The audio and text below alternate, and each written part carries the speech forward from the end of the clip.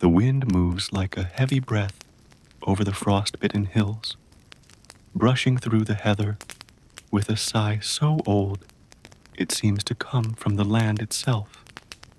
And below these weathered slopes, sheltered in a shallow valley, where the cold gathers thick and silent like wool, packed into a wooden chest, rests a croft, squat and gray, built of rough stone, and thatched with straw darkened by years of snow, soot, and the kind of rain that never seems to fall so much as seep. It is a place where time stretches long and loose, not because it has slowed down, but because everything here, every rock, every rut, every spoon carved from ashwood, seems to exist outside of time entirely, as though forgotten by the march of empires or kings. And the croft itself, with its low doorway and single smoking chimney, sits not just in the highlands, but in the deep folds of winter, where the sun visits briefly, like a distant cousin who stays only for a sip of tea before vanishing again behind a wall of gray. Inside the croft, the air is thick with the comforting weight of peat smoke, and the crackling fire in the hearth is less about warmth and more about survival, though its low flicker does offer a kind of visual companionship for those huddled near it, chiefly the old man named Lachlan, whose beard is a tangle of white and ginger, the same shades now faded in the tartan blanket over his knees, and whose eyes are not so much looking at the flames as listening to them, lost in the soft pops and hisses that echo through the quiet room like a language of the elements, while beside him a kettle murmurs low atop a blackened iron hook, swaying slightly each time the fire shifts beneath it, and the scent of barley and nettle tea hovers in the warm center of the space like something sacred. The walls are lined with shelves that bow under the weight of wooden bowls, clay pots, and the occasional bunch of dried herbs tied in brittle bundles, sage, thyme, yarrow, each a memory of warmer days now gone, and through the single small window, whose glass is more frost than transparency, the snow falls slowly, steadily, with the soft rhythm of breath, blanketing the crooked fence outside and piling itself gently upon the old cartwheel, leaning half-buried beside the door. Nothing moves out there.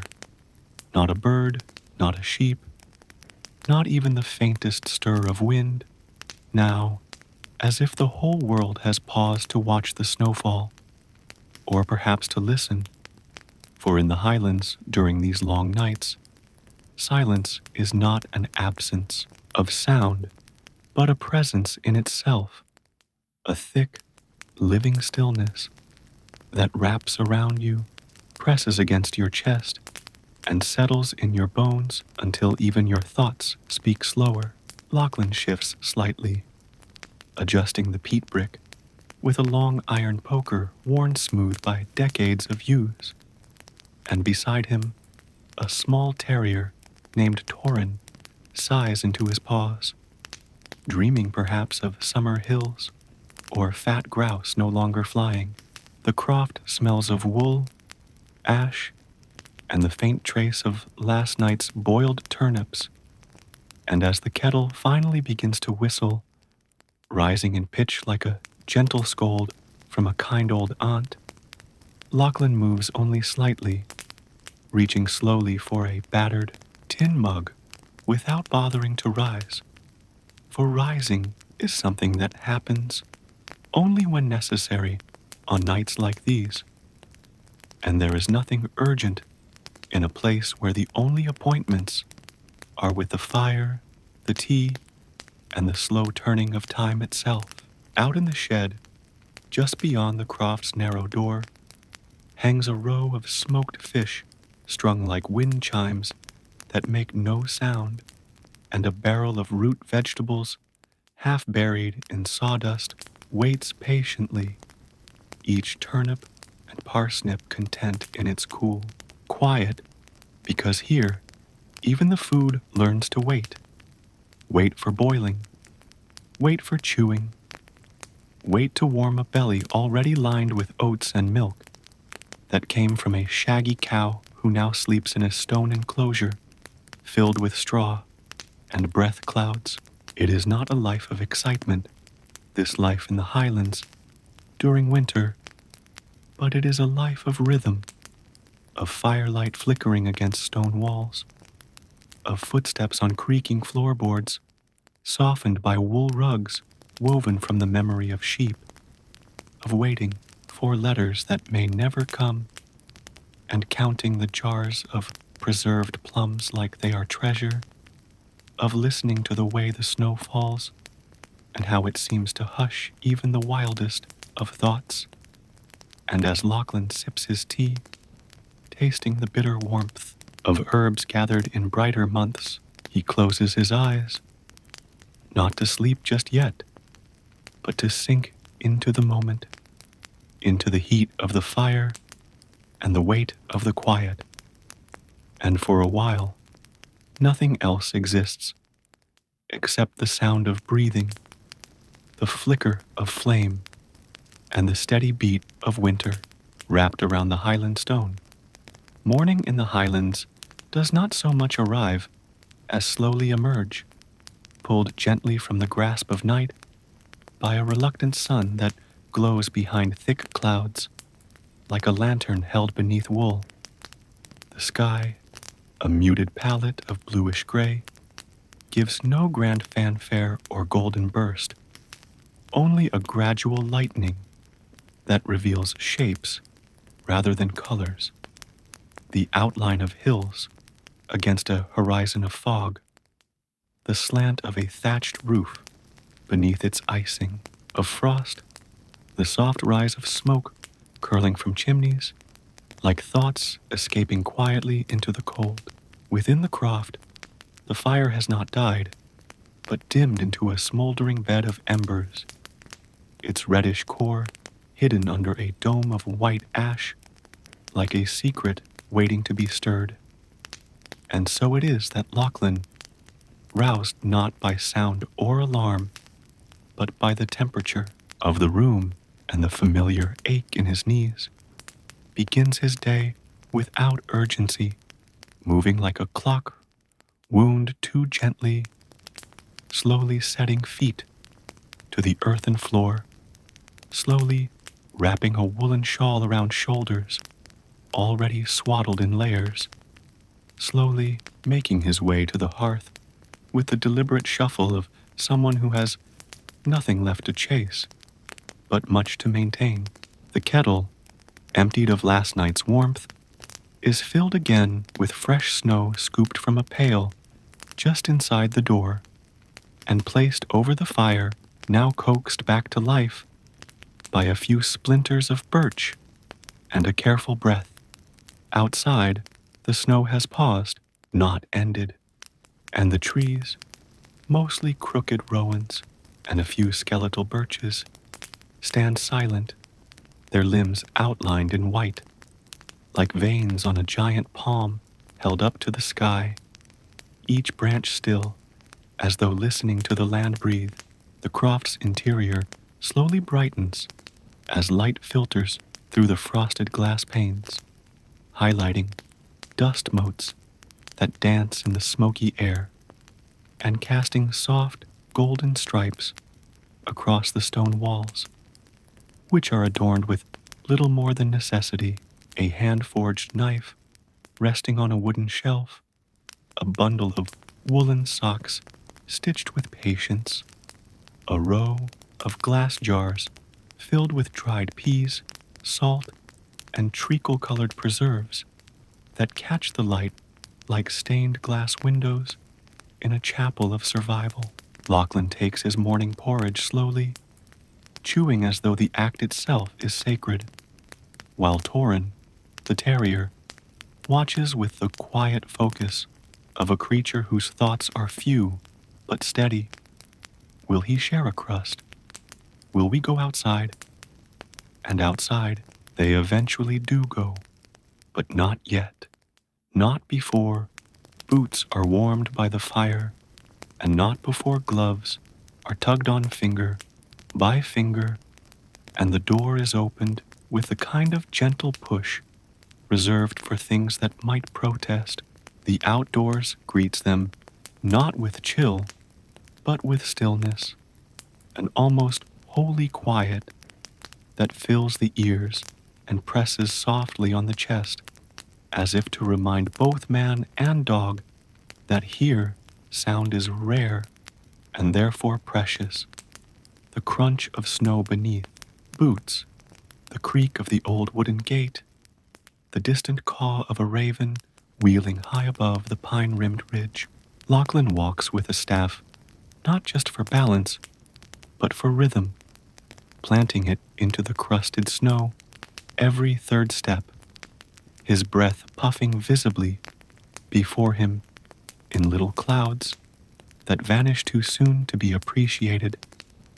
And Torin bounds ahead in joyful zigzags, nose down, tail up, hunting after scents of deer, fox, or something only he can perceive.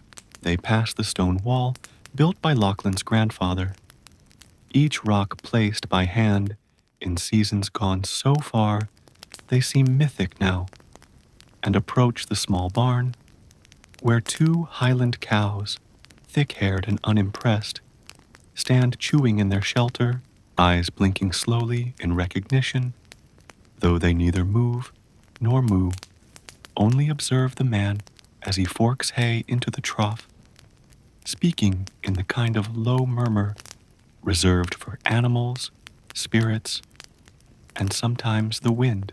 Inside the barn, the smell is strong, but not unpleasant. Damp straw, wet fur, the metallic tang of cold air mixed with the sour memory of milk. And when Lachlan finishes his task, he pauses, not out of tiredness, but as one might pause at a windowsill just to look, and gazes out over the land, where everything is both asleep and alive, frozen yet somehow moving, and the line between then and now, between what has been and what is, seems to blur beneath the pale light of the morning. Returning to the croft is not retreat, but return, a small act of resettling into the rhythm of a place that neither demands nor resists. And as the fire pops once more, louder now, and the kettle hisses with anticipation, the morning folds into itself like wool pressed gently into a drawer, soft and slow, with no intention of rushing into anything resembling haste or change. Afternoon in the Highlands does not roar in with brightness or bustle, but rather seeps gently into the folds of the day, like warm broth into barley, quiet, slow, familiar, and by the time the pale sun reaches its highest, though you might not notice from inside the croft, there is a faint change in the quality of the light, a softer gold pressing through the cloudy window panes and landing in fuzzy patches on the flagstone floor, illuminating not dust so much as time itself made visible in the air. Lachlan, having tended to the animals and set aside a small meal of cheese, oatcake, and the last few slices of smoked trout, returns to his seat near the hearth with a sigh that is more release than exhaustion, and with the weight of the silence all around him, he begins the gentle work of spinning, a task not hurried, nor required by any schedule, but simply part of life here, like breathing, like fire tending, like remembering. The spinning wheel, old and worn smooth by 3 generations of hands, creaks rhythmically as he turns the carded wool into thin strands of yarn, drawing each length slowly, precisely, the soft fibers slipping through fingers calloused by decades of cold tools and hard work. And though his eyes remain half-lidded, focused only on the motion, there is a kind of peace in the repetition, in the whir and click of the wheel, in the mild scent of lanolin still clinging to the fleece, in the way even. The dog lies still, as if lulled by the motion, his head resting on a paw, and tail flicking once at a dream only he knows. Outside, the wind stirs the trees in a lazy sweep, rustling through branches that click like old bones. But no storm comes, just that steady winter hush that seems to linger over every inch of the highlands from November through March, and which makes every sound, every footstep or kettle whistle, feel like a grand event. Inside, the spinning continues as Lachlan hums a tune no one taught him, something passed through memory, like a story told too many times to be traced. And between pulls of wool, he begins to speak, not loudly, not for any audience but the fire, really, or perhaps for the ghosts that live in every croft, the grandmother who once spun beside him, the uncle who carved the stool he sits on, the boy he once was, watching with round eyes and a bowl of porridge in hand, marveling at how wool became thread, thread became fabric, fabric became warmth.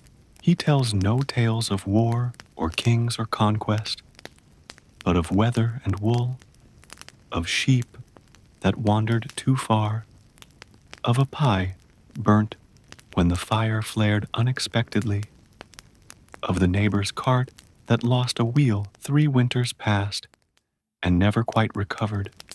Stories so small they wouldn't fill a book, but here they fill an afternoon, and as the yarn winds onto the spindle, so too do the minutes slip quietly past, unnoticed but not uncherished.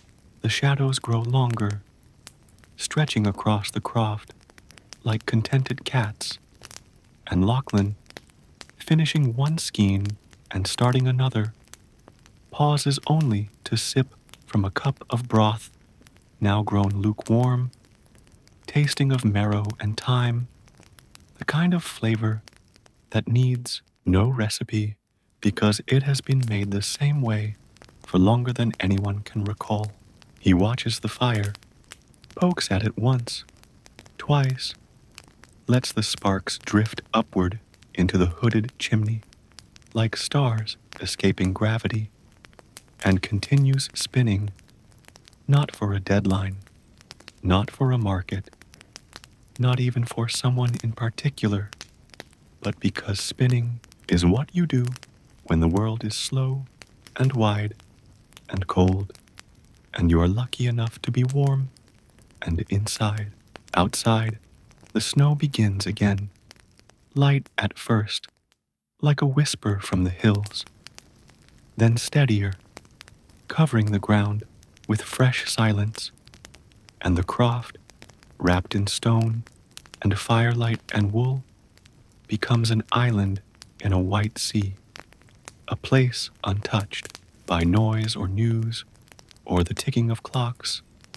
And as evening begins to nod at the edges of the hills, the spinning wheel turns once more, and the day continues, soft, slow, sacred in its stillness, as the pale light of afternoon recedes behind the distant hills. Those gentle, hulking giants, draped now in layers of snow, that catch the last of the silver sun like old cloaks laid out to dry. the croft begins to shift in rhythm once again, this time toward the slow unfolding of evening. When tasks become quieter, the fire burns deeper, and the world outside seems to fold in on itself like a well-worn blanket. Lachlan, having spun enough yarn for the day and placed it neatly beside the hearth, where it might continue drying in the low heat, rises with care, every joint and tendon negotiating the movement as if engaging in a familiar, slow-moving dance, choreographed by age and memory, and makes his way to the modest kitchen nook, no more than a wide stone ledge and a set of simple shelves carved directly into the wall, where the tools of sustenance hang like old friends: a blackened pot, a bent ladle, a knife whose wooden handle is smoother than glass. Tonight's meal, like most Highland winter suppers, is not elaborate or unexpected, but practical, nourishing, and seasoned more with patience than spice, beginning first with a handful of barley soaked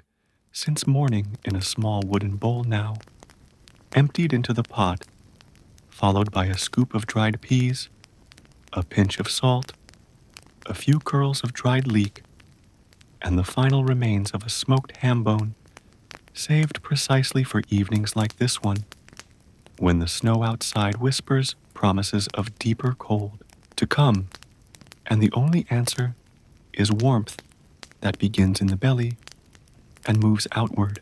Water, fetched from the covered well earlier and stored in a wooden bucket near the hearth, is poured in slowly, the ladle clinking softly against the iron rim as the pot is hung over the fire, once again beginning its quiet work of becoming broth.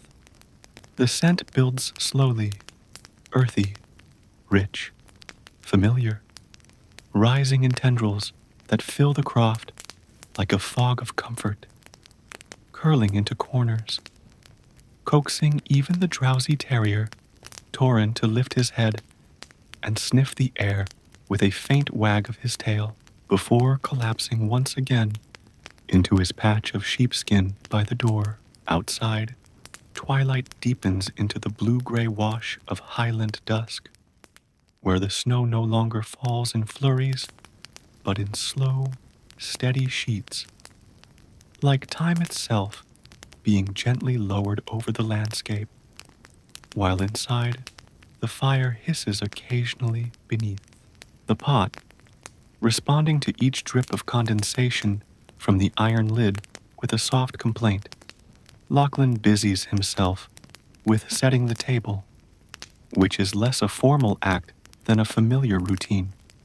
2 wooden bowls placed side by side, one for him, one for the memory of someone long gone, but still imagined each night. A heel of oat bread wrapped in linen is unwrapped, cut, and placed near the edge of the table, while a small dish of salted butter, hard as stone and needing to be warmed in the palm, sits waiting, its familiar, crack-lined surface glistening slightly in the firelight. He hums as he works, tuneless but not joyless, and checks the stew now and then with the tip of a spoon carved decades ago from Rowan, its edges worn uneven, its handle darkened with age and the oils of countless meals. As the pot bubbles and the warmth rises, so too does the croft itself seem to settle into a deeper state of stillness, the kind that only comes after a day spent in quiet labor and soft reflection, when no visitors are expected, no errands remain, and the only thing ahead is rest. Outside, the shadows stretch long across the snow-covered field, where the fence posts lean like old men in conversation, and the hills, once sharp-edged in the morning light, now dissolve into dark humps behind.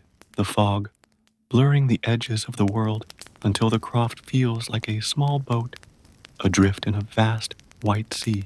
When the stew is finally ladled into the bowls, steam rising like incense, Lachlan offers a brief, murmured grace, not because he must, but because it feels like something that ties him to the land, the animals, the seasons, and the quiet turning of years, and takes the first bite slowly, as though tasting not just food, but memory, the barley soft, the peas sweet, the broth rich with the essence of smoked meat, and hours of waiting.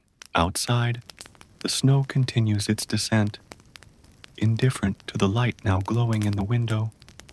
But inside, in this small world of stone and fire, the meal is not just sustenance, but ritual.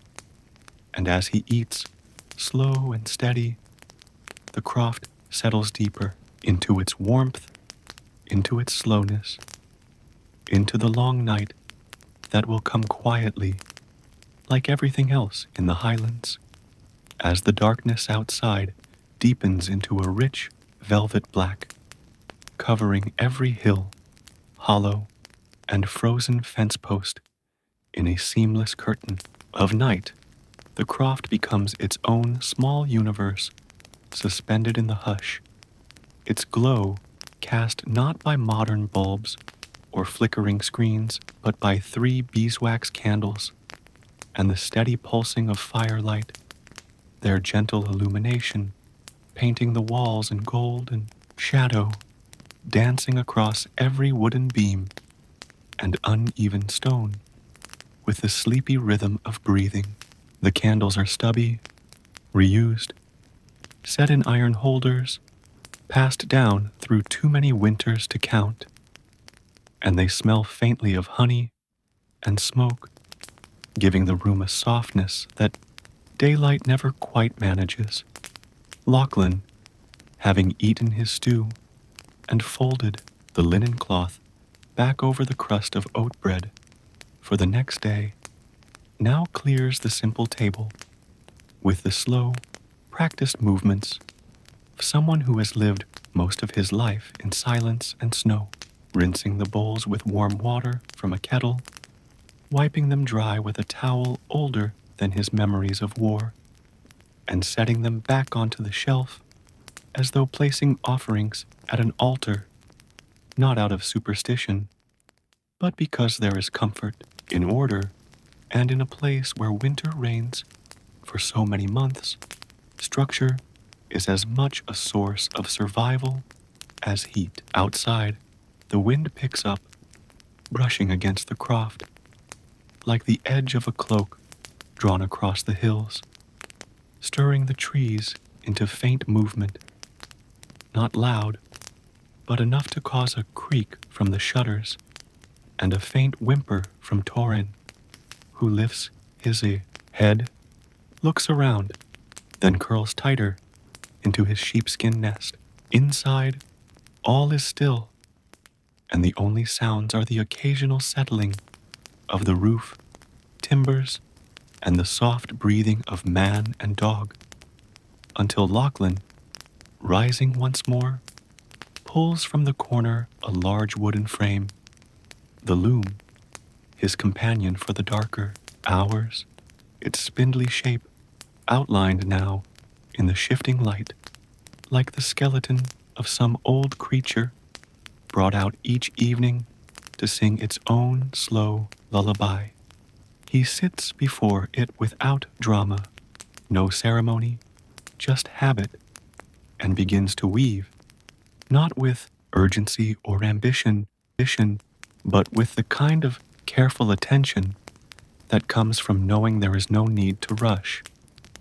Every thread placed deliberately, fingers moving with an almost meditative precision as he threads the shuttle through the weft and draws the yarn tight, beat by beat, creating patterns not complex, but steady, bands of earthy brown, faded green, soft gray, echoing the very landscape beyond the croft's thick walls. Each sound, wooden shuttle tapping the frame, wool sliding through fingers, the quiet tightening of thread, layers upon the silence like gentle snowfall.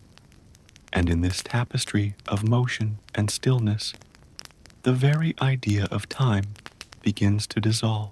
The hours stretch like the wool itself, pulled gently into lines that do not end, and outside, the world sleeps beneath its blanket of snow. While inside, one man weaves not just cloth, but a memory of peace. The air near the window is colder now, crisp and edged with the frost that's begun to crystallize in the corners of the glass, forming delicate patterns like feathered ferns that slowly climb the pane. And Lachlan, pausing briefly in his work, rubs his hands together before taking a sip of cooled tea, now more herbal than hot, more memory than flavor, but welcome all the same. The loom continues, steady and soft, like a lullaby made tangible. And above him, the rafters hold their silence, while the chimney breathes out thin trails of smoke into a sky so clear that stars, if he were to step outside, would seem close enough to brush with a mittened hand. But there's no reason to leave the warmth now, no errand urgent enough to break the cocoon of wool, candlelight, and fire.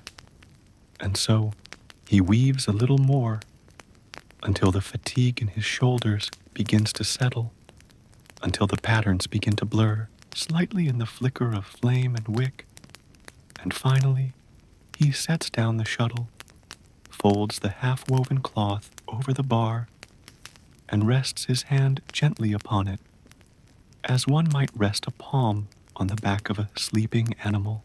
The loom, now still, seems almost to breathe beside him, its silence heavy but not empty, and Lachlan leans back slightly in his chair, eyes half closed, surrounded by the warmth of wool and the scent of smoke, and in the quiet of the Highland night, with the wind brushing faintly at the shutters and the fire whispering soft secrets to the stones, the croft becomes not a house but a world, small, slow, safe, and time, like the wool, stretches onward into a long, gentle dream. Later still, when the fire has quieted to a red hush, and the candles have burned low enough to cast long, flickering shadows that climb the croft walls like lazy ghosts with no intention of startling anyone, Lachlan turns once more to a ritual that belongs to no one but himself, a practice formed of repetition and gentle memory, involving no more than a worn leather-bound book, a stub of graphite pencil, and the fading recollection of yesterday's sky. It is the old weather almanac, passed to him decades ago by his father, who had once kept it beside his own hearth, and whose delicate handwriting still fills the early pages with notes about fog levels, berry growth, and the first signs of snow. In years long gone, all written in looping script that makes the cold days feel warmer simply by being remembered. Lachlan lights a fresh candle, its flame dancing with youthful energy beside the slumbering hearth, and opens the book to today's date, drawing a slow breath before he begins to write in careful, deliberate letters. Heavy snowfall, steady wind from the north-northeast, sheep low in the pasture, barley stew for supper, sky pale, stars faint. He does not write this for anyone else, nor even for himself exactly, but for the thread of continuity that weaves each Highland winter into the next, a fabric of days stitched together not by greatness but by attention, by noticing, by not letting the quiet things be forgotten. He pauses now and then to sip from the dregs of a second cup of nettle tea, now cold but still bitter in that comforting way that reminds him of cold mornings in his youth. And he looks out the small square window where the snow continues to fall, not wildly, but steadily, like a thought that keeps returning, no matter how far the day has gone. The croft is deeply quiet now, more so than earlier, as though even the furniture has decided to rest. And in this hush, Lachlan finds the space to remember stories that surface only at night, uninvited but welcome. The time the neighbor's daughter lost her boot in a snowbank, and it wasn't found until spring, perfectly preserved like a relic. The Christmas when the bannocks burned, but everyone laughed anyway. The way his mother used to sing when she kneaded dough, humming tunes in Gaelic that Lachlan never learned the words to, but can still hear if he listens closely enough to the kettle or the wind. The past does not rise loudly in this place. It rustles, it sighs, it leans in gently like an old friend, warming their hands at the same fire. Torin, the terrier, shifts in his sleep, letting out a muffled yawn that turns into a snore, and the only other sound is the soft ticking of the old wall clock, its pendulum swaying behind a pane of smudged glass that reflects the candle's glow in slow pulses, marking time not as something rushed or conquered, but as something to be observed like a snowfall, bit by bit, never in a hurry. Lachlan finishes his entry and closes the almanac, tying the leather cord around it with a gentle tug, and sets it back on the wooden shelf beneath the one cracked ceramic dish he never uses but refuses to throw out, because it once belonged to someone who smiled in the exact way the fire does. With nothing left to note, no news to catch up on, and no voices other than his own slow thoughts, Lachlan leans back in the creaking chair once more, watching the fire's last flickers fade into a low red glow, and allows his eyes to rest on the ceiling beams, darkened with decades of smoke and stories, soot and silence. He does not yet rise to bed.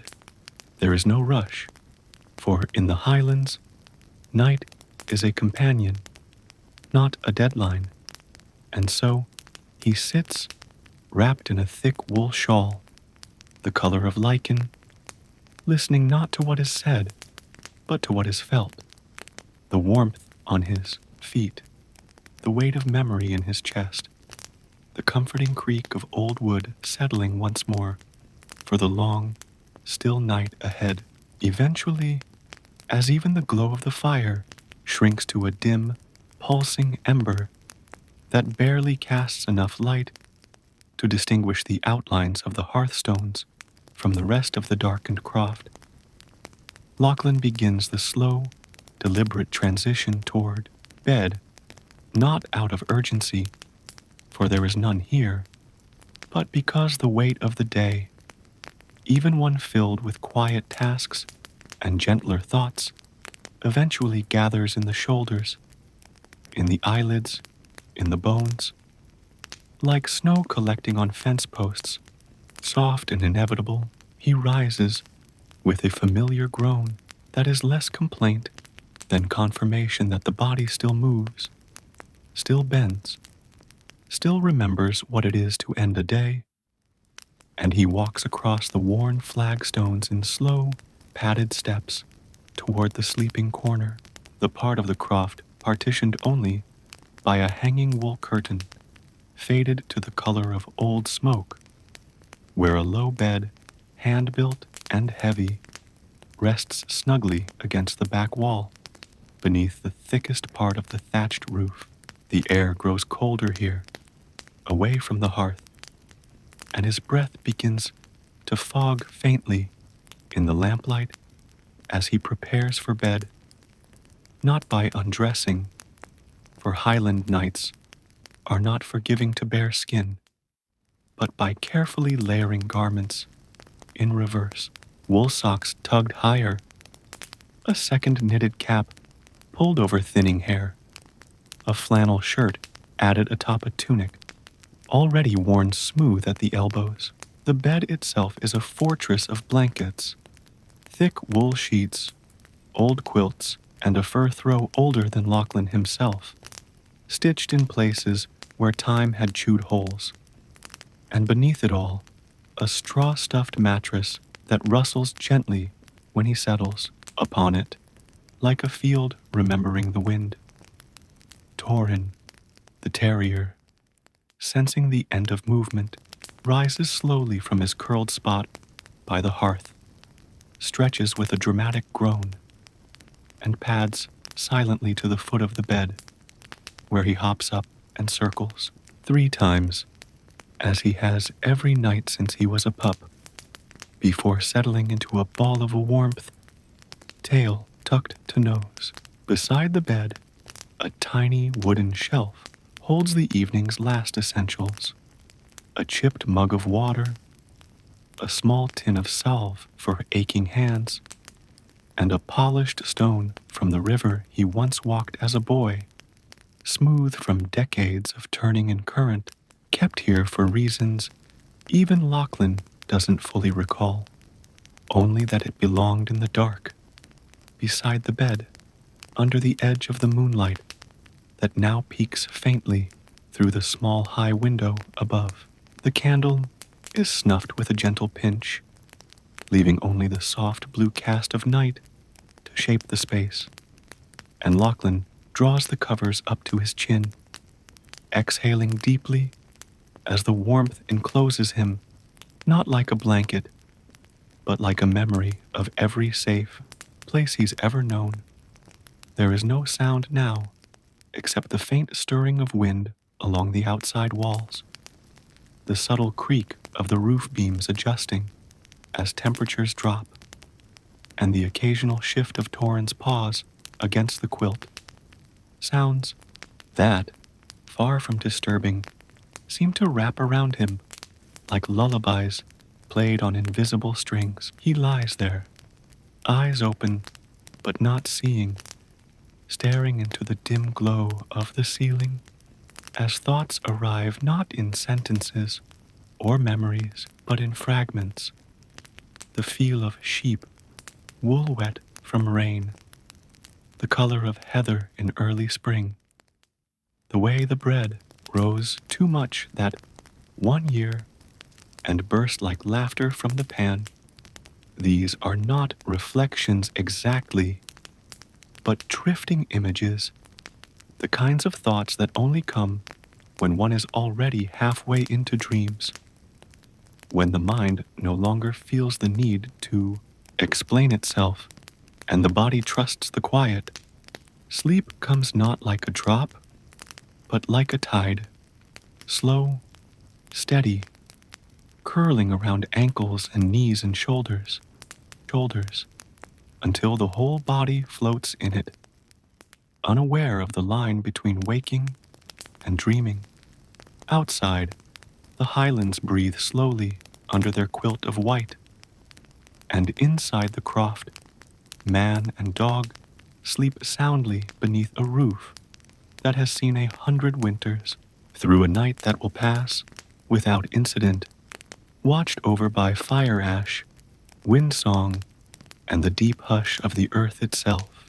The moon has risen now, not brightly, but softly, its glow a pale wash that rests gently upon the hills, like breath upon cold glass, tinting the snow with a faint silver that barely breaks the darkness, yet is just enough to outline the gentle curves of the landscape, the sagging roof of the croft, and the narrow path leading down to the barn. Inside, the croft is warm and still, but Lachlan, though half drowsy from the weight of the evening stew and the heat of woolen blankets, feels the familiar tug of responsibility pull him from his chair once more, not out of habit, but out of that quiet, unspoken agreement shared between people and animals in such remote, wind-swept corners of the world, where care is not something asked for, but something simply done. He rises slowly, his knees stiff, and pulls his cloak from its peg near the hearth, thick and heavy, lined with an old tartan, faded by years of weather, and then fastens it at the collar with a brooch shaped like a thistle, the pin slightly bent, but still holding strong. The cold air hits immediately as he lifts the latch and opens the door, not with violence, but like a sharp breath taken in after a long silence, and he steps out into the snow with measured steps, his boots pressing deep into the soft white surface that crunches gently underfoot like sugar crust, the only sound for what seems like miles. The barn is only a dozen paces from the croft, but in the depth of Highland winter, and beneath the watchful eye of the moon, even short distances stretch and feel sacred, each footstep a slow march through silence, each breath a small cloud that floats for a moment, then vanishes. Around him, the hills are asleep, wrapped in snow and shadow, the trees like frozen watchmen lining the ridgeline, and overhead, the sky gleams faintly with stars that pierce through the dark like old songs whispered by the heavens. When he reaches the barn door, Lachlan slides the bolt with a practiced hand, careful not to wake the whole hillside, and eases the door open with the creak of a wood swollen slightly by frost. The inside smells of hay, warmth, animal breath, and something unmistakably alive. Though soft, it is the scent of presence, of shared breath in a shelter held together by timber and trust. Inside, the cows are resting, their wide bodies rising and falling with slow, contented sighs, their thick coats insulating them more surely than any fire could. And they blink at him, not with surprise, but with a kind of peaceful acknowledgement, as if they too knew he would come before the night grew too old. Lachlan speaks to them in a low tone, not quite words, but a rhythm of vowels and pauses that mimic the wind in the grass or the creak of old wood, sounds they've heard since they were calves, and which they respond to with slow blinks and subtle shifts of hooves against straw. He checks the water pail, cracks the ice with the butt of his stick, scoops in some hay, adjusts the draft board to ease the wind from the rear wall, and then leans for a moment against the stall, listening not to the animals or the wind or even the snow outside, but to the deep, still hum of shared solitude, that strange and quiet intimacy that forms between those who survive winter together without complaint. The terrier, Torin, who had followed unnoticed at Lachlan's heel, sniffs around the base of the stalls, and then lies down near the threshold of the barn, resting his chin on his paws, looking out at the snow with wide, flickering eyes. The moonlight filters faintly through the small cracks in the barn's boards, casting thin silver lines across the straw-strewn floor like the bars of some gentle cage, though there is no feeling of imprisonment here, only of shelter, slowness, of lives lived under the rhythm of seasons rather than seconds. After a while, Lachlan straightens, brushes hay from his sleeves, and runs a calloused hand once down the nose of the nearest cow, who responds with a long exhale and a blink that seems to say, "All is well."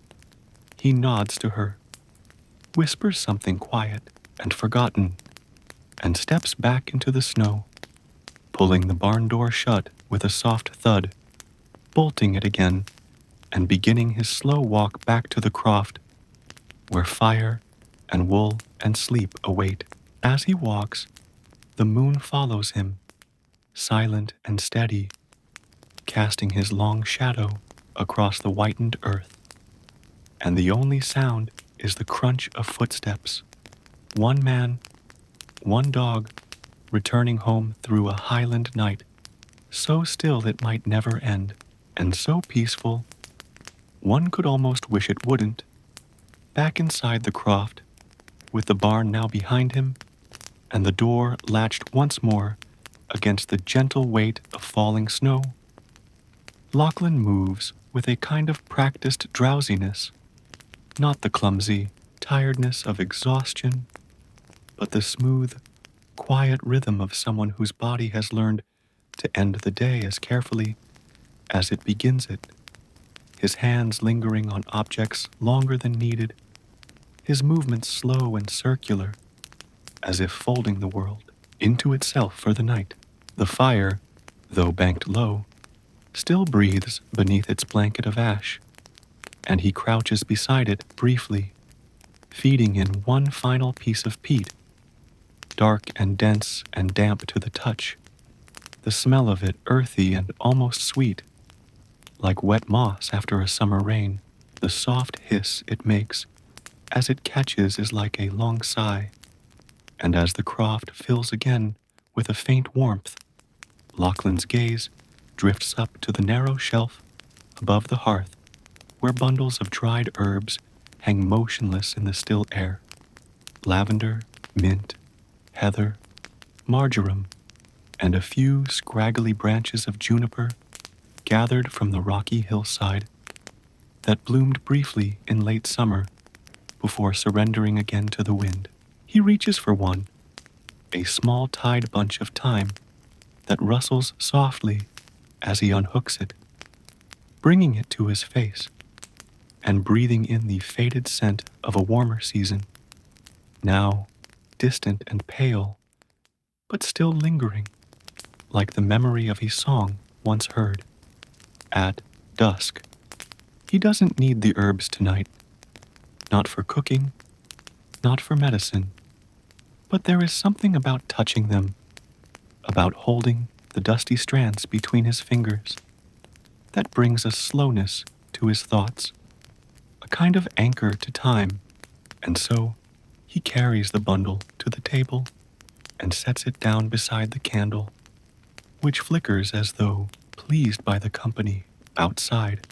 The wind makes a soft sweep around the croft, brushing the walls like an old friend passing by without knocking, and inside the silence deepens, filling every crevice and corner until the ticking of the clock seems suddenly bold, each swing of the pendulum like a heartbeat echoing through stone and wool. Lachlan begins to sort the herbs, separating brittle leaves from stems, with the care of a man folding a letter never meant to be sent. And as he works, memories begin to rise unbidden, not in clarity or sequence, but in fragments, carried on, scent and shadow, the way his mother used to dry calendula in the sunlit window and crumble the petals into boiling water for winter teas, the summers when the hills were green and loud with bees, the small patch of wild chamomile he once protected with a circle of stones, as if a wall could keep time at bay. These thoughts do not ask for attention. They simply arrive, settle in the corners of the mind, and hum quietly alongside the candle's flicker, and the soft tap of leaves falling into the bowl. Torin has returned to his rug and watches without moving, ears flicking now and then at a gust of wind or a shift in the roof timbers above, but otherwise content to share in the stillness. Lachlan finishes sorting, wraps the remaining time into a fresh scrap of cloth, and ties it with a string taken from a drawer of old buttons, feathers, and saved twine, then leans back in his chair and lets his hands rest in his lap, open and idle. The scent of the herbs, now stirred and warmed slightly by the candle, hangs faintly in the air, mixing with the smell of wool, ash, and the smoky breath of the fire. An aroma not strong, but familiar, the kind that belongs not to a single moment, but to a life spent within stone walls, through long winters and brief summers. He does not rise again for some time, simply sits and listens, not for anything in particular, but to the croft itself, to the creaking of its bones and the rhythm of its breath, to the deep, slow heartbeat of a place unchanged by hurry. The candle sputters once, and then steadies. The wind sighs again, and Lachlan, surrounded by the dried remnants of plants that once drank sunlight from these same hills, closes his eyes, not to sleep just yet, but to drift, to settle, to breathe. The quiet inn before the night folds over him like a quilt, stitched from time, wind, and the soft rustle of memory.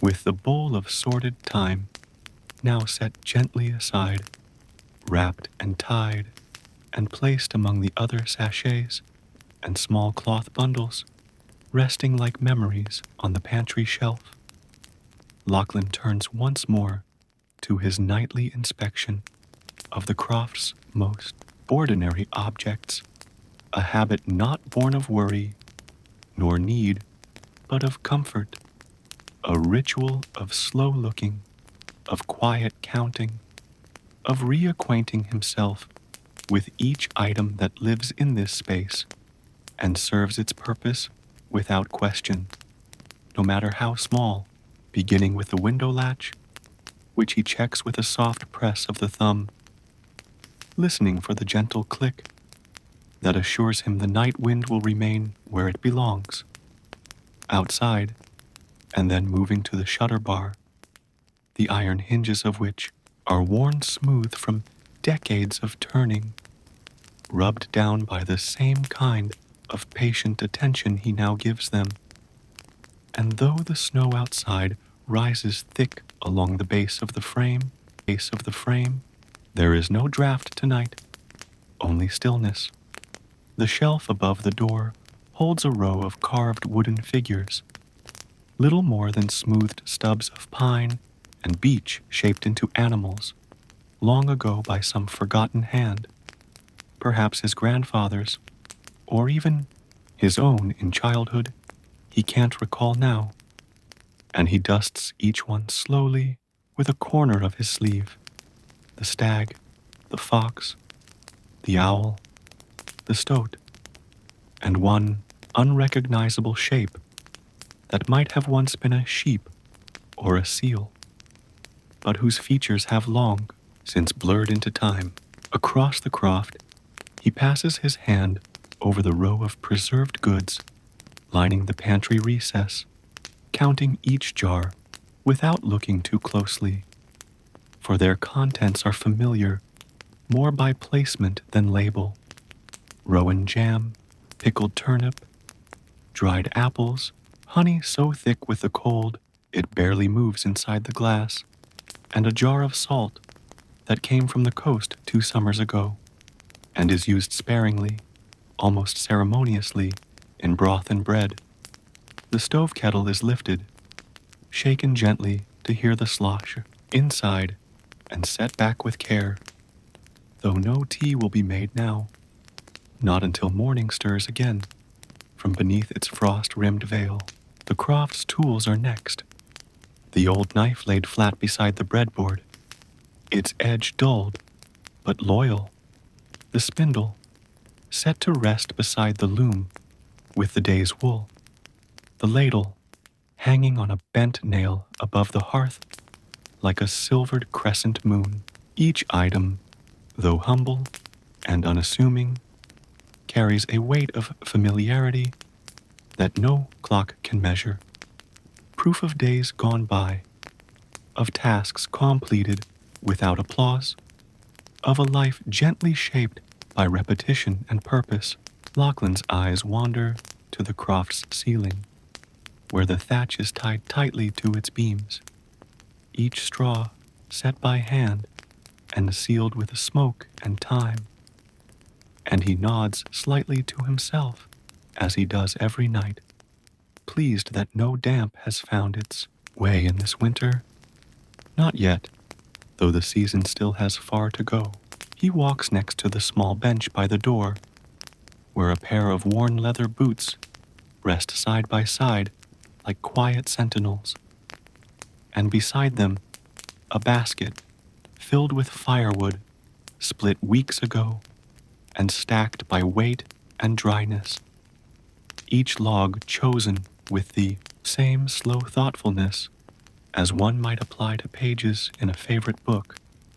Even the broom in the corner, its bristles thinned and fanned by use, earns a glance and a touch, a reminder that every object in the Croft serves its place, holds its silence, waits patiently for hands that know it. Outside, the wind has grown stronger, but it circles the Croft rather than enters it, brushing at the stone like a hand tracing the lines of an old letter.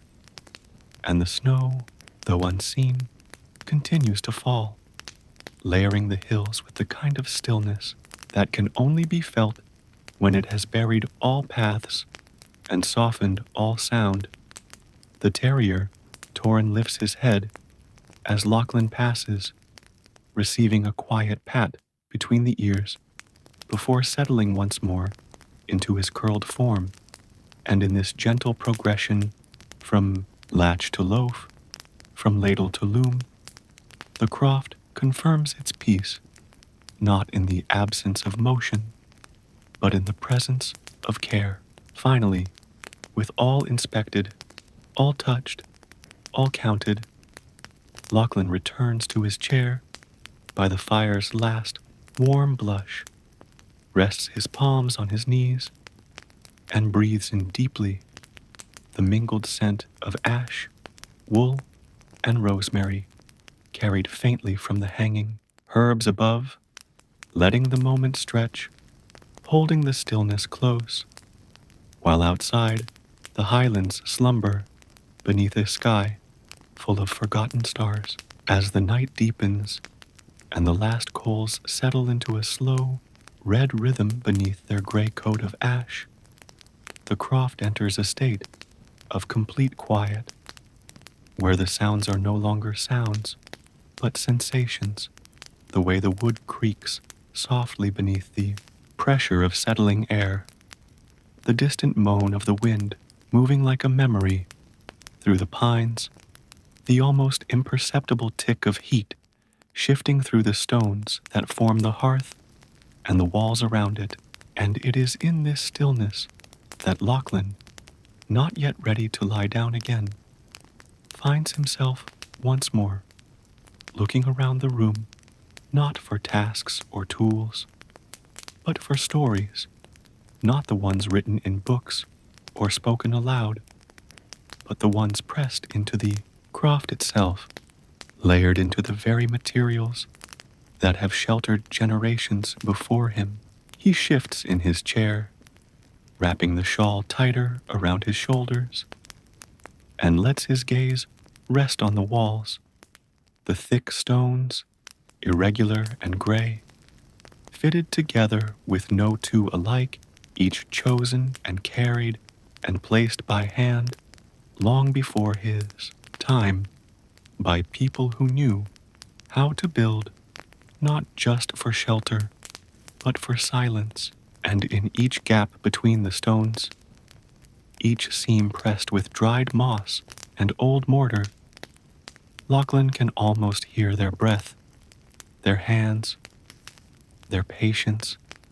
He imagines the calloused fingers that lifted the heaviest pieces, the woolen sleeves rolled to the elbows, the boots leaving prints in soft mud, now forgotten under a floor worn smooth by the shuffling of so many winters.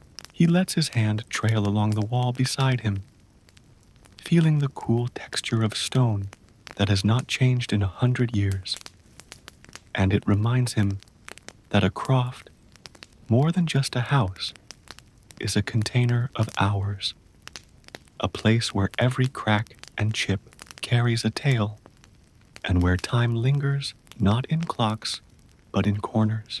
His eyes drift to the lintel above the door, carved with faint markings long ago, symbols whose meanings are no longer known, perhaps just initials or dates, perhaps protection or blessing, but they remain, visible only at the right angle, in the right light, like the last thoughts of someone who never wanted to be forgotten. He thinks of the people who sat where he sits now, who stirred stew in the same pot, watched the same snow falling, patted the heads of dogs whose names are now unknown, people whose lives were slow and quiet, whose worries were small but persistent. Will the oats hold out? Will the cow calve safely? Will the roof leak this year? And he feels not alone, but joined by hands that no longer move, voices that no longer speak, but who have left behind something sturdier than words. He glances at the floor next, the stone slabs uneven and cold, but worn like river rocks from decades of feet walking the same patterns. He wonders how many times the path between hearth and bed has been walked, how many times the door has been opened to the wind or the light or someone carrying news. Even the soot-darkened beam above the fire tells a tale. Each layer of black, a winter survived, a storm outlasted, a night like this one passed in warmth. And so he sits, not speaking, not even thinking in complete sentences anymore, but just listening with his body, letting the stones speak to him in their own slow language, made of pressure and time, of cold and heat, of seasons pushed through walls and frozen into memories. Torin shifts in his sleep, one paw kicking gently against the rug as he dreams, and the fire hisses quietly beneath a fresh layer of peat. And somewhere behind the sound of wind, there is the soft hum of the hills themselves, breathing in their deep winter slumber. Lachlan's hand rests on the arm of his chair, but his mind drifts between centuries, not as a leap, but as a soft slide. He imagines the same croft with candles lit by other hands, food cooked in the same pot, but with different herbs, stories told in Gaelic or whispered in song, and he smiles faintly, not with amusement, but with recognition. The stories are not gone, he realizes. They are here, in the stone, in the soot, in the space beneath the bed where the cat used to sleep, in the small crack near the window where frost patterns bloom in the shape of branches, again and again. The past is not far, not lost. It is only quieter now, softened by the hush of snow and the patience of walls that do not speak unless asked. And as he finally rises, stretching his back and placing one more log by the hearth to catch the dawn's first stirring flame, he nods once toward the ceiling, toward the dark corners and heavy beams, as if to thank the croft itself for holding all the stories he will never need to tell. When at last the final ember in the hearth has dimmed to the faintest glow and the cold begins to reach once more across the stone floor in slow, creeping tendrils, Lachlan knows it is time to return to bed, not with reluctance, but with the same sense of settling that snow gives a field, a final softening, a quiet covering of everything left awake. He moves without a lantern, without a rush, stepping softly across the croft, guided by the light of a small oil lamp set on the shelf near his bed. Its flame so small it sways like a breath each time he passes, casting faint golden shapes along the ceiling beams that sway like ancient trees in slow motion. And in its flickering light, the croft no longer feels like walls and floor and roof. It feels like a vessel floating through a sea of winter, its interior glowing while the world outside remains blanketed and breathless. He checks the window one last time, leaning close to see through the frost-glazed pane where snow is still falling steadily, soundless and pure, covering the narrow paths, the split firewood, the barrels tucked against the barn wall, the peat pile beneath its wool sack cover, and the roof itself, which now looks like a giant's shoulder, dusted in flour. There is a peace in watching it fall, a rhythm in its slow descent, and Lachlan lingers just a moment longer, the lamp behind him making a soft halo of his own reflection in the glass, so that it appears he's watching not just the night, but some version of himself watching back. With a final exhale, he draws the wool curtain shut between the hearth room and the bed space, sealing the sleeping area into a deeper quiet, where the walls feel closer and the air cooler, where the only illumination is now the steady flicker of the lamp beside the bed and the occasional shimmer from the frost-framed window above. He pulls the quilt over his legs, rough fingers, tucking the edges in with the same care one might give to a child, and rests his head back into the deep indentation his pillow has worn over many seasons. Linen covering straw, softened by years of washing and made faintly fragrant by the dried lavender tucked inside weeks ago. Torin, already in place near his feet, sighs in contentment and lets his body go heavy, paws twitching now and then in dreamlike echo of movements long past.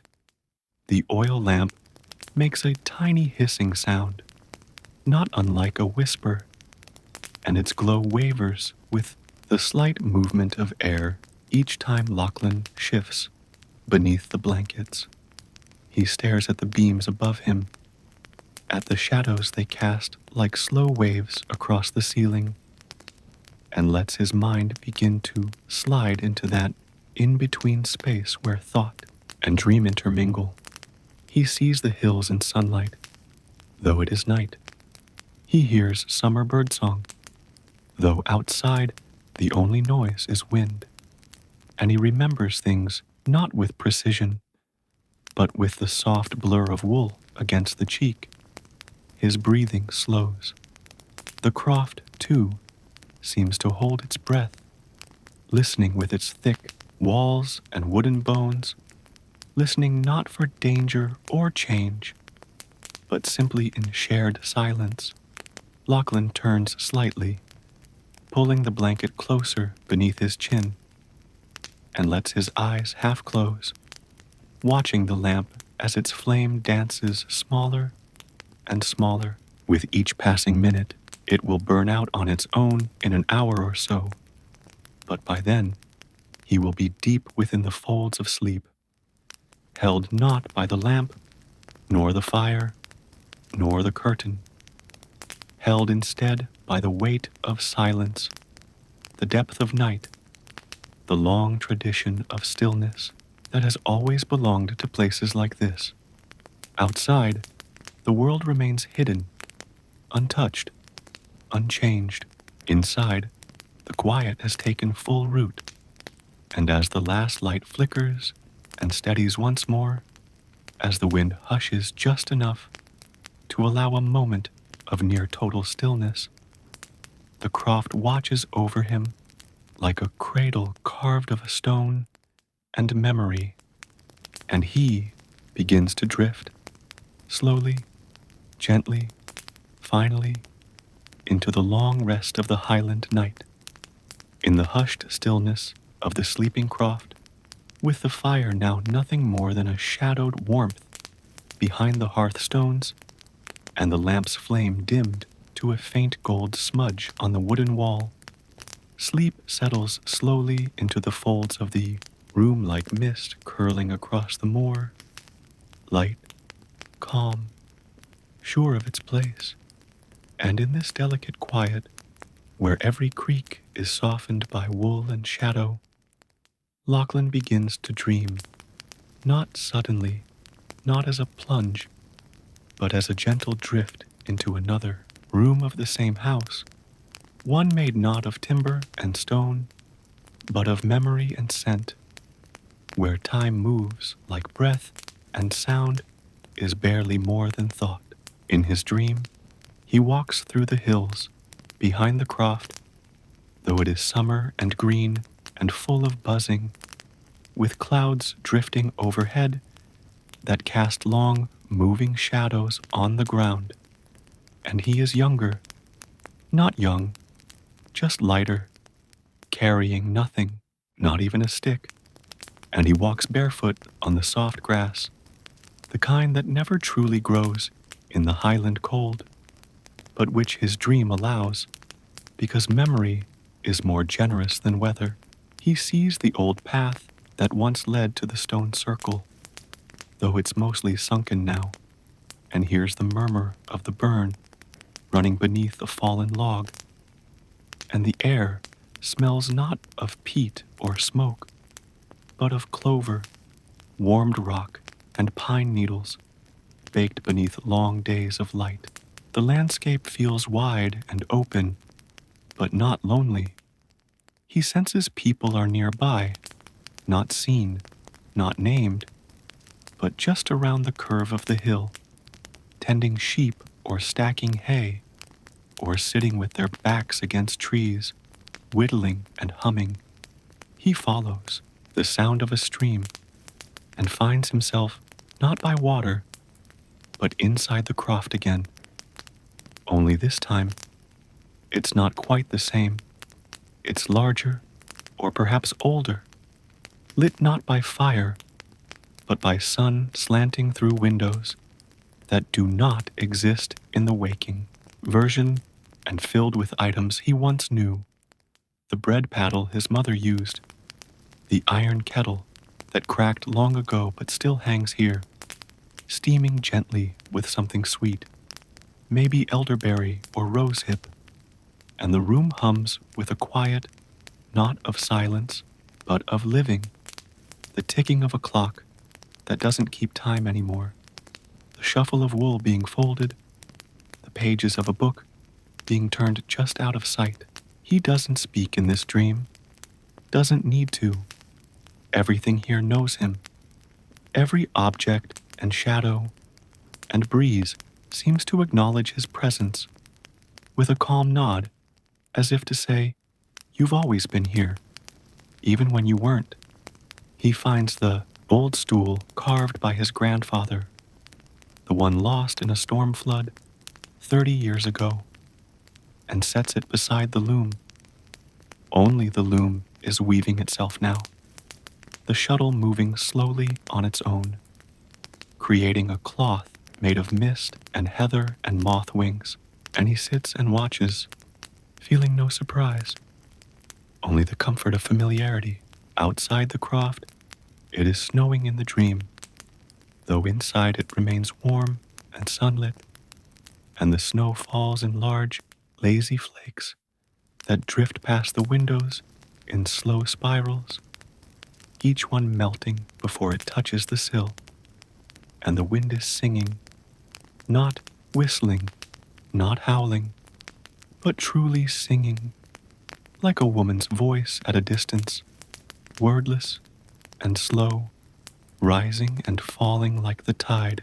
The dream shifts, as dreams do, and now he's in the barn, though there are no animals, just bundles of dried herbs hanging from the beams, and each bundle pulses faintly with light, as if storing sunlight gathered across decades, and he walks between them like one might walk through memories pressed into jars, sage from the year of the late frost, mint from the summer of too much rain, lavender from the last time she smiled without speaking.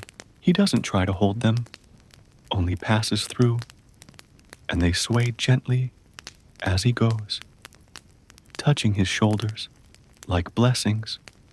Somewhere behind him, a bell rings, low and slow, not urgent, just a sound to remind him that sleep is still holding him. That morning has not yet arrived. He lies back down in the dream, in the croft's bed, though it is no longer his bed, but the bed of everyone who has ever rested here, and the ceiling above is filled with stars, as if the roof has opened just enough to show the sky, and as he breathes in, he smells it, the deep scent of peat smoke curling in from the hearth, real or not, and the sweetness of snow outside resting on pine boughs, and the warmth of a wool and tea and hands once held. And he lets himself go even deeper, past the edge of the dream, past the memory of the waking croft, into a place where time doesn't need to pass, because everything is already where it belongs, somewhere far beyond the croft, behind layers of hill and cloud and snow. The first suggestion of dawn begins to shift the sky, not as brightness, not yet, but as a softening of darkness, a pale unrolling of shadow at the horizon's edge that only the trees and hills might notice, and within the croft, that slow unfolding of morning goes entirely unseen, for the world inside still breathes in sleep. The air is cooler now, the last of the fire's heat having sunk into the stones, and even the oil lamp has gone out, its wick curled and dry, its brass sides catching only the faintest shimmer from the ice-rimmed window above the bed. Lachlan stirs, not in full wakefulness, but in that drifting state between dreams and returning, where the body shifts of its own accord and the mind floats like a leaf upon a stream, not thinking, just noticing, gently, faintly aware of the pressure of blankets, the stillness of the dog curled by his legs, the way the cold has crept lightly across the room, not enough to bite, but enough to nudge the senses into acknowledgement. Outside, the snow lies thick and undisturbed, a landscape erased and rewritten by night, and the wind has lessened to a whisper, a final hush, before the stillness begins to unravel with morning tasks. But for now, nothing stirs. The croft holds its breath. The beams above are silent. The stone beneath the bed remains firm and cold, and even the shelf of jars, preserves and pickles and salve waits patiently in the soft dark, their glass bodies fogged from the changing air. In the corner of the room, a wool cloak hangs limply on its peg, still bearing the scent of peat smoke and snow-damp leather, and the stool by the fire, last touched hours ago, sits in the faint light like a sentinel watching the dreams pass through the room. The kettle hangs still above the hearth, its handle catching the faintest glint as if remembering flame. And as the croft begins to warm, not from fire, but from memory, residual heat caught in wool, in breath, in stone, Lachlan's eyes do not open, but his breath deepens, becomes more deliberate, more in tune with the rhythm of the morning. He will not rise yet. There is no clock here, demanding movement, no clanging bell, or whistle of train, or clatter of feet above and below. In this Highland Croft, time does not announce itself. It unfolds. It unfolds in the cold, becoming slightly less cold, in the soft snap of wood adjusting to the air, in the way a dog shifts its weight and settles again. And even these tiny stirrings do not yet constitute waking. They are the preludes to waking, the creaking hinges of thought slowly turning, the awareness of wool against skin, of a hand curled beneath a cheek, of the weight of the blanket tugged gently to the side, and through the window, that same faint light continues to grow, not quickly, not confidently, but like a secret slowly shared. And for a while longer, Lachlan remains where he is, cocooned in warmth and breath and sleep. The dreams may have passed for now, but their atmosphere lingers, heavy in the air, fragrant with memory. The croft is still a dream itself.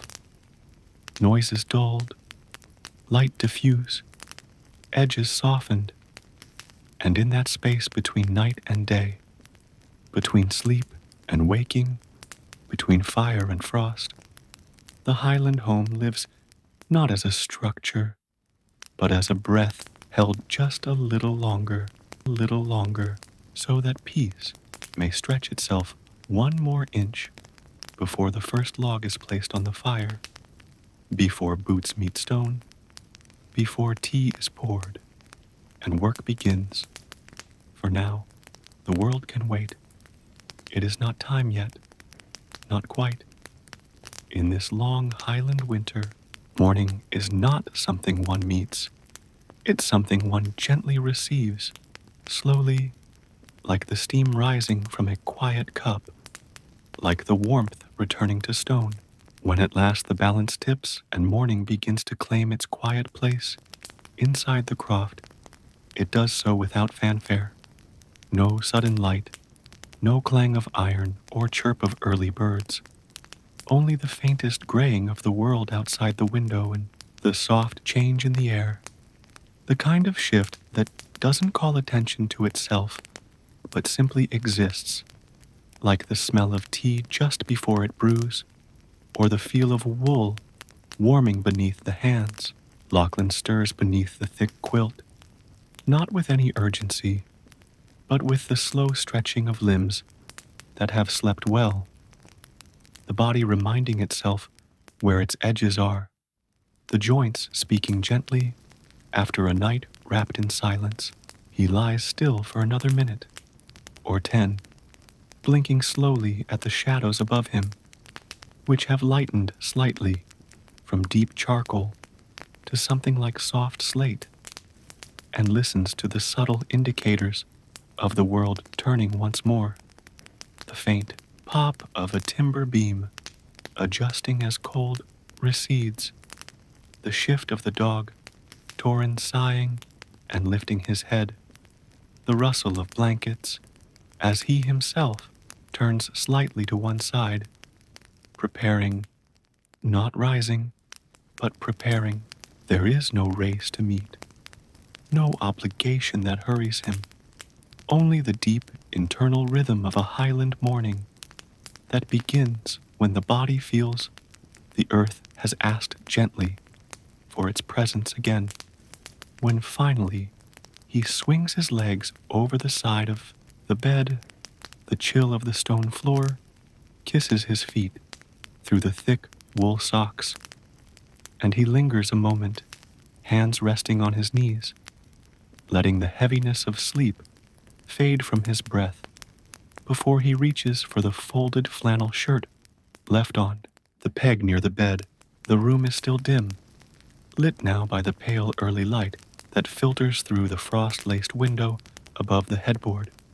Less a window now and more a living painting, etched with delicate patterns of ice, shaped like tiny fern leaves and wild river branches, their fragile forms glowing softly against the slow light of dawn. He dresses slowly, with reverence, each layer added like a page turned in a book that's been read too many times to count. Shirt, sweater, heavy oversmock, boots by the hearth with their stiff leather, warmed just enough by the coals to make them yield. The dog, loyal as ever, has already risen and padded over to the door, tail flicking once, waiting not with excitement, but with the same calm patience that governs all things in this house. Lachlan steps across the room, reaching for the kettle and lifting it with a low grunt, placing it once more on the iron arm above the coals, which glow faintly like embers of an old story waiting to be told again. A few sparks leap up as he stokes the peat with the poker, and the fire answers with a soft rustle of breath, a tiny flicker of flame beginning to stretch upward again from beneath the ash. The scent of smoke begins to return, slowly curling into the corners of the croft, as if greeting each beam and board. And Lachlan adds a log to the fire, watching it catch, listening to the small pop and sigh it gives as the cold begins to loosen its grip. Outside, though still unseen, the hills are changing color, trading their bluish hush for the muted browns and grays of daylight, their frost-covered grasses beginning to glint faintly under the tentative light of a pale sun climbing behind the clouds. He pours the warm water into a small mug already prepared with dried nettle and a sliver of root, sets it on the table, and sits, his hands wrapped around the clay like they're remembering the shape of mornings past. The croft is now fully alive in its stillness, each object revealed once more by the soft light, the shelves lined with familiar jars and bowls, the wooden spoon resting on its nail, the broom standing like a quiet companion by the door. He takes his first sip, the taste earthy and bitter, in that comforting way that mornings often are, and watches the steam drift slowly upward, swirling toward the beams before disappearing, just as the night itself had done, leaving only warmth, breath, and the sense that something ancient has repeated itself perfectly once again. There is no need to speak, no need to mark this as special, only to live it, to breathe in the quiet and drink the heat, and let the body remember how to move, how to sit, how to begin once more, with the steam from his mug rising gently beside him, and the fire beginning to grow bold enough to paint gold into the croft's low ceiling beams once more. Lachlan stands slowly, his joints murmuring beneath the weight of morning, and reaches for his thick wool cloak hanging near the door, the edges of which are still faintly stiff from yesterday's snow, though the scent it carries is comforting, part peat smoke, part pine, and part something indefinable that can only be described as outside air held too long in wool. It is time to fetch water, as he does every morning, not because there is no other option, but because this task, this act of stepping out into the morning frost, of greeting the chill face first and hearing the snow crunch beneath heavy boots, is not just necessity, but ritual, a small act of participation in the life of the land. He wraps the cloak tightly, lifts the lidded wooden pail from its peg near the door, and slides the iron latch open with a muted clink. Outside, the cold is immediate, crisp, and total, pressing against his cheeks like firm hands. The sky has brightened into a pale gray dome, gently dusted with early light, and the wind is quiet but present, its breath tracing across the open fields and stirring the snow that rests delicately on low stone fences and the roof of the barn. The path to the well is familiar, only 12 paces, yet long enough to feel exposed to the elements. And he walks slowly, boots pressing down into the snow with that distinct, hollow crunch only deep, cold can make. Each step is deliberate, not labored, but grounded, as if his very movement acknowledges the seriousness of the weather without resisting it. The well stands beneath a timbered lean-to covered in snow and old moss, its stone mouth framed by frost-rimed slats of wood. And as he arrives, Lachlan breathes in the stillness, deeper, cleaner, somehow more awake than anything found indoors. He sets the pail down beside the rope coil, wipes a mittened hand across the rim of the well's edge, and peers in. As expected, a thin crust of ice has formed over the surface of the water. Not thick, not difficult, but enough to make the first crack echo slightly as he lowers the bucket down, the rope creaking gently on the spindle. The bucket sinks with a soft sound, the ice giving way with a faint pop, and when he hauls it back up, hand over hand, slow and steady, it comes brimming with the clear, cold offering of the earth, still steaming faintly in the contrast between liquid and air. He pours it gently into the wooden pail, careful not to spill, and watches the surface ripple and settle before covering it once more with the round oak lid. Held in place with a stone to keep out the snow, he allows himself one long glance at the hills before returning. The same hills he's seen every day, but which seem new each time, their white flanks now blushed with the first hints of sunlight breaking beyond the cloud's edge, and the upper soft shadows of early day tracing old sheep paths long since buried in snow. He turns and makes the short walk back, boots trailing a second set of prints beside the ones he laid just minutes before. And as he enters the croft again, he is met with the softest wave of heat, not hot or sudden, but present, reassuring, like a blanket already warmed.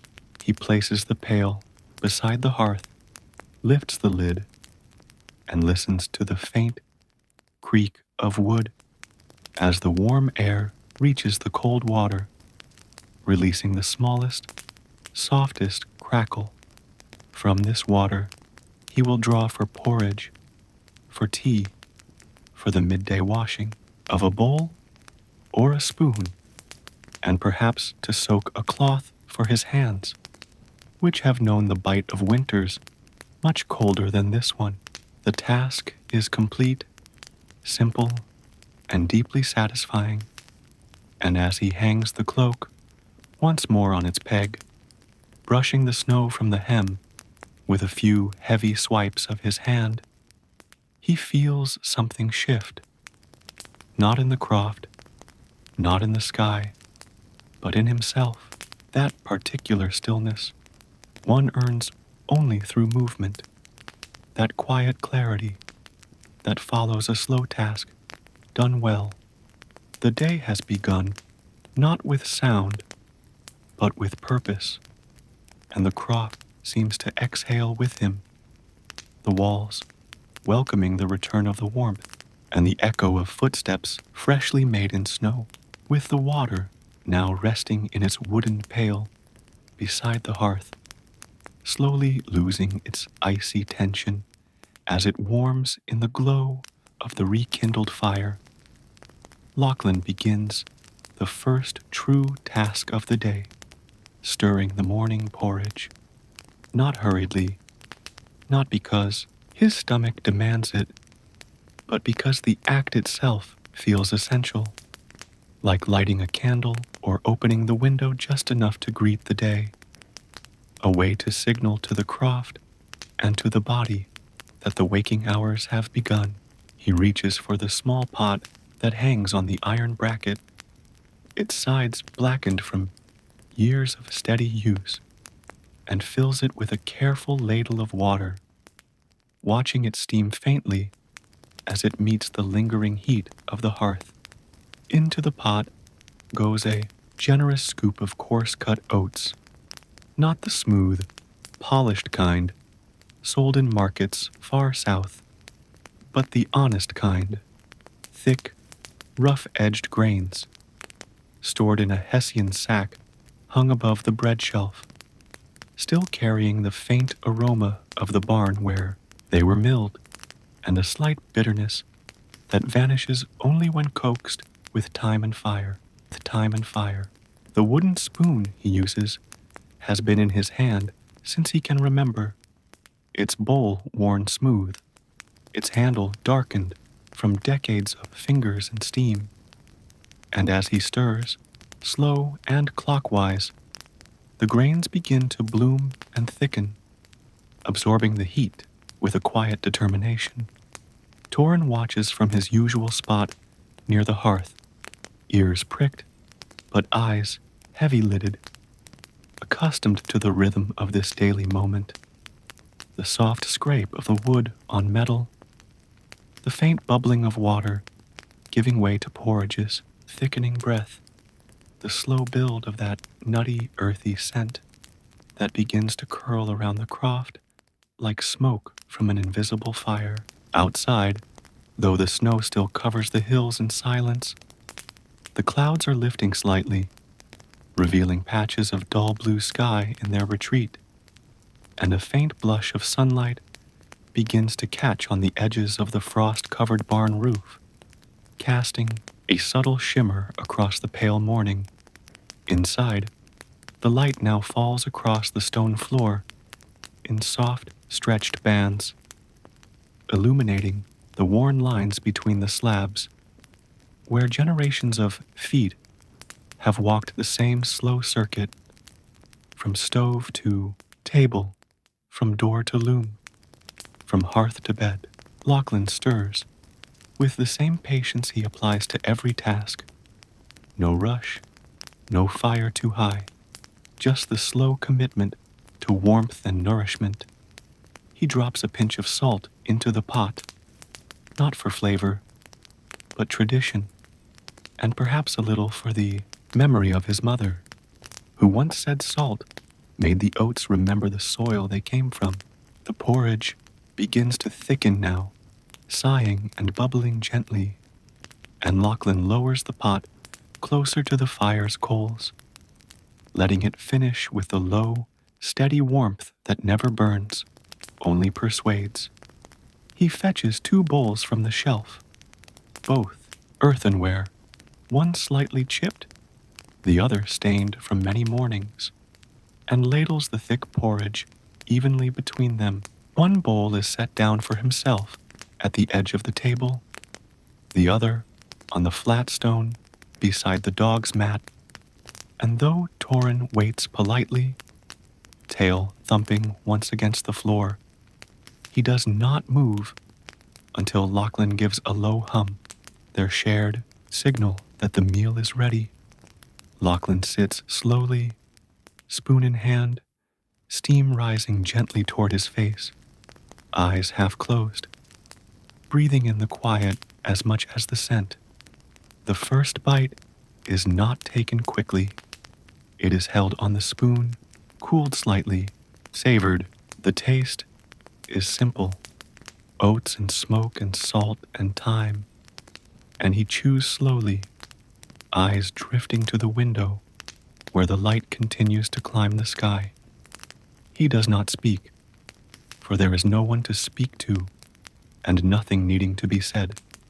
The act of eating is not about hunger, but presence.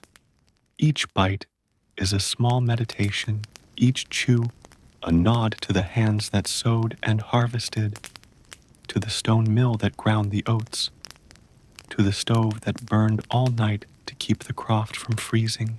He finishes after some time, not because he is full, but because the bowl is empty, and he sets the spoon down beside it with quiet finality. The dog licks his own bowl clean, then returns to his mat, circling once before collapsing with a contented grunt. The day is still young. The porridge has been eaten, and the croft, warmed by food and fire and breath, settles into its morning rhythm once more, slow as ever, but sure. After the porridge has been eaten, and the bowls washed gently in warm water by the hearth, one dried with a cloth so thin it nearly qualifies as memory, the other left to air dry on a wooden ledge near the window. Lachlan rises and takes up the next familiar task, neither pressing nor urgent, yet endlessly grounding in its simplicity. The daily sweeping of the stone floor, a routine passed down, not in words, but in motion, something inherited more deeply than blood, stitched into the quiet pace of Highland, living where every act, no matter how small, carries its own rhythm. He reaches for the broom in the corner, its bristles softened by time and wear, and grips the handle with hands that know its weight instinctively. Not thinking, only feeling. The broom was made years ago from split birch and bound tightly with hemp cord. Nothing ornate, nothing bought, but built by the same hands that hold it now. And as he lifts it and begins to sweep from the door inward, there is no sound but the whisper of straw over stone and the faint scuff of his boots. He begins near the door, where the snow melts into muddy prints, faded now from the warmth inside, but still leaving traces of yesterday's world, and slowly guides the broom inward in long, even strokes, as though sweeping not just dirt, but hours and maybe dreams, from one end of the croft to the other. The floor is uneven, laid in slabs with small ridges and cracks that catch the morning light, and in between these ridges lie crumbs from last night's oat cake, a tuft of wool from a dropped spinning bundle, stray pine needle, likely brought in by boot or dog. Lachlan doesn't sweep to remove so much as to organize, to remind the croft gently that it is awake now, that the stillness of the night is behind it, and that the day has begun.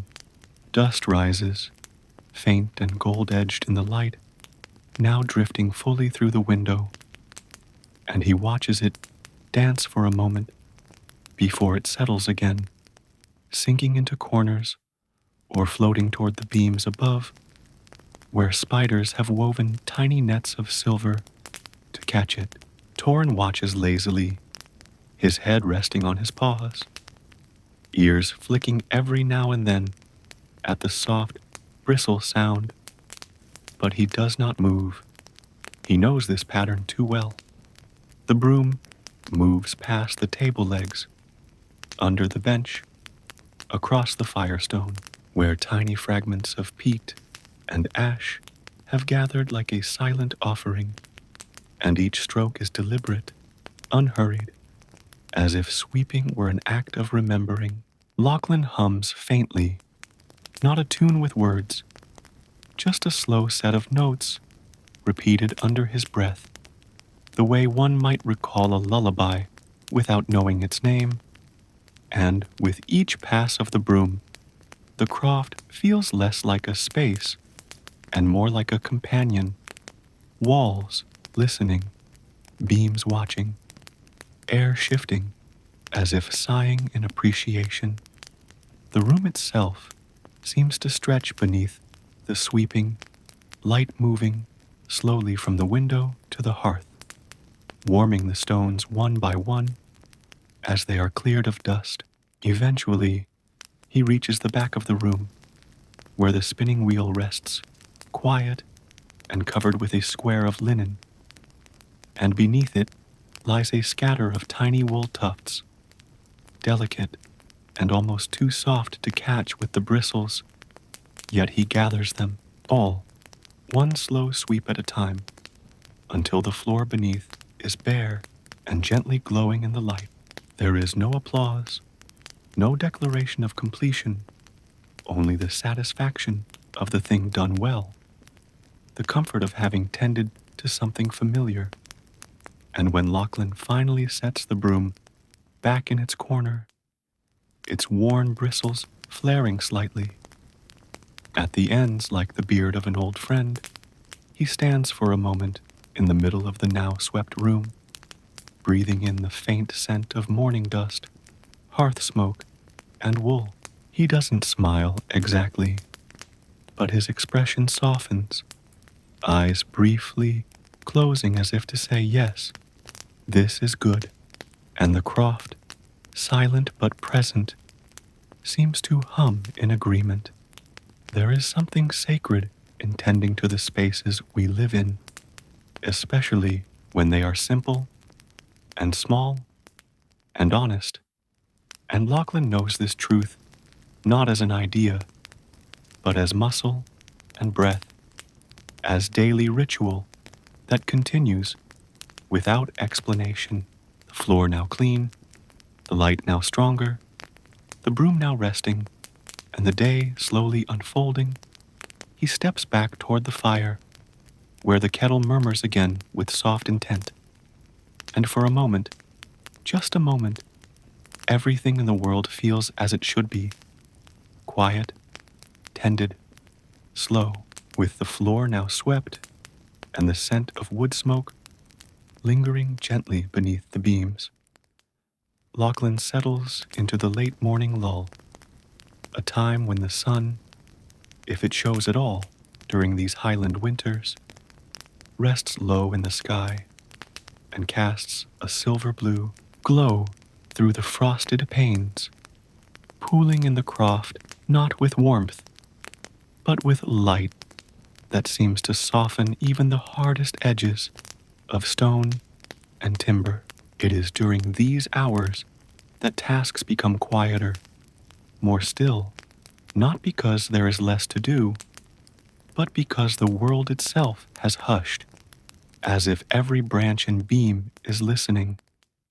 And so, Lachlan retrieves his sewing kit from the shelf above the hearth, a wooden box, smoothed at the corners and worn to a dark shine from decades of handling, and carries it to the bench beneath the window where the light falls longest.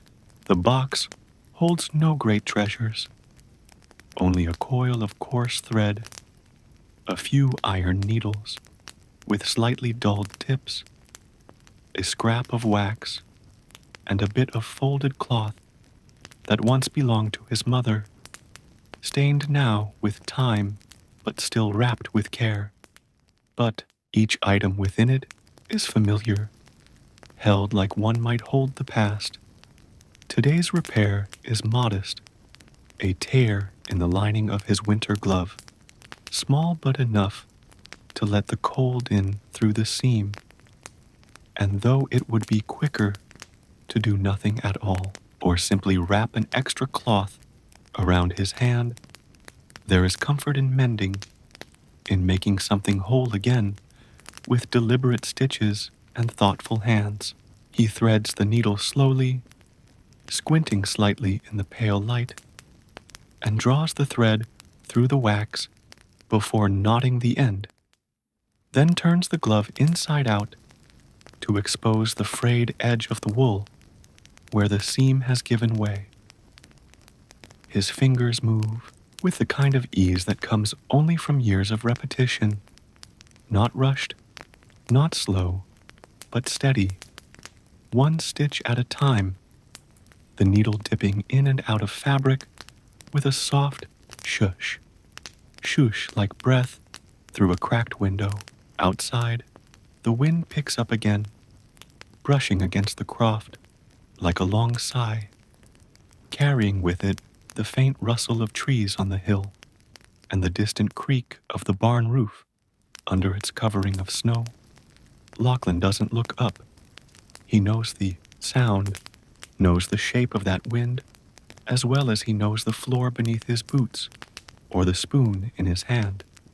Torin lies curled near the fire, ears twitching occasionally, but otherwise still, content in the kind of deep rest only animals seem to master, and the room is quiet except for the fire's soft popping and the whisper of thread through wool. Stitch by stitch, the seam comes together, each loop tightening the fabric's edges, each knot closing the gap, not just in cloth, but in time itself, a practice older than memory, older than words. Lachlan thinks briefly of the generations who sat just like this, by this same window, mending socks or darning sleeves or patching trousers long past their prime, and the way such care was never spoken of as kindness or duty, but simply as part of the rhythm of living.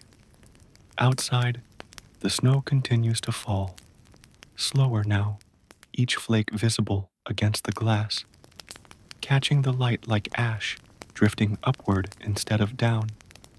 And inside, the croft feels stiller than ever, the kind of stillness that doesn't come from silence, but from attention.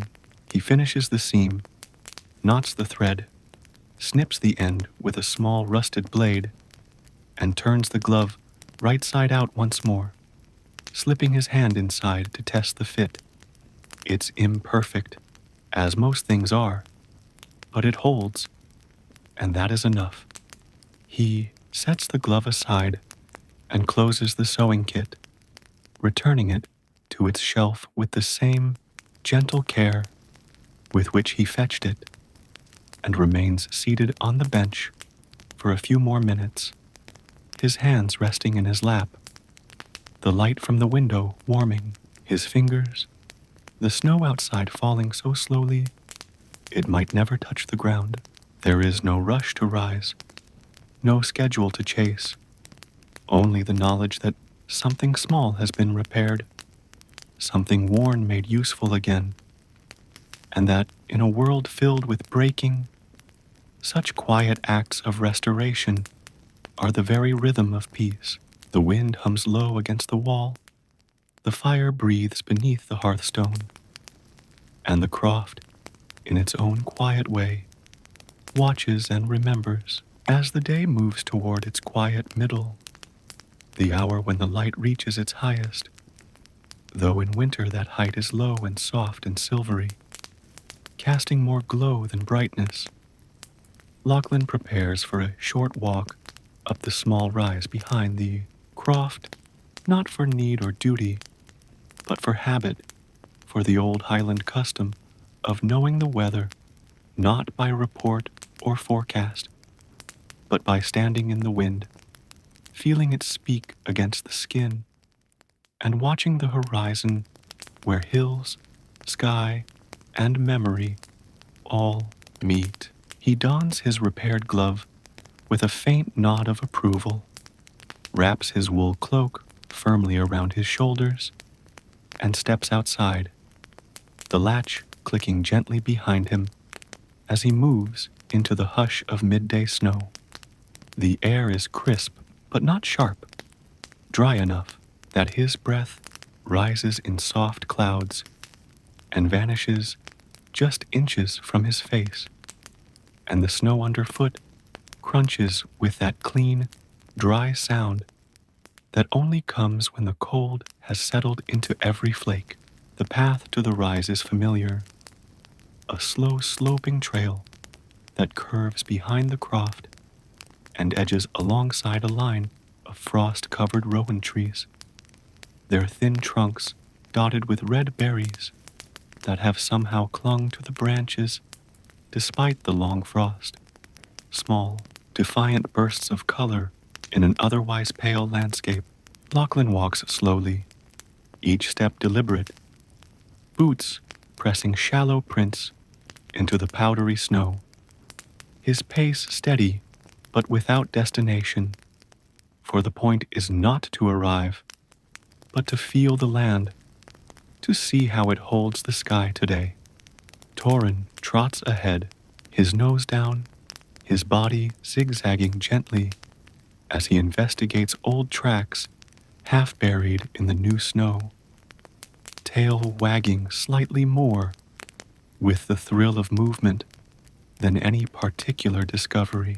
As they reach the crest of the rise, the full view opens like a quiet book, rolling white hills stretching toward the distance, a few dark patches where rock or tree breaks the blanket, and above it all, the wide sky, muted and gray, with streaks of lighter cloud moving eastward in long, painterly strokes. Lachlan stands still, the cloak pulled tighter now as the breeze brushes across the open slope, and he breathes deeply, the cold filling his chest in a way that both stings and awakens, the kind of air that clears not just the lungs but the mind. He tilts his head slightly, listening, not for a sound exactly, but for the shape of the wind, its tone, its direction. It comes from the northwest today, steady but not biting, carrying with it the scent of distant pine and something else. Perhaps the sea, perhaps stone, perhaps the faint memory of thaw. He watches the clouds for a while, their motion slow but deliberate, and notes how they stretch, how they thin, how the light behind them shifts just enough to suggest a softer afternoon, maybe even a glimpse of sun later. Though in the Highlands, such hopes are offered quietly and never promised. He kneels for a moment, brushing his gloved hand through the snow, feeling its texture, fine, dry, quick to scatter in the wind, and presses it into a small ball, not for play, but for the satisfaction of feeling shape in the formless. Behind him, the croft sits low and calm, smoke rising thin and straight from its chimney, the dark thatch roof now dusted again with fresh snow, its edges softened like a loaf just pulled from the oven. Torin barks once, not loudly, more of a chuff at some unseen bird in the trees, and then returns to Lachlan's side, his breath steaming in short bursts. Together, they stand a while longer, man and dog, watching nothing happen, and that nothing is everything. The quiet is total, the kind that seems to press in on the ears, until the only sounds are wind and heartbeat, snow and breath. Eventually, Lachlan turns and begins the walk back down the slope, retracing his steps, boots sliding slightly on the packed path, but never faltering, and Torin bounds ahead again, as though proud to lead them home. By the time they return to the croft, the breeze has begun to shift, and the first faint scent of the afternoon stew, left warming on the back stone of the hearth, has begun to leak through the wall's edge. Rich and slow and familiar, Lachlan steps inside once more, brushing snow from his shoulders, boots kicking against the doorframe, before re-entering the warmth.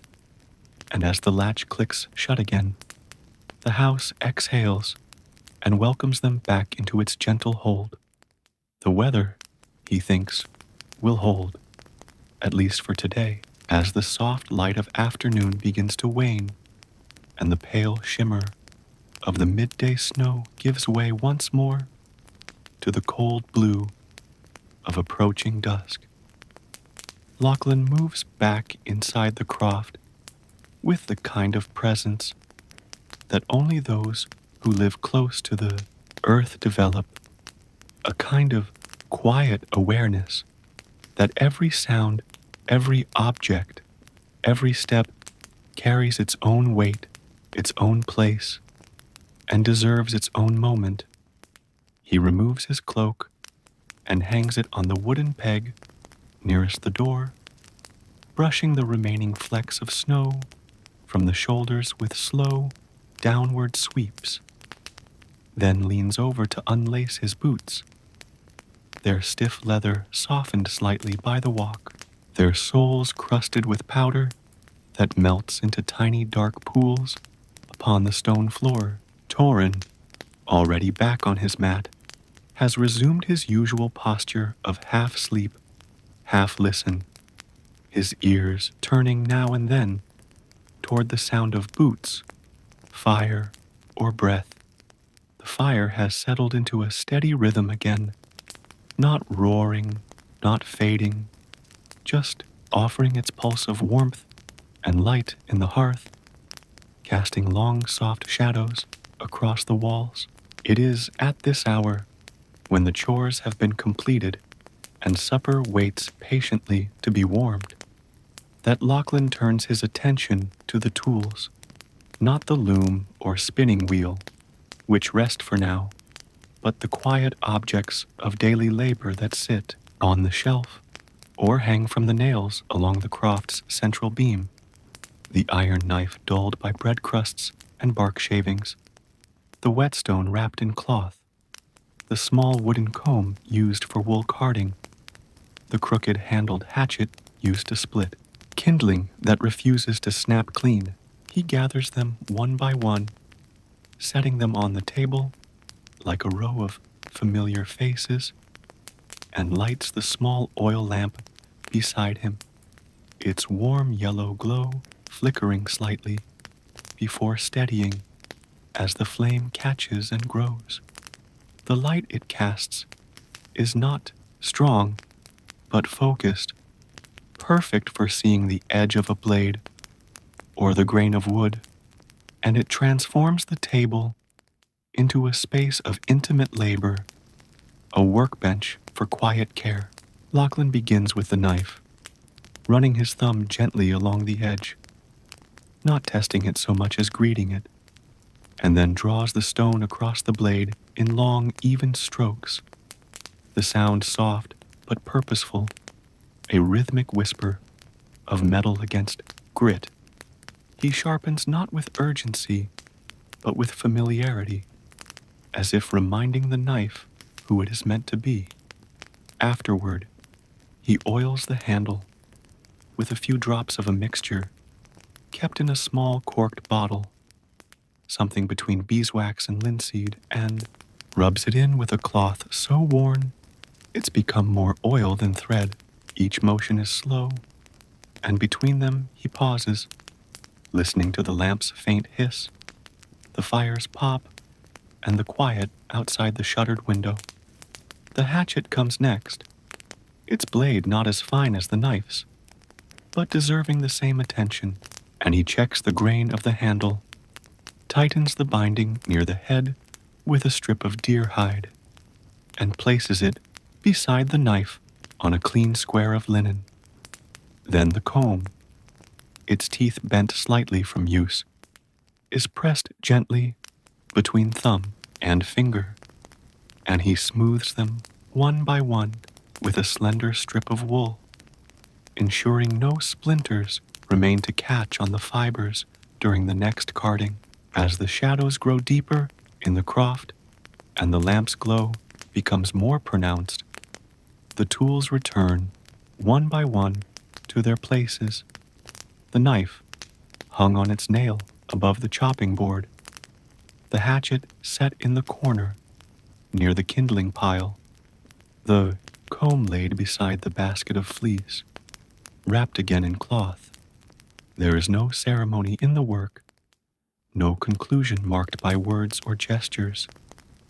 But when he stands from the table, Lachlan pauses, stretches his back with a soft exhale, and looks around the room with a glance that takes in every corner, every wall, every place that holds a tool, a shelf, a warmth. This is not a home built for display or decoration. It is a space shaped by use, and the tools within it are not objects so much as extensions of the hands that wield them. The fire flares slightly as a log shifts in the grate, and Torin raises his head for a moment, nose twitching, then closes his eyes again. Lachlan snuffs the oil lamp carefully, the smell of smoke and warm metal lingering for a moment, and stands quietly in the glow of the fire, surrounded by the familiar weight of wood, stone, iron, wool, and time itself.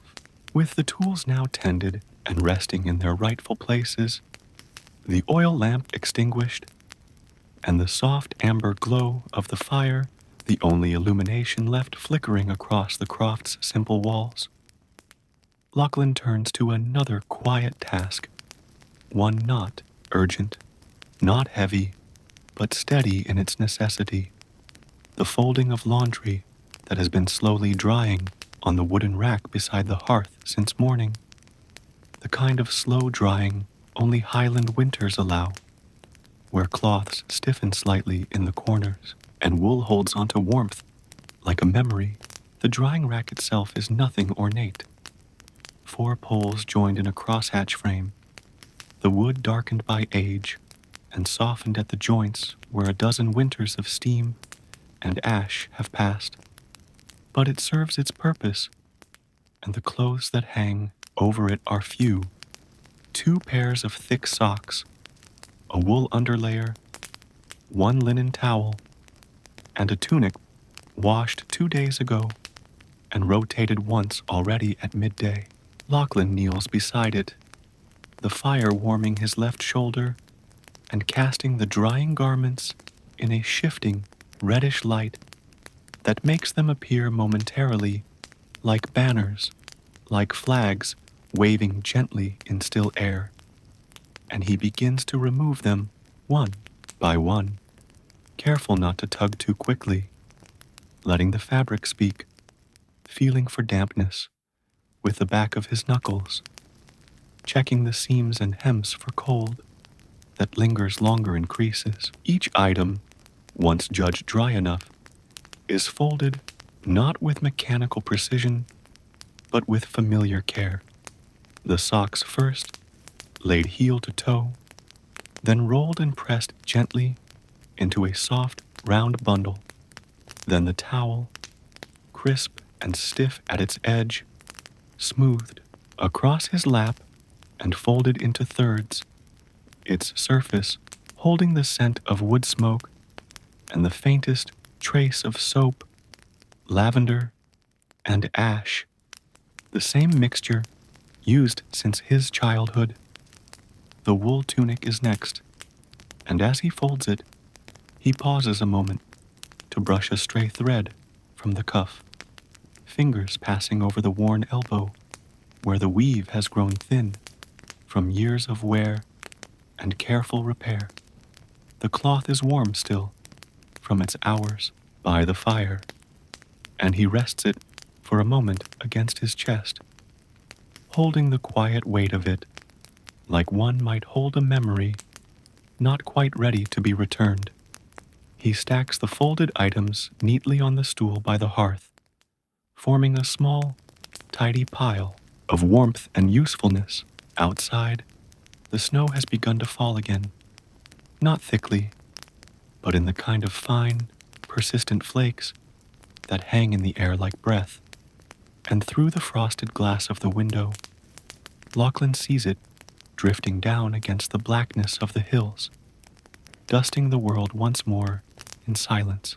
The room smells of wool and drying cloth, peat smoke, and warm stone, and as he lowers the drying rack back against the wall, folding it flat and leaning it beside the broom, there is a sense of completeness in the air, as if, though the day is not yet ended, the heart of it has been gently stitched closed. Torrin shifts on his mat, tail giving a faint thump, and Lachlan speaks to him for the first time in hours, a soft murmur that holds no meaning outside this room, but is enough to lift the terrier's head and elicit a slow blink of acknowledgement. The fire crackles, sending up a small spray of sparks, and Lachlan sets the kettle near it once more, not to boil, but simply to let it warm for later, for the evening cup that waits without announcement. The laundry is done, not just cleaned, but seen, touched, folded, returned, and the croft feels again like a place where time doesn't pass, but settles. He sits for a moment longer on the stone by the hearth, letting the warmth seep into his spine, watching the pile of cloth as if it were something more than cloth, proof, perhaps, that the quiet matters, that tending to the small things with both hands, with patience, and without words, is enough to make a day whole. The wind outside hums once more, the snow continues to fall, and the house, stitched now with warmth and wool and flame, holds steady in the long, peaceful rhythm of Highland winter. With the laundry now folded and the fire flickering low, casting golden light over every worn edge of stone and wood, Lachlan feels the familiar tug of evening memory, not a sharp nostalgia, but the gentle sort that stirs when the croft grows quiet and the tasks of the day have all been seen to, the kind that arises not from absence, but from the sheer weight of silence surrounding a name long unspoken. He rises slowly from the hearthstone and crosses the room to the old oak chest tucked beneath the window, its lid bowed slightly in the middle, hinges creaking softly as he lifts it open, not from disrepair, but age and use, like a voice with character. Inside the chest lies a bundle of things so simple they seem sacred. A few letters tied with twine, a pressed flower between cloth, the edge of a broken cup carefully wrapped in wool, and a thick envelope sealed but never posted. He lifts this last item, the letter, and carries it to the table, setting it down as if it holds more than paper, as if it holds breath, time, and the echo of a conversation that never quite took place. The envelope is rough, handmade, the edges browned slightly from years resting near heat and sunlight, and on its front, in careful script, is a name now softened by the oils of fingertips and the dust of winters gone, a name he once said aloud every day but which now lives only in silence, carried in thought, not voice. He does not open the letter. He has never opened it. He knows what it says. He remembers the evening he wrote it, the sound of the snow outside that night, the fire's steady warmth, the hesitation before ink touched paper, and how the words came slowly but clearly, a final thread pulled from a spool of years too quiet to ignore.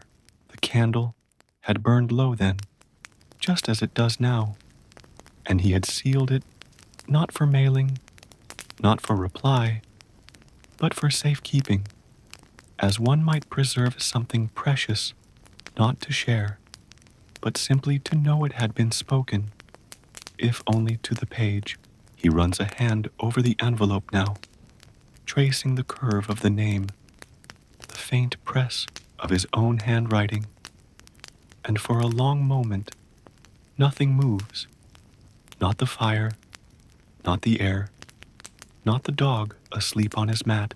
The house seems to pause, with him, to hold its breath, as if the walls, too, remember. He does not speak aloud, but thoughts rise nonetheless. Quiet phrases, without full shape, just emotion in the form of half-formed words. I wonder if you saw the same moon, if you remembered the kettle, if you ever meant to come back. Not regrets exactly, just questions that echo without demanding answers. He lets them pass through, like wind through the long grass beyond the croft, brushing gently, then fading. Outside, snowflakes continue to drift down, slower now, their descent lazy, graceful, touched with light from a moon not yet risen. Inside, the letter rests once more on the table, untouched but seen, and Lachlan folds his hands around a cup of barely warm tea, sipping slowly, as if to draw in the heat that has long since faded from both fire and memory. He doesn't return the letter to the chest immediately. He lets it sit, as it has before, for one evening more, watching the candlelight play across its surface, casting shadows that stretch toward the edge of the table and stop just short of the hearth.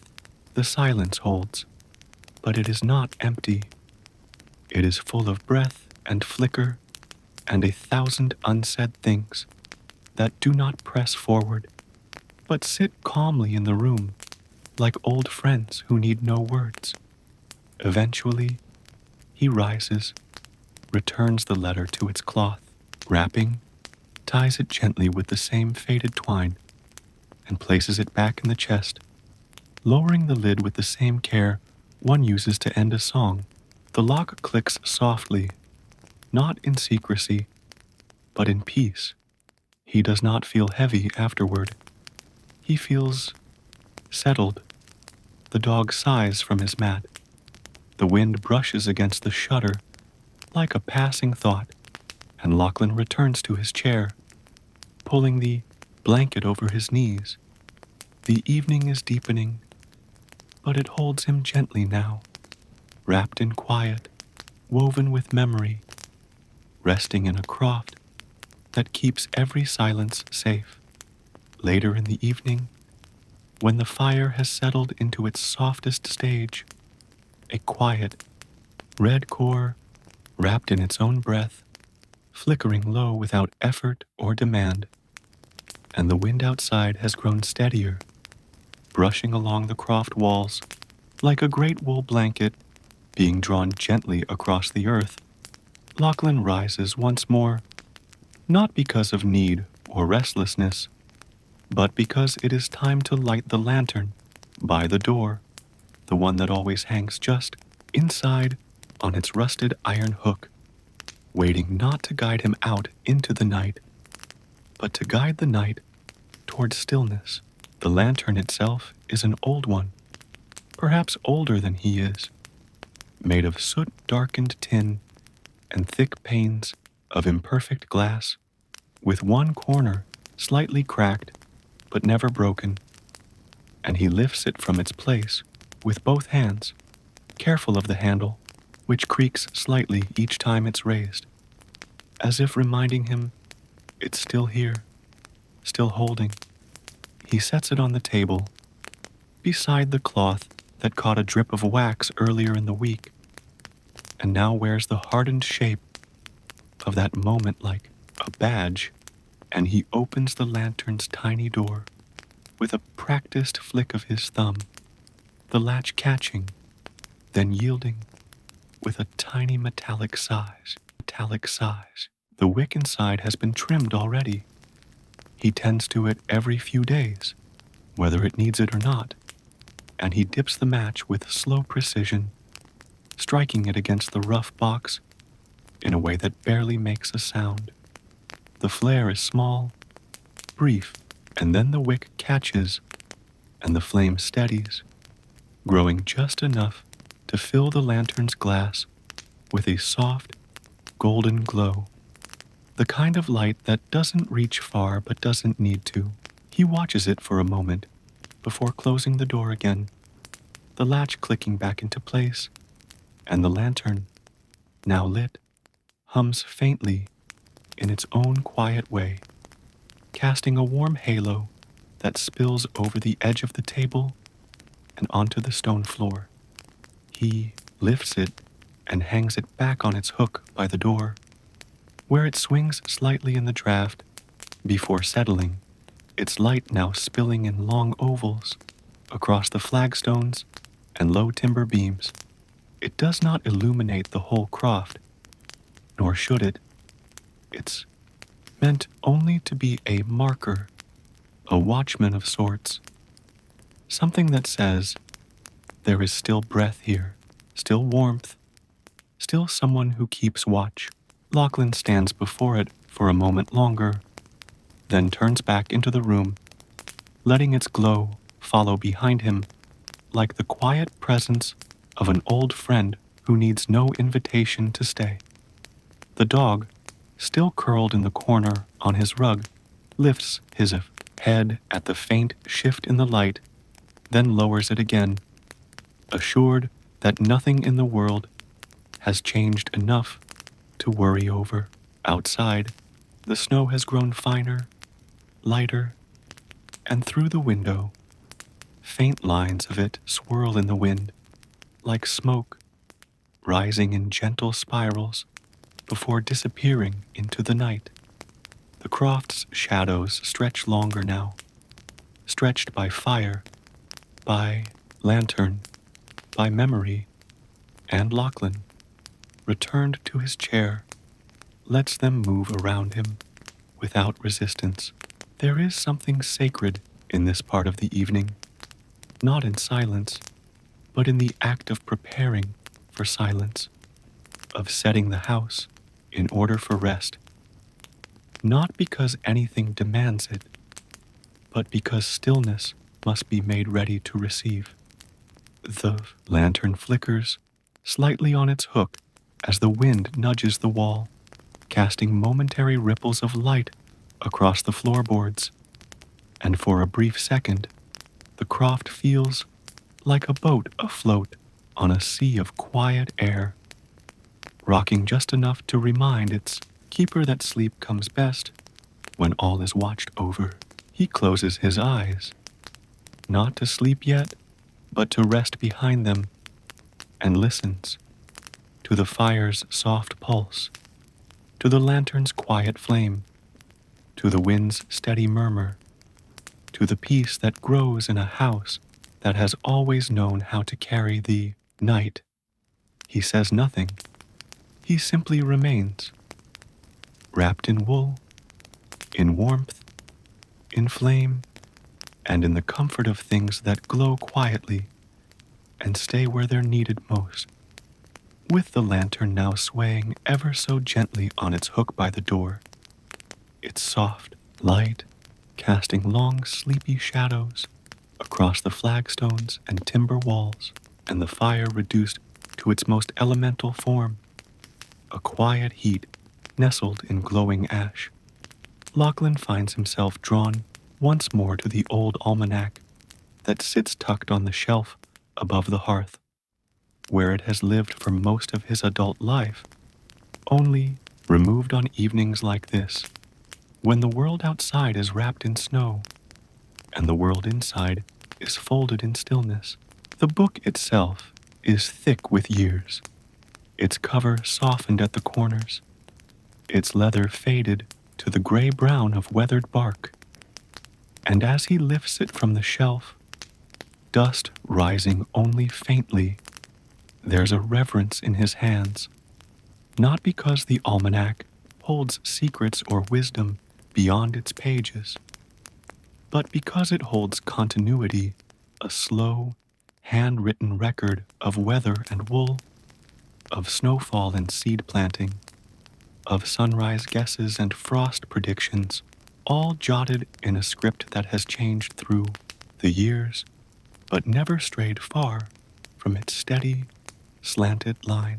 He carries it to the table and sits down once again, pulling the old wool blanket over his legs, the fabric rough against his hands, but warm, comforting, familiar, and opens the book slowly, letting it fall open where it will, which tonight is near the middle, a page marked not with ribbon or ink, but with the dried remains of a heather sprig, pressed flat between the months of January and February, some 10 years ago.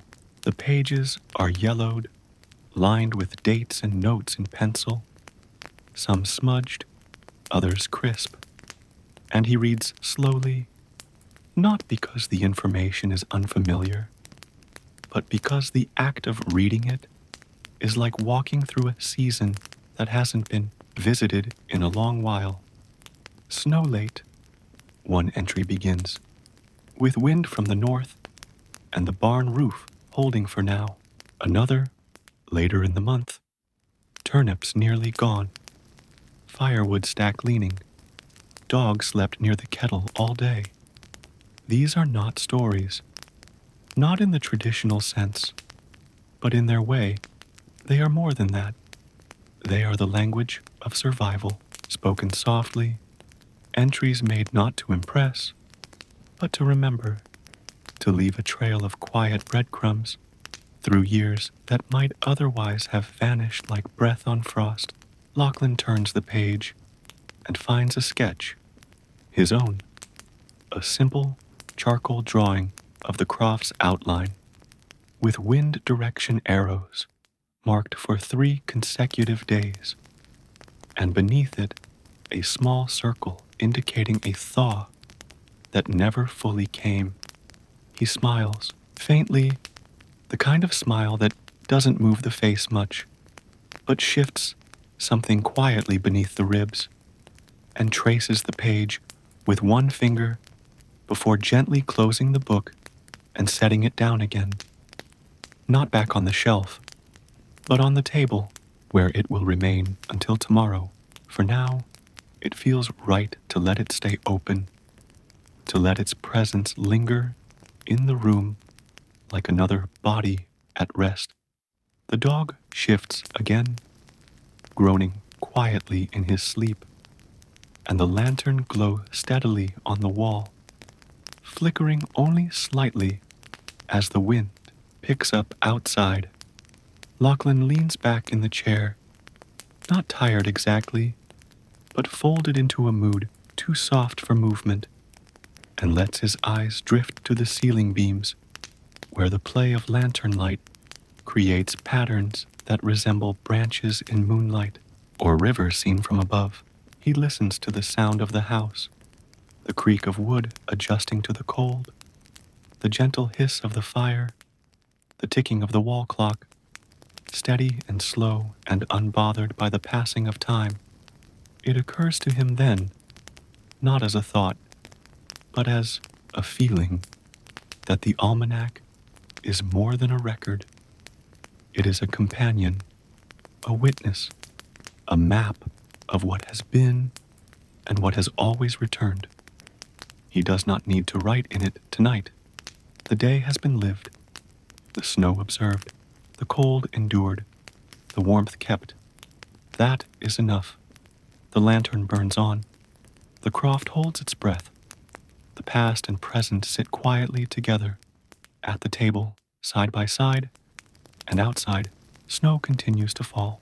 After the old almanac is closed and left resting upon the table, like a quiet companion, too familiar to be shelved again so soon, Lachlan rises slowly and stretches, not with force, but with the kind of motion that rolls gently through the shoulders and back, like wind easing its way across a still loch, then walks toward the narrow pantry recess tucked just beside the hearth, where the dried herbs are stored in small linen bundles, glass jars with cloudy sides, and twine-tied paper packets whose creases are soft from repeated folding.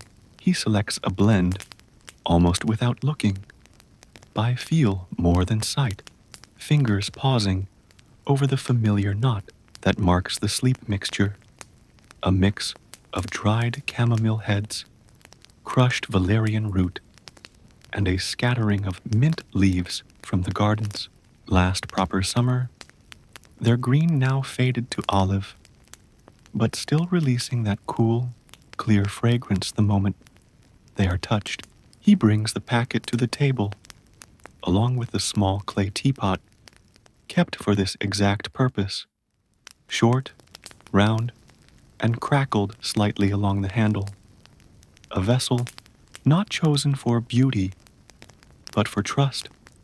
The kettle, still warm from earlier, is moved back over the heart of the fire, where it only takes a few moments to begin murmuring once more, its voice rising like breath, returning to a sleeping body. Lachlan prepares the tea with care, spooning the crushed herbs into the pot with slow, precise movements, tapping the spoon gently against the rim each time. The soft tick-tick, barely louder than the fire's whisper.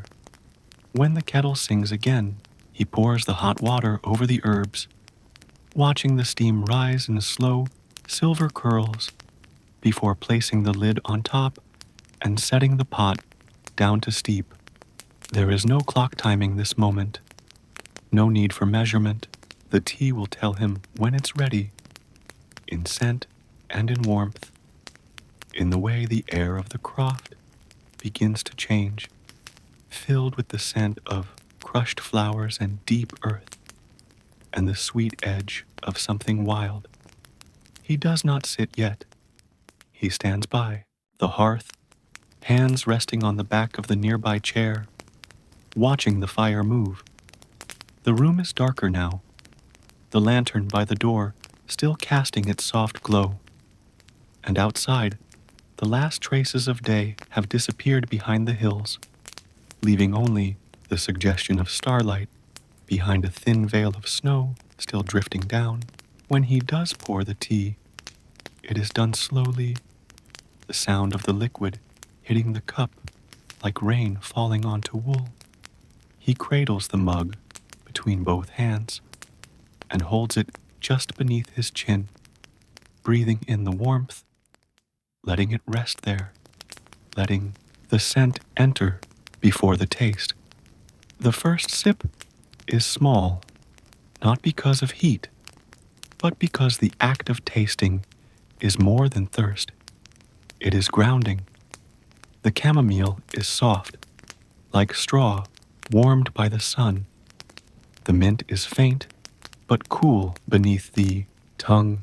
The valerian lingers slightly, low and earthy, not unpleasant, but steady, like something ancient grounding the rest.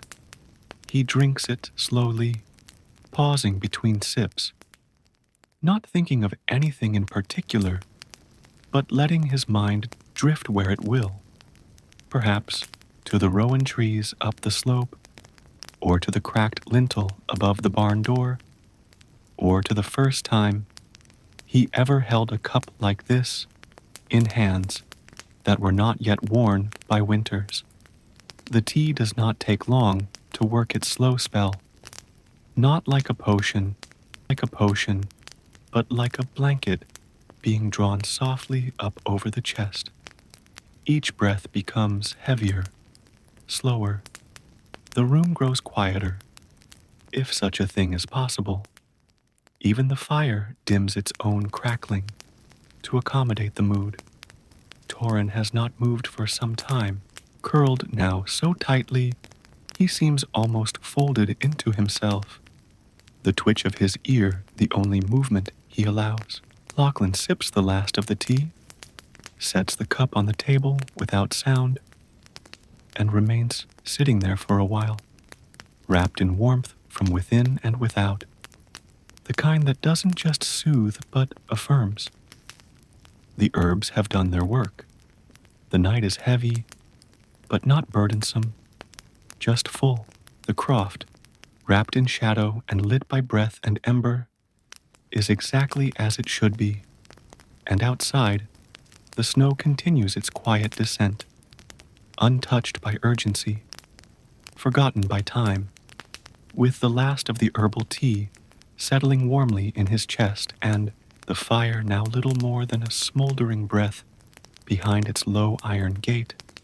Lachlan leans back into his chair, not to think, not to read, not even to watch, but simply to listen, to the house, to the stillness, to the thousand small voices that speak only when all else is quiet, voices made not of words, but of creaks, shifts, and murmurs that have always lived within these stone walls, patiently waiting for someone still enough to hear them. The old timber beams above him release a faint groan as the temperature outside dips lower, their weight adjusting as though stretching after, holding the roof in place all day. Somewhere near the window, the wind nudges a loose board gently, soft tapping that comes and goes, irregular and harmless, the kind of sound one stops noticing after years, but somehow finds comforting when it returns. The kettle, though empty, now makes a low clicking as it cools, metal shrinking slightly in the absence of heat, while from the far corner of the room, a quiet thump suggests a log in the woodpile has shifted in its place. Torin lets out a long sigh in his sleep, a puff of warm air rising from his nose, before his legs twitch faintly in a dream, chasing rabbits perhaps, or wandering fields, too wide for fences. These sounds, these tiny events, are not interruptions, but evidence of life, reminders that the croft is not a structure built to defy the outside world, but one that breathes alongside it, a shell of wood and stone that bends and exhales and waits, just as its keeper does. Lachlan sits quietly with his eyes closed now, not yet asleep, but entering that soft state between awareness and drifting, where thought becomes texture and memory takes on the shape of wind or wool. He listens not for meaning, but for rhythm, the small, soft drumbeat of existence in a room long settled. Outside, the snow has thickened again, and its sound, though almost imperceptible, filters in through the smallest gaps in the shutters, a kind of hush layered upon hush, as though even the weather has decided to walk more softly now. The chair beneath him creaks slightly with his breath, his boots resting loosely on the warmest patch of floor near the last ember's glow.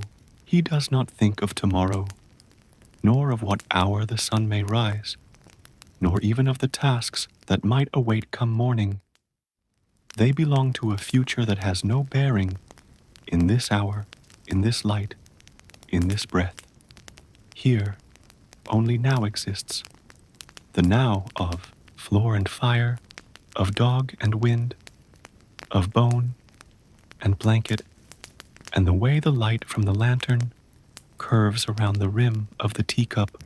Somewhere in the croft, a bit of wool falls from its place on the spinning shelf with a soft sound no louder than the page of a book turning itself. Lachlan's hand twitches faintly as if to reach for it, but does not move. There is no need to act. The day is already folded, the room already gathered, the house already watching. The croft, like its keeper, has grown quiet, not in emptiness, but in fullness, like a vessel filled to the brim with warmth and breath, and the soft vibration of a day gently closed. Nothing more is needed now. Not a word, not a step, not a flame. Just this long, slow listening to a space that holds everything in it, even sleep. The hour has grown late now, though the croft holds no clock loud enough to declare it, and the darkness outside has settled into its fullest form, thick, complete, unbroken even by the moon, whose light is tucked somewhere behind the veil of snow-laden cloud. Inside, the lantern still burns, its gentle glow having softened to a steady pulse, and Lachlan rises slowly from his chair, not reluctantly, not stiffly, but with the kind of unhurried ease that only comes when a body has moved through a day with purpose and stillness both. He walks toward the window and reaches for the heavy wool curtains that hang there, thick and tightly woven, made not for decoration, but to keep warmth from fleeing and the dark from slipping too far inside. The curtains are cold to the touch, at first, having sat for hours against the chill of the glass, but they give way easily beneath his hands, swinging forward like a robe being pulled shut around a resting figure. As they close, the room contracts gently, no longer open to the suggestion of wind or falling snow, no longer tethered to the vast night beyond the panes. It becomes, instead, a self-contained world of wood and wool, fire and silence. With the curtains drawn, Lachlan turns to the door, his footsteps soft over the smoothed flagstones, and places his hand on the latch, not to open it, but to secure it, sliding the iron bolt into place with the slow, familiar sound of metal on wood, a sound that has ended each day for years, like a final line in a lullaby. The door is not just locked, it is folded into the night, as though the house itself exhales and gathers everything inward. He pauses a moment there, fingers resting lightly on the frame, listening again to the snow brushing faintly against the outer wall, the wind curling low around the eaves, like a soft-spoken warning that carries no threat. The croft has always welcomed the weather, but never allowed it to intrude. Not truly. It knows how to hold itself against the dark. A glance toward the lantern reassures him that the light will hold a little longer. He leaves it burning for now, not because he fears the dark, but because there is something steady in the way its light rests against the wooden walls, illuminating the knots and grain like a memory returning to the surface. The fire in the hearth, though low, still offers its warmth, and he kneels beside it one final time, coaxing the last of the embers with a soft breath and a small scrap of birch bark tucked beneath the grate, enough to ensure a faint heat will remain through the night. Not a blaze, not a fire, just a living coal, something that breathes gently even while he sleeps. The kettle, still warm from earlier, is nudged closer to the hearthstone, so it might hum softly in the night if stirred, its presence a kind of guardian that makes no sound unless spoken to. The croft now feels wrapped, not in stillness alone, but in care.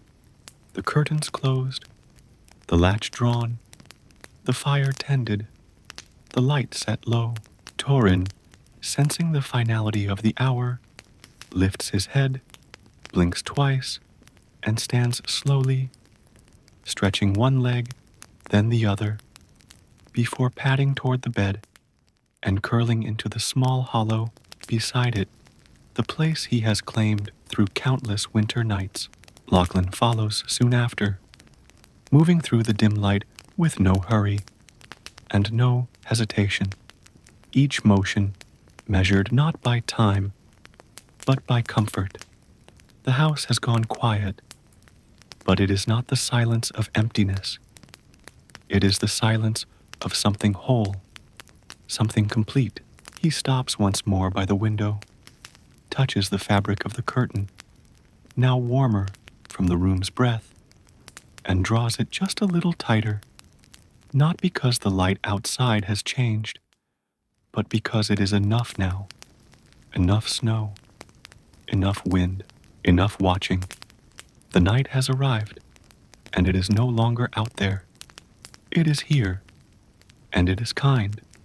The croft has closed its eyes, with the lantern casting its last steady glow, and the snow outside layering the world in a thicker silence by the hour. Lachlan turns to the final, most sacred routine of the long Highland evening, the making of the bed, not hurried or perfunctory, but done as a soft ritual that closes the day like a careful gesture sealing a letter, a moment of domestic reverence known only to those who live far from the pull of clocks and towns and urgency. The bed itself is nothing ornate, just a low wooden frame built generations ago, carved by hand, its joints pegged instead of nailed, each corner rounded, smooth by time and the brushing of hands and wool countless times over the years. He begins by folding back the top layer of the blanket, its heavy weight easing away with a soft thump, revealing beneath it a quilt patched from decades of cloth scraps, bits of old flannel shirts, the faded corner of an apron once worn by a grandmother he barely remembers, a piece of rough linen dyed with walnut ink, and a patch of sky blue calico nearly worn to gauze at its center. Each square holds memory, not loud, but steady, quiet witnesses stitched into fabric, surviving winters and hands, folded and unfolded in the rhythm of life in the Highlands. Beneath the quilt lies the sheet, coarse but clean, linen dried near the fire just days ago, still holding the faintest trace of smoke and heather in its threads.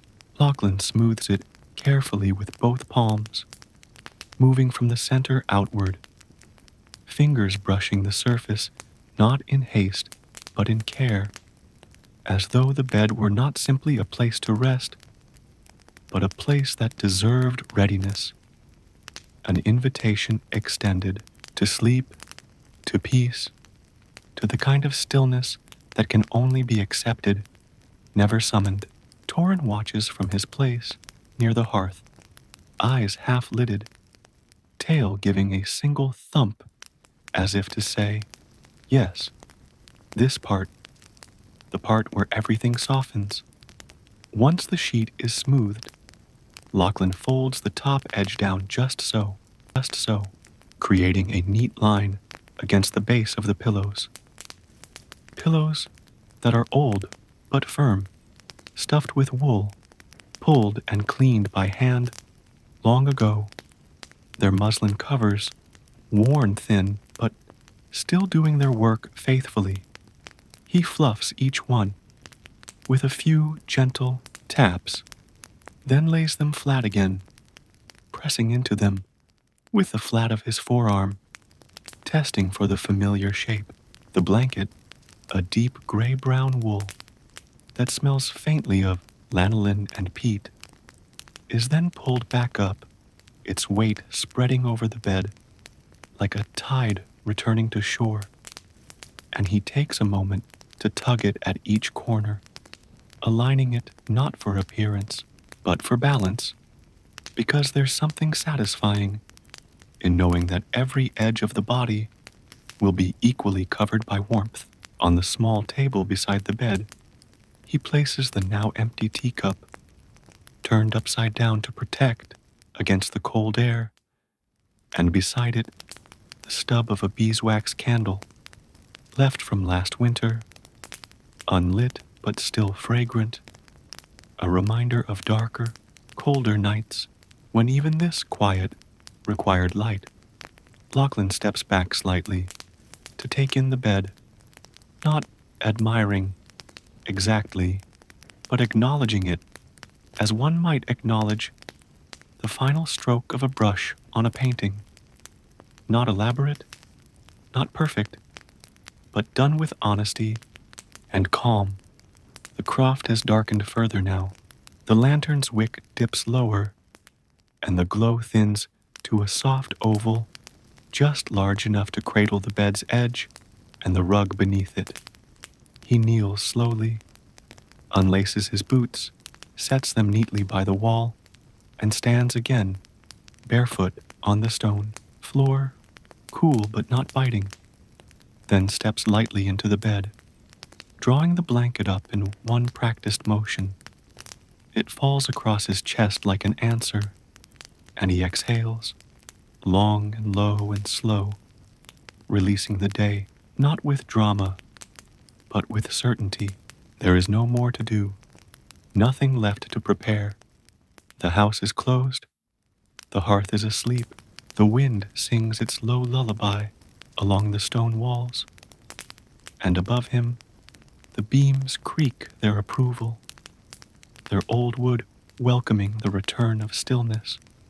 Torin lets out a final sigh and settles in deeply, paws tucked beneath his chest, ears twitching. Once before, stilling completely, Lachlan closes his eyes.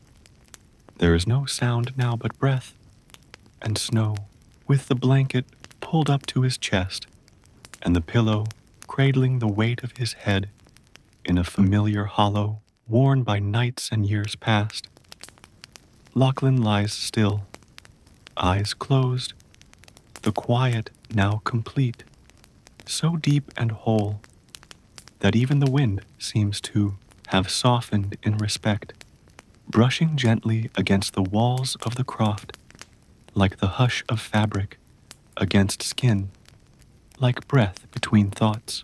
The fire in the hearth has dimmed to a low pulse, just a single ember now, resting in its bed of ash, like a red eye slowly blinking into sleep, while the lantern, though its flame is faint and its wick curled to the nub, continues to glow with the tenacity of small light in wide darkness, stretching just far enough to paint the wooden beams above in soft, wavering gold. His body, wrapped in the thick wool of the blanket and surrounded by the scent of clean linen and faint peat smoke, begins to settle, not just into the bed, but into itself, the way a stone nestles into the shape of the riverbed beneath it, not needing to hold or reach or think, simply to be still and present. While time passes gently overhead, his breathing deepens with each moment, slow and full, no longer something he manages, but something that simply happens. Breath in, long and steady, breath out, quieter still, and within that rhythm, he begins to drift, not toward dream, just yet, but toward the in-between state, that space where thoughts move slowly and dissolve before fully forming, where memories rise like mist and vanish without name. He sees, without trying, the hillside beyond the croft in summer, the way it gleamed green and gold beneath a sky so open it felt like it could carry you off, the way he'd stood barefoot in the heather and watched the clouds roll in from the sea, and how even then, so long ago, he had known the quiet was not emptiness, but something full, alive, with listening. The bed creaks once beneath him, a low groan, not of complaint, but of recognition, as if it too is stretching into its night. The quilt shifts slightly over his ribs with each breath, its weight a comfort rather than a burden, a reminder that here, in this bed, in this croft, in this winter, everything has its place, and its rhythm, and its rest. Torrin stirs faintly in his sleep, a soft huff, and a dream twitch of his paws, then goes still again, the dog's breathing sinking in and out like a second heartbeat echoing through the room. Outside, the snow falls thicker, its sound muffled and rhythmic now, as if the entire hillside has pulled up a blanket of its own and is exhaling in time with the earth. Inside, there is nothing to do and no one to answer to. No list, no bell, no voice, no hour that demands anything but the continuation of this stillness. Lachlan turns slightly beneath the covers, not because of discomfort, but as a reflex of settling even deeper, finding that one last perfect fold in the quilt, where warmth lives most densely. He drifts further now, thoughts slowing into texture, no longer rising in words, but in sensations. The feel of his father's wool coat when he was a boy, damp from mist, the clink of a spoon in a mug, the long, steady call of a cowbell in summer fields, so far away in time they return only as sound. The croft is no longer a house, but a cocoon, a vessel holding everything soft and small and necessary. Even the dark has softened its edge, curling in gently at the corners of the room, like a cat winding round its paws. Soon he will sleep fully, and dreams may come, though they are not needed. What matters is this: the breath, the warmth, the house, the snow, and the slow, slow turning of the night. Some time passes, perhaps minutes, perhaps longer, for in this slow Highland night, time has loosened its grip entirely, stretching out like wool combed smooth across a spinning frame. And though Lachlan's eyes remain closed, his mind floats gently above the current of true sleep, anchored not by thought, but by sensation, the feel of the wooden frame beneath his mattress creaking softly with his breath, the faint throb of warmth where his spine meets the mattress, the sound of the croft speaking its quiet language, of settling wood and stone. For even while the world beyond the thick walls is hushed by falling snow, the house continues its low, ancient conversation with the night, boards that creak and sigh in response to shifting temperatures, beams that hold their weight with the grace of old trees, nails and pegs, and knots that remember every winter they've survived. It is not a noisy language. It is made of pauses, of small adjustments, of the hush between gusts of wind. The walls are thick with stone, gathered from the land itself, irregular, weathered, fitted without mortar, by hands now long gone, but still firm, still true.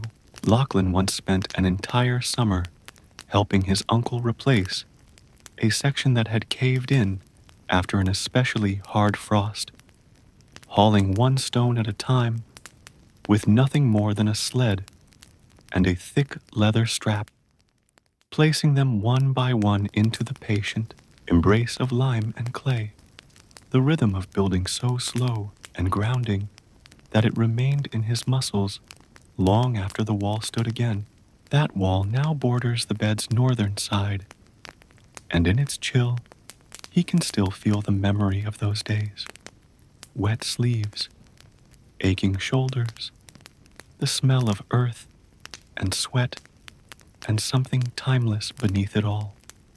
Now, it stands solid in the dark, releasing the cold it has stored through the day in slow waves that reach toward the warmth of the hearth.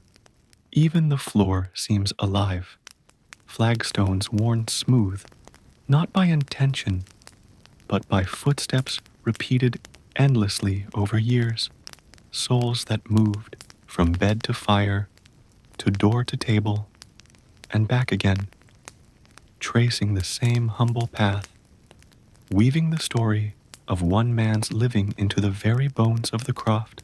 Above, the ceiling beams stretch across the room like the ribs of a ship turned upside down, strong and darkened with soot, each one a tree cut and hewn by someone who once stood in the same doorway, looking out into the same white fields. The beam directly over Lachlan's bed has a small crack running through its center, not deep enough to threaten, just wide enough to hold a story. As a boy, he used to stare at it while lying in bed, imagining it as a river, as a road, as a seam between this world and another one just as quiet. Even now, it offers that same comfort, that strange sense that something ancient is holding him up while he sleeps. The house doesn't just contain his life, it remembers it.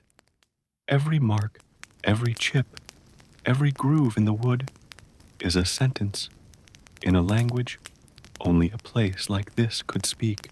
Torin stirs again, turning over with a low groan, pressing his back against the bed frame, breathing in rhythm with his master. Outside, the snow deepens. No footsteps pass. No lights shine. The croft, the hill, the sky, everything is wrapped in dark wool and peace. And inside, in the breathing stillness, Lachlan listens to the wood and the stone, their slow vocabulary of creaks and whispers, and allows himself to fall deeper into the hush they offer, carried by beams and walls and the shape of a bed carved into the quiet heart of winter. Lachlan no longer knows where he is within time, not quite awake, not yet dreaming, but floating somewhere between, in that quiet fold of night, where thoughts are no longer driven by intention, but by texture and memory, and the deep pull of slumber, and, above him, though unseen behind shuttered windows and thick thatch, the snow continues to fall in gentle, unhurried flurries, settling upon the roof in soft layers that thicken the silence within, muting even the wind until the whole croft feels as though it has been wrapped inside the world's quietest blanket. Beneath that weight, though it is not heavy in the usual sense, more like a hand resting across the chest or the warmth of a dog pressed against the knees, Lachlan's breath grows slower, deeper, each inhale drawn not from necessity, but from instinct, from the body's ancient knowledge that now is the time to rest, to turn inward, to surrender. In his sleep, or just before it, images begin to form, not loud dreams, not vivid scenes, but soft echoes of things that may have happened once or never at all. A sheepdog running along a stone wall under a summer sun, its fur full of bramble and joy. The taste of oat bannocks, warm from the griddle, passed hand to hand in a field with hands still dirt-streaked from work. The creaking of a cartwheel on frost-hardened mud, and once, briefly, the sound of a fiddle being played near a hearth like this one.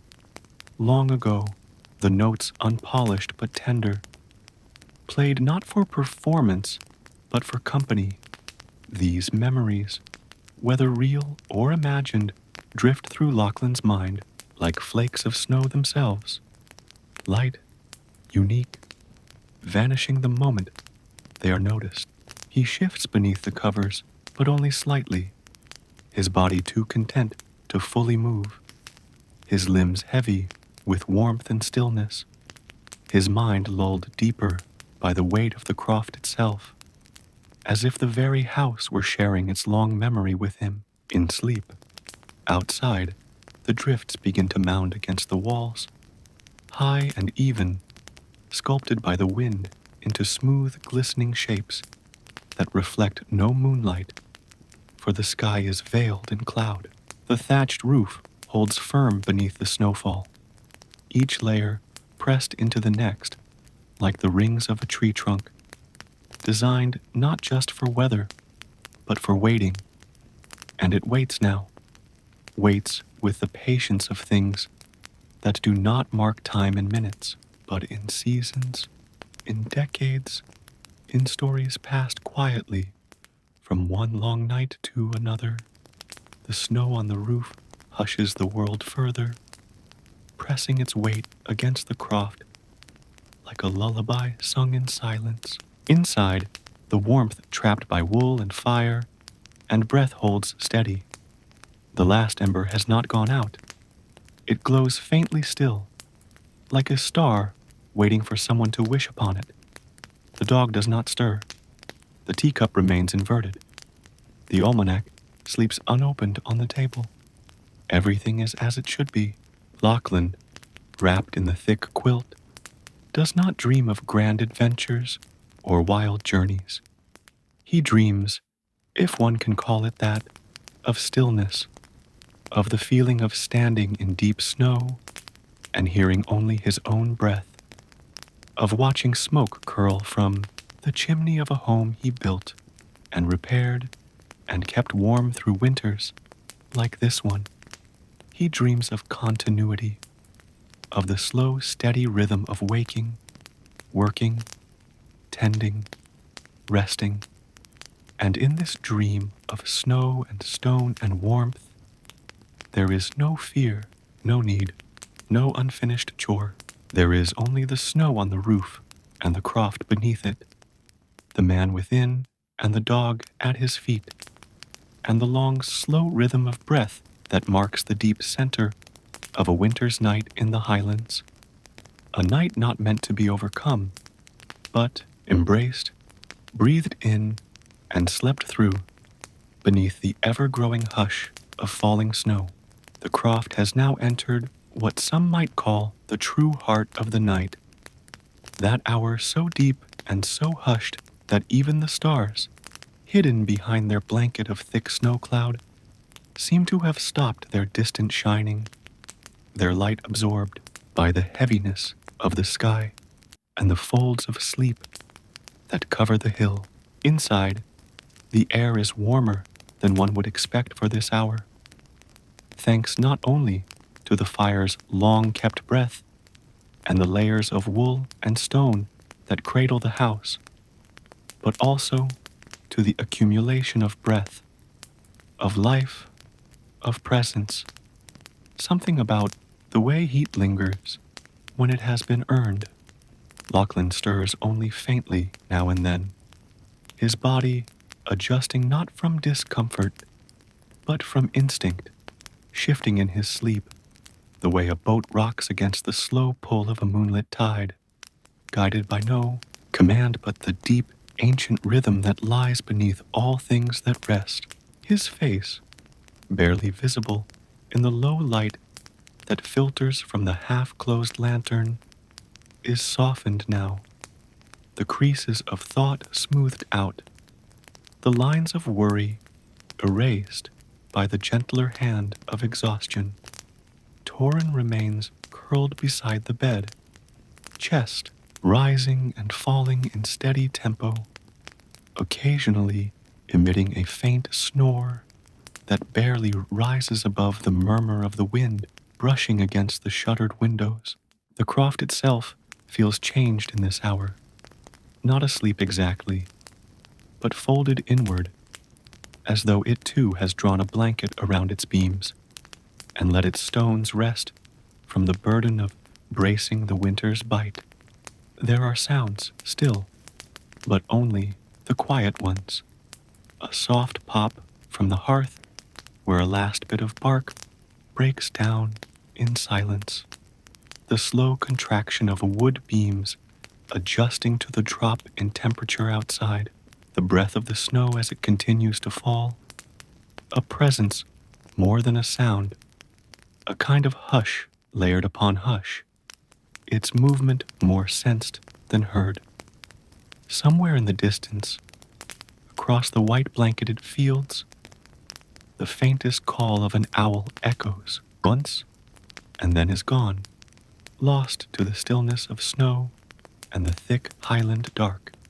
Inside, time is a slow, looping thread, not linear but circling gently, as if night moves in great rings rather than straight lines, and the hour has no interest in declaring itself. It only is, whole and without measure. In this quiet, the croft becomes more than shelter. It becomes a kind of cradle, a vessel that contains not just the man and his dog, not just the tools and the furniture and the stories pressed into its walls, but also the quiet trust that rest will hold. That morning will arrive, not because it is summoned, but because it always has. This hour, the deepest hour, is the most sacred because it demands nothing. It offers no revelations, no dreams, no flickers of thought. It offers only the space to exist without disturbance. It is the breath between chapters, the hush in a lullaby, the moment between a snowflake's fall and its settling upon the ground. And within this hour, Lachlan sleeps, not deeply in the sense of dreams or movement, but in the way a stone sleeps beneath moss, or a field sleeps beneath frost, without effort, without sound, held by the land and time and the rhythm of things older than memory. There are no candles burning now, no flames flickering. The lantern has gone out, its final glow absorbed into the dark with no drama. The croft does not need light to feel full. It has memory and heat and rest, and the man within it, breathing slowly beneath the patchwork quilt, becomes part of that memory. One more night in a house that has known 1,000, one more winter's pause in a life carried gently across time, stone by stone, breath by breath, sleep by sleep. The world outside the croft has disappeared entirely now, not in the sense of vanishing, but in the way things do when they are tucked away under snow and night, covered so thoroughly that they feel distant even to memory. The hills that were once visible by the last glimmer of twilight are gone, the path from the stream buried, the low stone wall outlining the edge of the pasture transformed into a mere undulation in the drifts, and beyond it all, the silence of the highlands has settled into something near absolute, as if the land itself has taken one long, deep breath and is holding it until morning. Inside, the croft is undisturbed, a vessel filled with the breath of its occupant and the faint, enduring heat of a fire that no longer flames, but still smolders in the iron cradle of the hearth.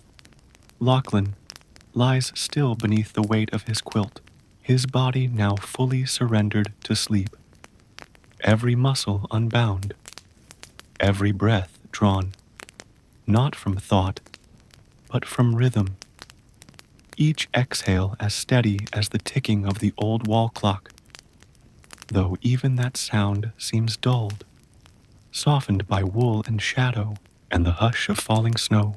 The room is dark now, completely, the lantern having extinguished itself without ceremony, the fire no longer casting flickers, and still the croft glows, not with light, but with presence, the kind that fills a place when time slows and breath takes the shape of walls and rafters. Every object in the room is as it should be. The mug turned down on the table, the almanac closed with its page still marked, the boots resting upright beside the hearth, the wool hanging by the door no longer needed. These things are not merely possessions. They are participants in the quiet, companions to sleep, the sort of things that have seen more years than can be counted and still carry on without fanfare. Torin has not moved in hours, curled in such a perfect circle that he seems sculpted by rest itself, his fur rising and falling in the slow, steady waves, ears twitching once every so often to the sound of a shifting timber or a flake of snow tapping faintly against the outer stone. The walls breathe along with them both, contracting in the cold, holding in the warmth, remembering all the winters they have withstood, and all the nights when men, women, children, and beasts alike have closed their eyes in this very space and let the dark wrap around them like a cloak.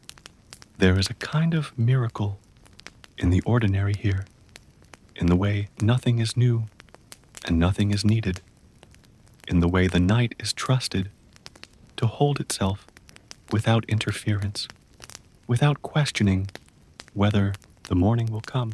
The croft exists outside of time, a place held together not by nails or mortar alone, but by the quiet discipline of repetition. Each night like the one before, each gesture, each breath, each flicker of thought passing gently into stillness until all that remains is the soft hum of existence. Outside, the snow continues its descent, slower now, almost ceremonial, as if it too understands that the time for motion has passed.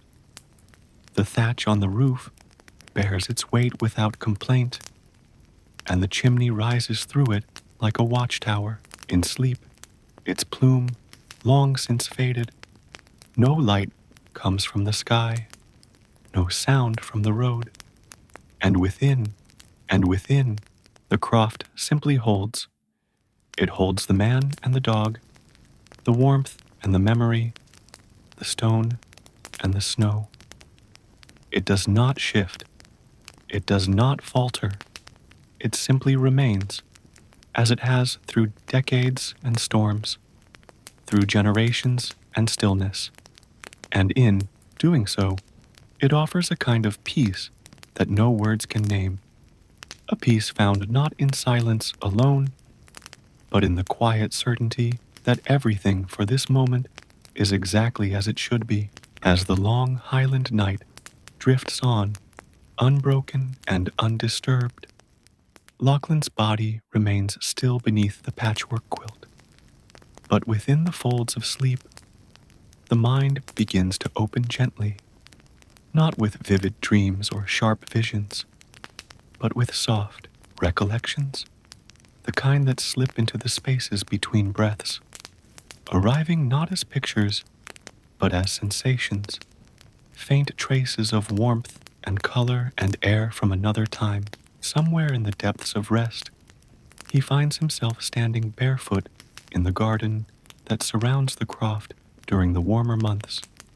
A memory so quiet it feels like stepping into sunlight through closed eyelids.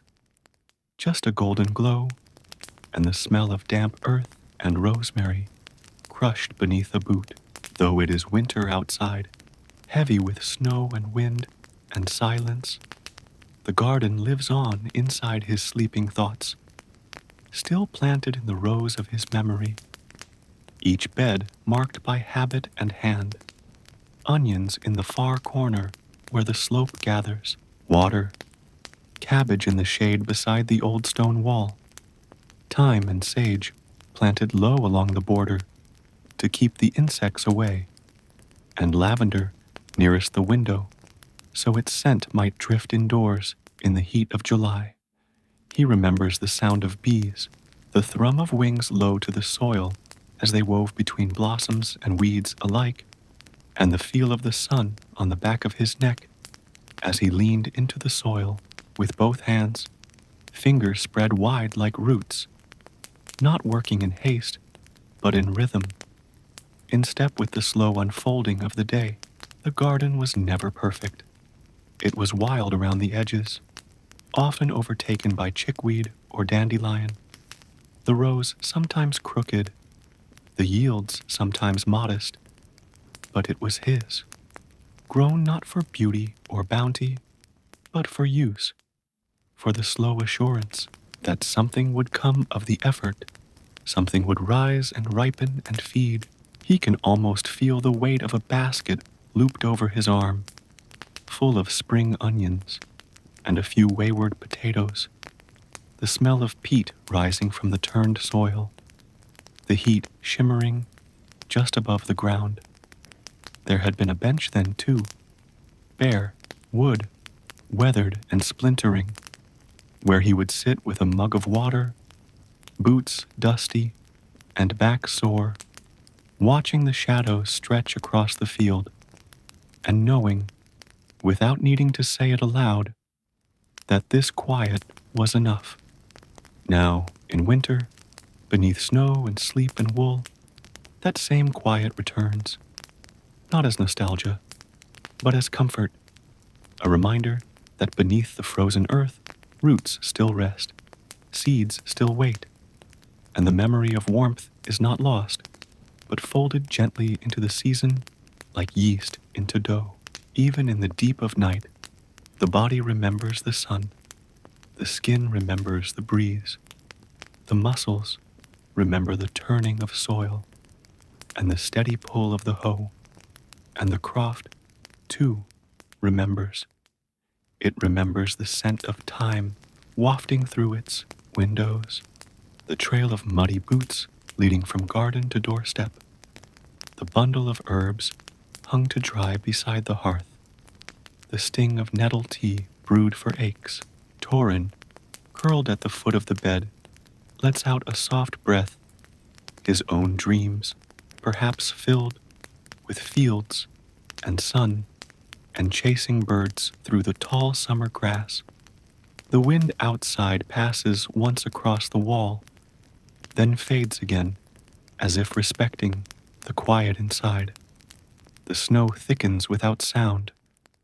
The croft does not move, but somewhere, deep in the slumbering heart of it all, the garden continues, dormant but not gone, patient beneath the frost, sleeping just as its keeper does, waiting for the slow, steady return of warmth, though the fire in the hearth has long since quieted into a bed of pale embers, hidden beneath soft ash. Its presence continues to radiate a kind of memory into the room. Not warmth exactly, but something deeper, more persistent, as though the stones of the fireplace themselves remember every flame ever burned within them, every kettle that boiled, every loaf that rose near its heat, every voice that once spoke beside it, folded in lamplight and smoke. In the hush of this hour, the hearth is no longer the center of activity. It has become the silent heart of the croft, pulsing with old heat and old stories, holding together the stillness like a spine beneath wool and wood. Lachlan, deep in sleep, breathes in slow rhythm with this space, the kind of sleep only found after a day well tended and a night thoroughly folded, his body motionless beneath the quilt, but not stiff, just resting in full surrender, like the earth beneath. Snow, the hearth has been there since the beginning, older than the bed frame, older than the shelves and chairs and tools hung neatly on their hooks, built by his grandfather with stones pulled from the very land where the croft stands. It was the first thing laid down after the walls were staked, because no house, no matter how small or humble, can stand through a Highland winter without fire. He remembers being told that once, many years ago, the chimney collapsed in a storm and the entire house filled with smoke until every window had to be thrown open, even in freezing wind, and the neighbors came trudging through waist-high snow just to help rebuild the flue before nightfall, because in these hills, a fire isn't a luxury, it's a lifeline. That same hearth still stands, now patched and blackened, but strong, with the iron grate bowed slightly from years of heat, and logs cracked with the rhythm of ritual. During the day, it's where kettles hum, and stews simmer, and socks dry out on the iron rail. At night, it watches, it listens, and in this long stretch of moonless quiet, it holds the room in its steady memory. The dog, curled near its outer stone, has long since stopped twitching in his dreams. He lies still now, warmed by the faintest leftover heat trapped in the flagstones. Above the hearth hangs a rusted horseshoe, turned upward, a talisman from another century that no one really believes in anymore, but no one dares remove either, just in case. Hanging beside it, a bundle of dried heather, tied with twine, dusted with time. These small things matter here. They don't glow or gleam, but they anchor the space like quiet promises.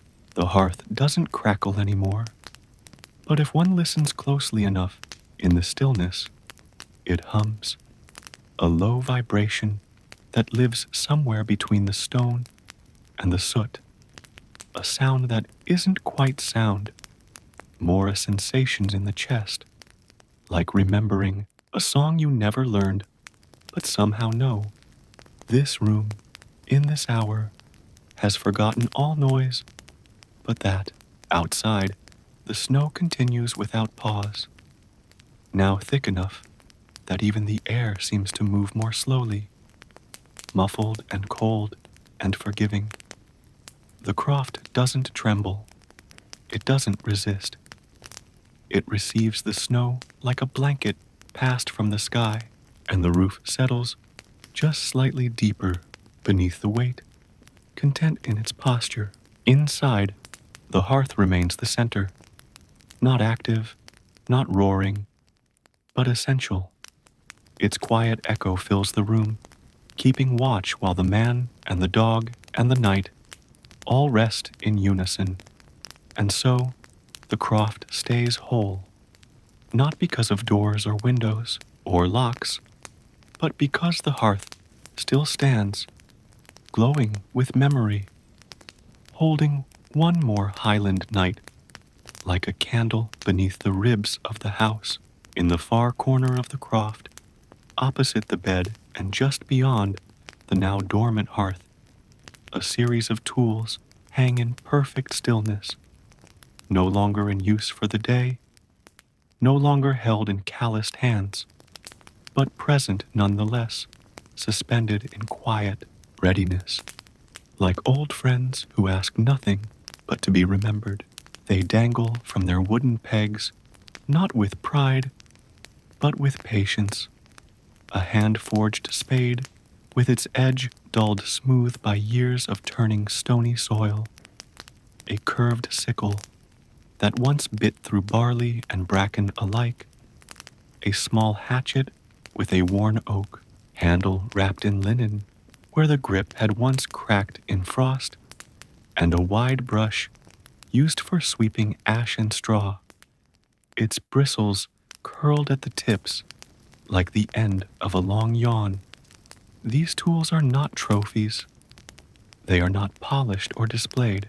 They are kept here because this is where they belong, in reach but never in the way, a quiet part of the croft's breath, used when needed, ignored without resentment when not. Each has a history, measured not in words, but in touch. The number of times, fingers wrapped around a handle, the strokes against a stone, the feel of soil pushed, grain harvested, firewood split in the dim hush of night. They do not glint or clatter. They simply wait, coated in a fine dust of memory, listening to the house sleep. Lachlan, unaware of them now in his deep rest, once knew each by feel alone, waking before dawn to grasp them in darkness, trusting the shape and weight of each as extensions of his own limbs. He sharpened the sickle by lantern light. He oiled the spade to keep it from rust. He even named the axe once in a moment of quiet silliness, a name forgotten now, but the bond between hand and handle never lost. There is something sacred about tools in a place like this, not because of their form, but because of their use, their presence in every small act of survival, in every meal grown, every beam cut, every fence repaired. Under the burden of wind and time, they are not flashy. They do not speak, but in their silence, they affirm a life lived close to the land. The croft itself seems to understand this, cradling them in its corner, like relics of a faith that doesn't need preaching, only practice. Even now, while snow builds steadily outside and the sky remains sealed in gray, the tools rest like bones beneath a blanket, their usefulness temporarily paused, but not forgotten. Outside, nothing stirs. No sheep bleat in the field, no crows call, no hoof marks break the snow. The world is paused, and so are the tools. The croft wraps them in its warmth as it does its occupant, asking nothing of them in this hour but to be. A lantern, unlit on the shelf beside them, catches the faintest line of ambient light, casting a soft, golden thread across the sickle's edge, as though it remembers the shimmer of morning dew on wheat.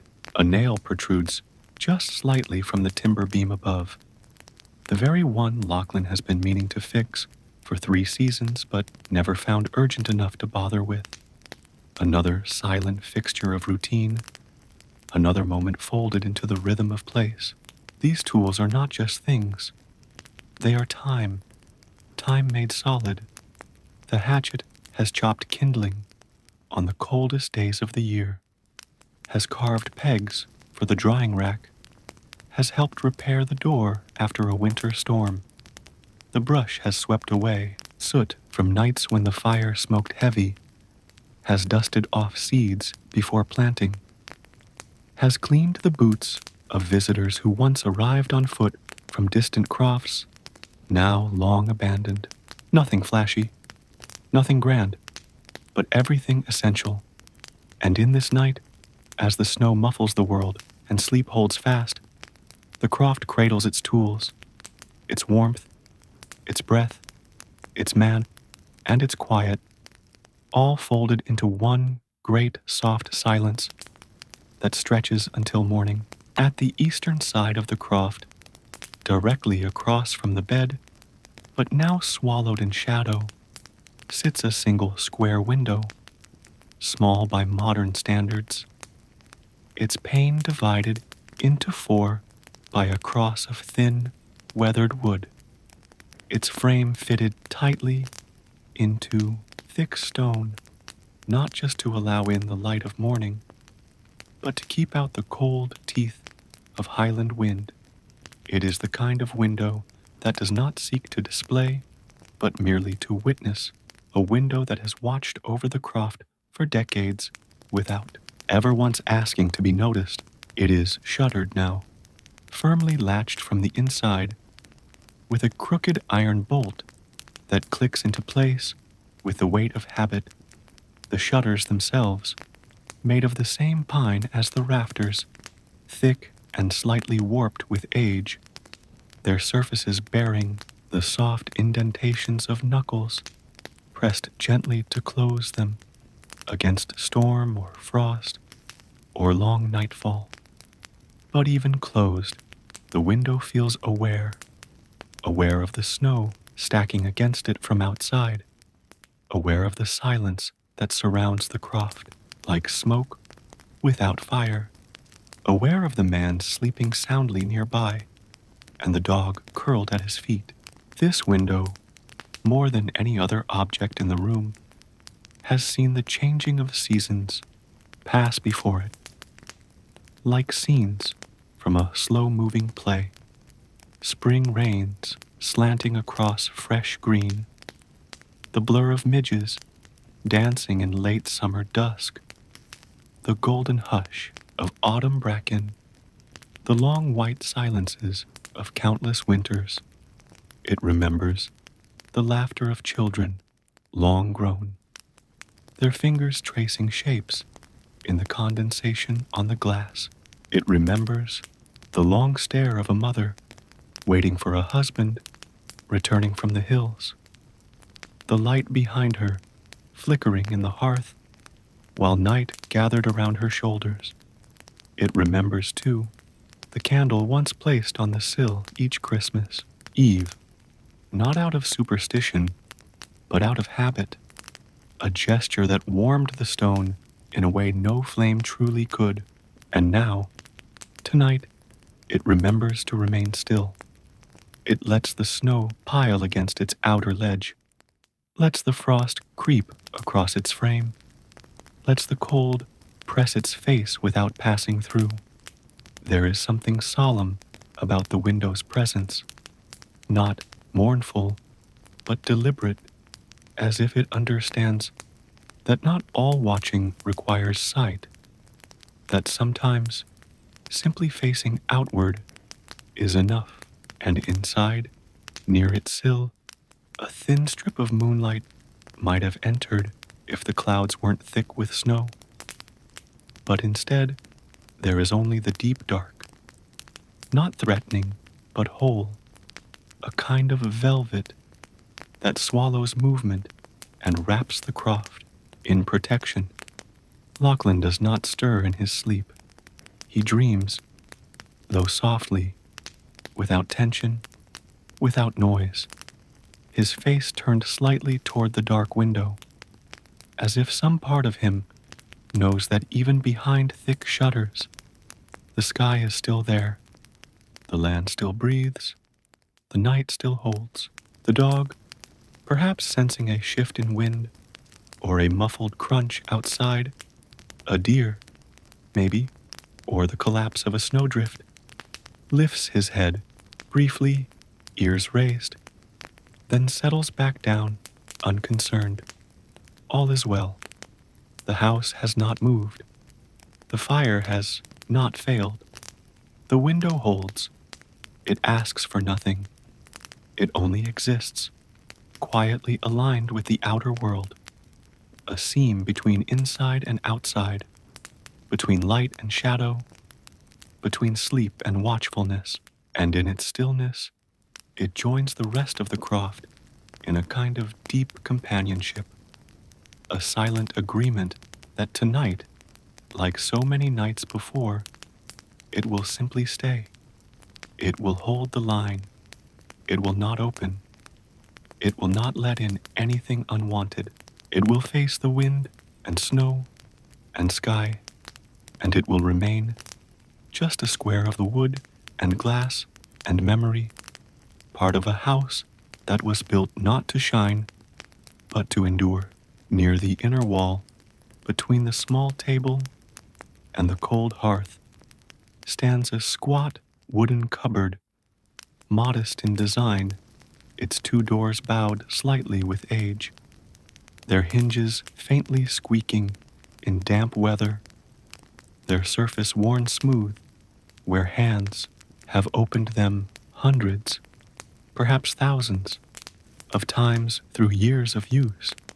This cupboard, though unremarkable to the hurried eye, holds within it a quiet dignity, a memory of plenty built slowly through seasons of patience and necessity, a collection of jars, tins, and folded cloths, arranged with the kind of care that only comes when life is lived close to the edge of enough. Within its shelves, stacked in uneven rows, are glass jars filled with the summer's labor, pears suspended in syrup, carrots sealed in brine, a dark chutney made of apples and vinegar and cloves, honey drawn thick from combs hidden in hillside, hives, and jam dark as garnet from late August berries, picked under the long Highland sun. Each jar bears no label, but is known by sight and weight and habit.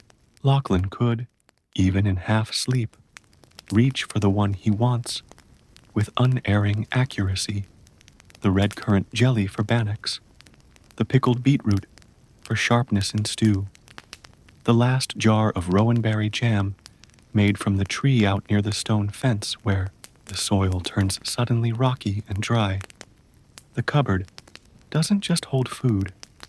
It holds foresight, effort, and a quiet kind of wisdom, passed down without words.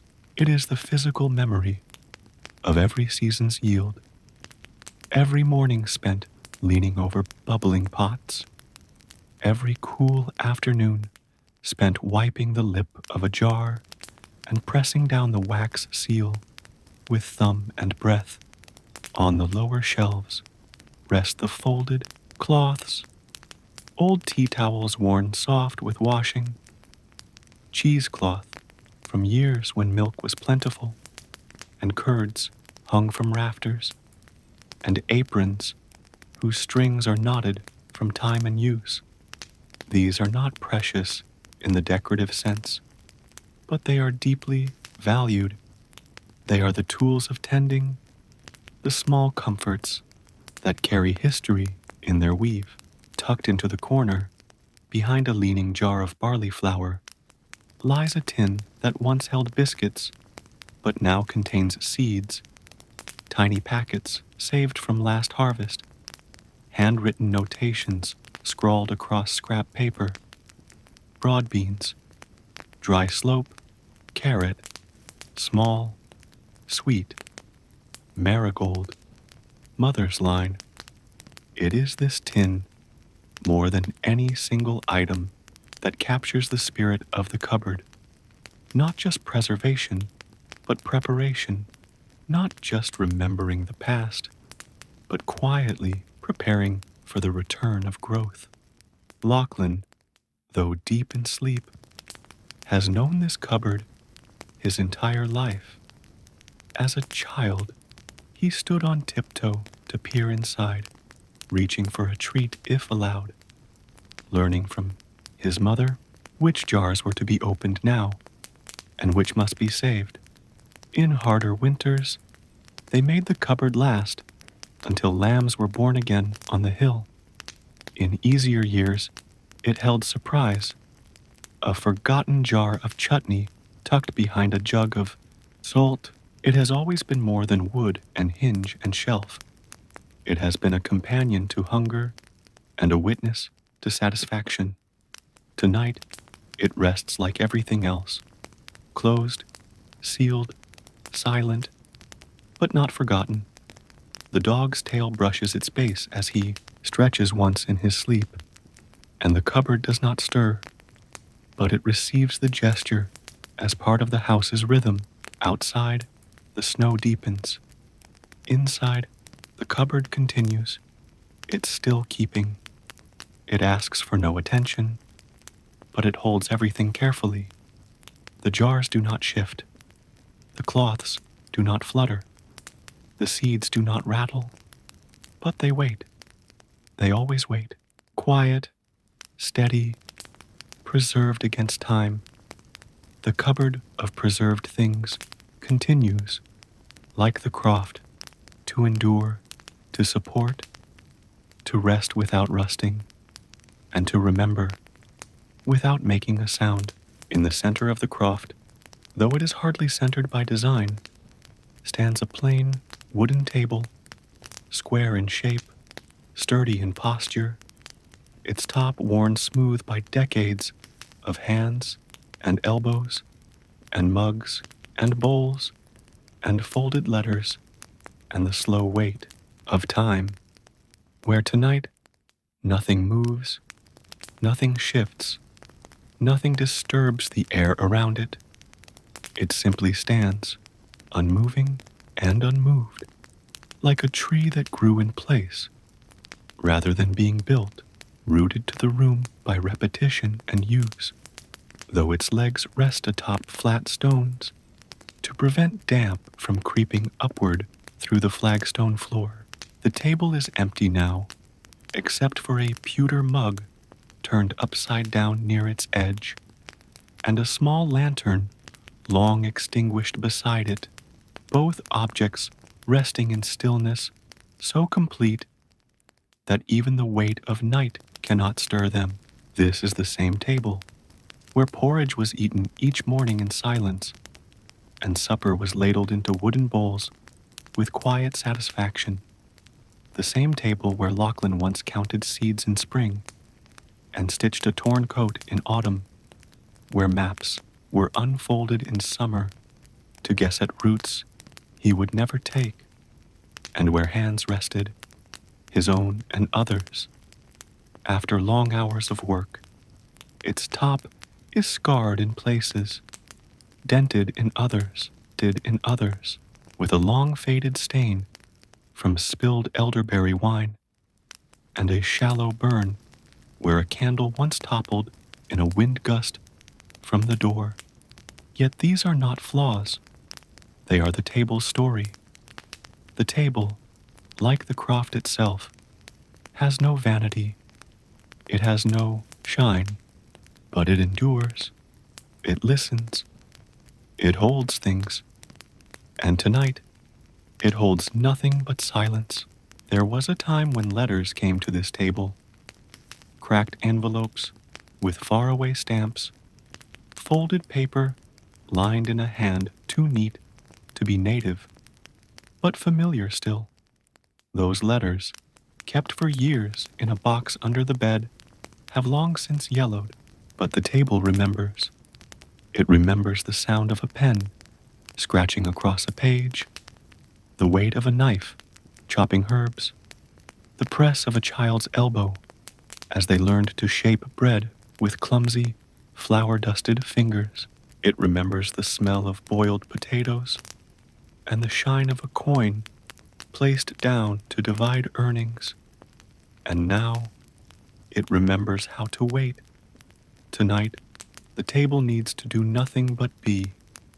Its shadow falls in a clean square upon the floor, undisturbed by flame or footfall, its surface chilled only slightly by the room's soft cooling.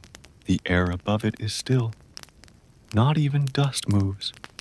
Torin occasionally lets out a small sigh in his sleep, and somewhere above, the beams of the roof groan faintly under the weight of snow. But the table remains unchanged, its silence so complete it feels like a pause in time itself. In many ways, this table is the pulse of the croft, not because it beats, but because everything eventually passes through it. Food, tools, letters, hands, hopes, fatigue. It is a square of constancy, the one thing always there, whether lit by fire, candle, or sun. Even in darkness, its edges are known. Lachlan, though sound asleep, could navigate around it without opening his eyes, could place his mug exactly where it belongs, could rest his palms along the grain and feel the years carved into it. Outside, the wind shifts slightly, pushing snow against the door, and inside, nothing reacts. Not the chair, not the mug, not the man or dog or shadows.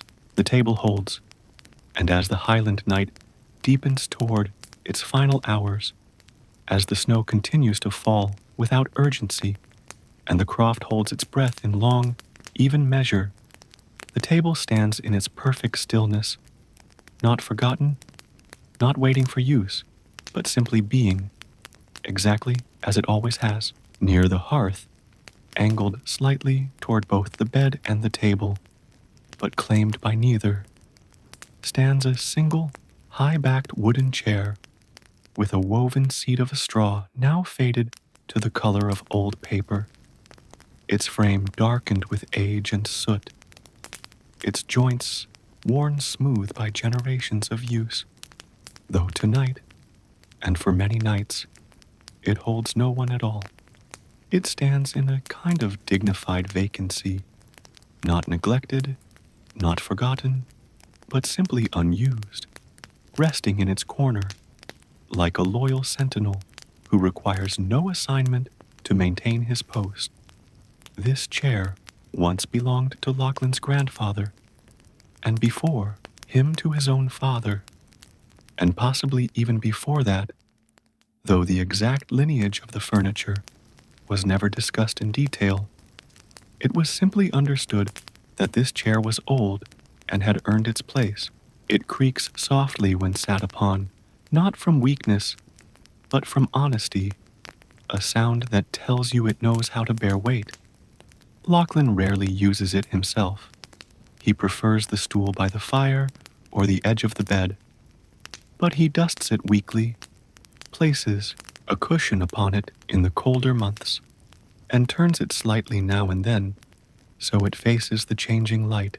There was a time when this chair was in constant use, when his grandfather sat in it after supper, rubbing his hands together before the fire and humming tunelessly, when his mother read aloud from a book in the lamplight, her feet tucked beneath her and her voice rising gently over the sound of wind outside, when guests, rare though they were, would choose that seat by instinct, as though sensing its welcome without needing words. But now, on this long winter night, it is empty, holding only the shape of memory and the shadow of presence. Its back leans just so, carved with a small thistle motif nearly worn away by time and touch, and its legs rest squarely on the flagstones, casting faint outlines that stretch and fade with each flicker of lamplight or fire glow.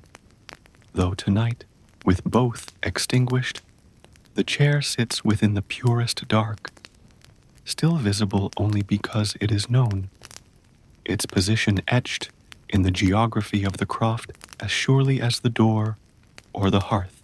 Torin, curled on the floor near the hearth, sometimes lifts his head to look at it, as if recalling the old man who once dropped crusts there, or perhaps sensing the faint warmth still clinging to its seat from days gone by. Outside, the snow presses gently against the windows, the wind curling across the highlands in long, whispering arcs. But inside, the air is still, and the chair waits, not impatiently, not longingly, but with the same patience that stone and wood and winter possess. It does not need to be filled to matter. It simply is.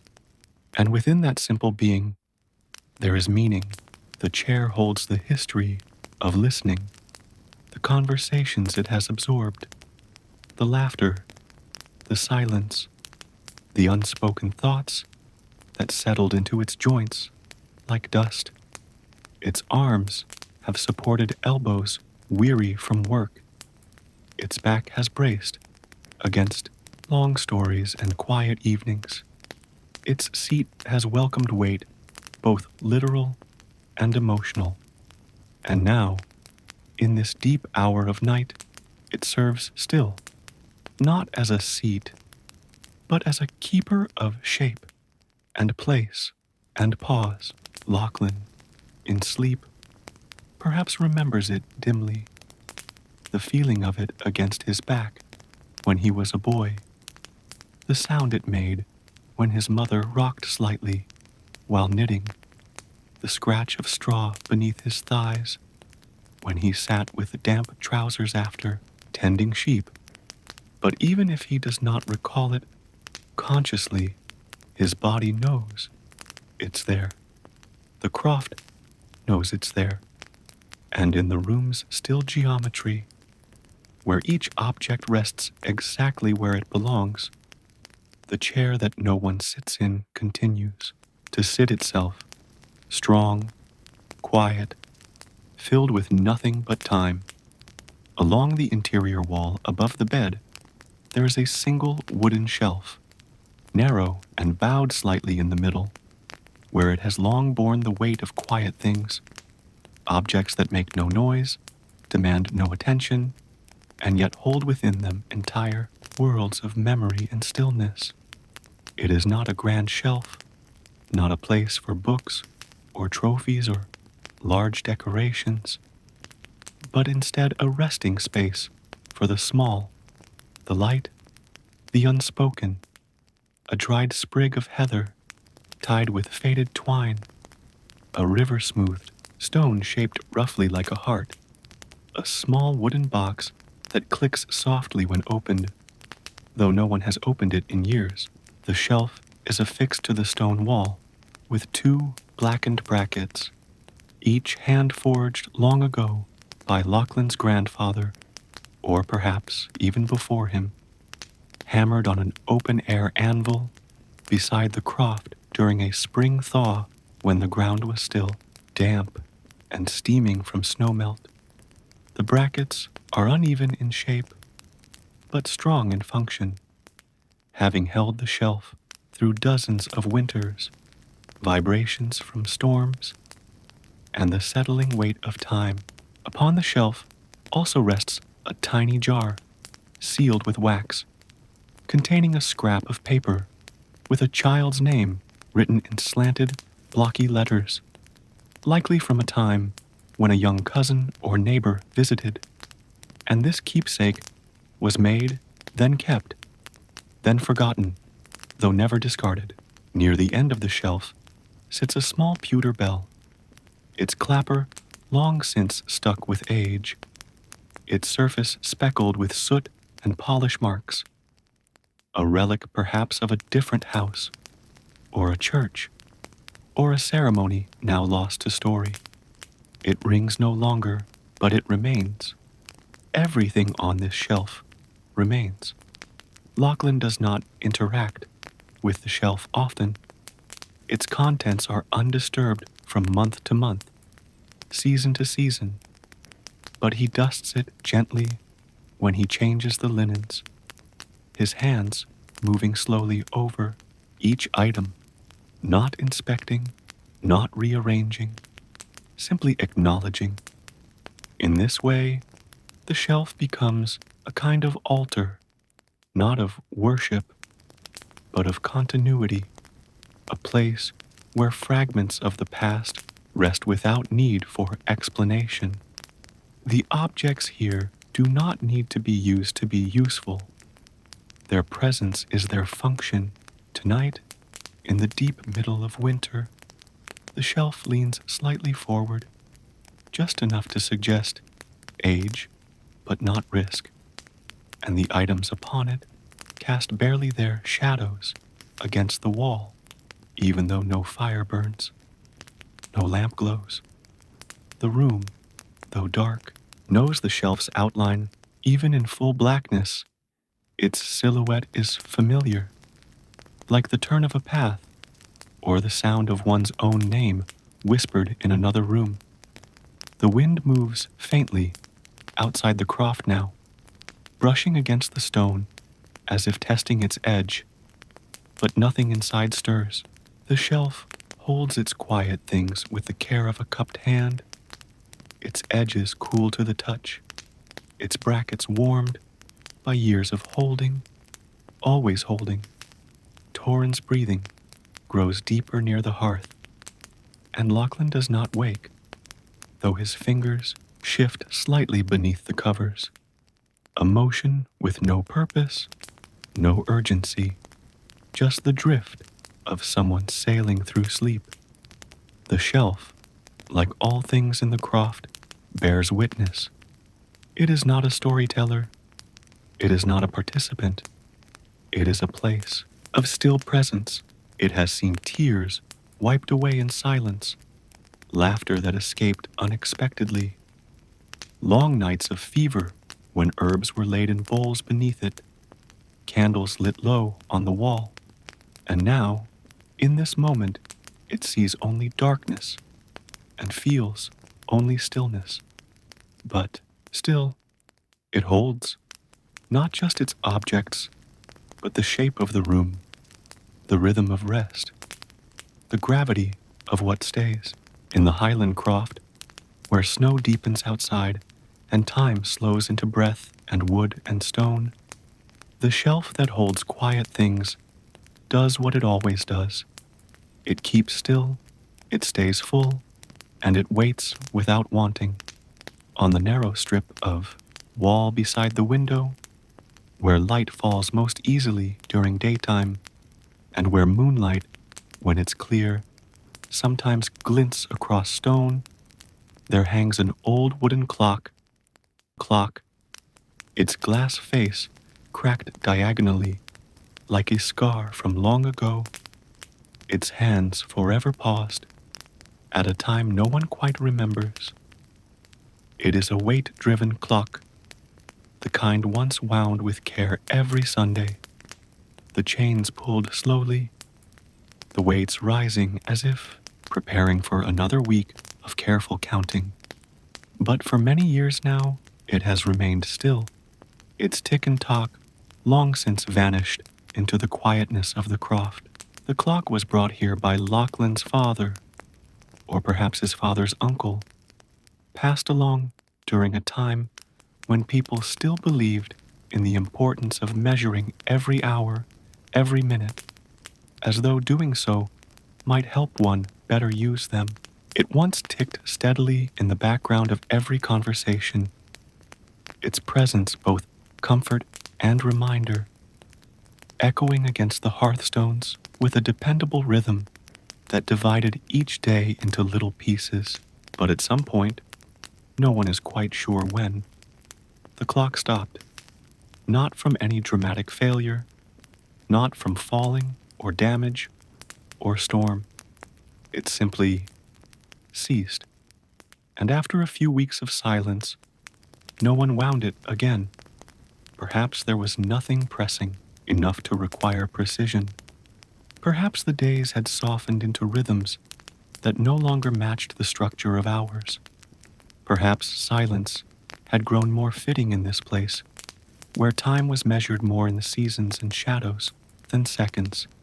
And so, the clock remains, its hands forever paused just after 3, though no one knows if it is morning or afternoon. Its face is dusted lightly now and then. Its chains still dangle, its pendulum still hangs, and its carved wooden trim remains as intricate and careful as it ever was. But it makes no sound. It has become less a device and more a relic, less for telling time, more for holding it, In this hour, this quiet and snow-silenced hour, the clock is barely visible against the wall, its outline softened by shadow, its glass catching no light, and yet its presence remains whole. Lachlan, in his sleep, might not know what time it is, and he does not need to. The fire has gone out. The dog sleeps undisturbed.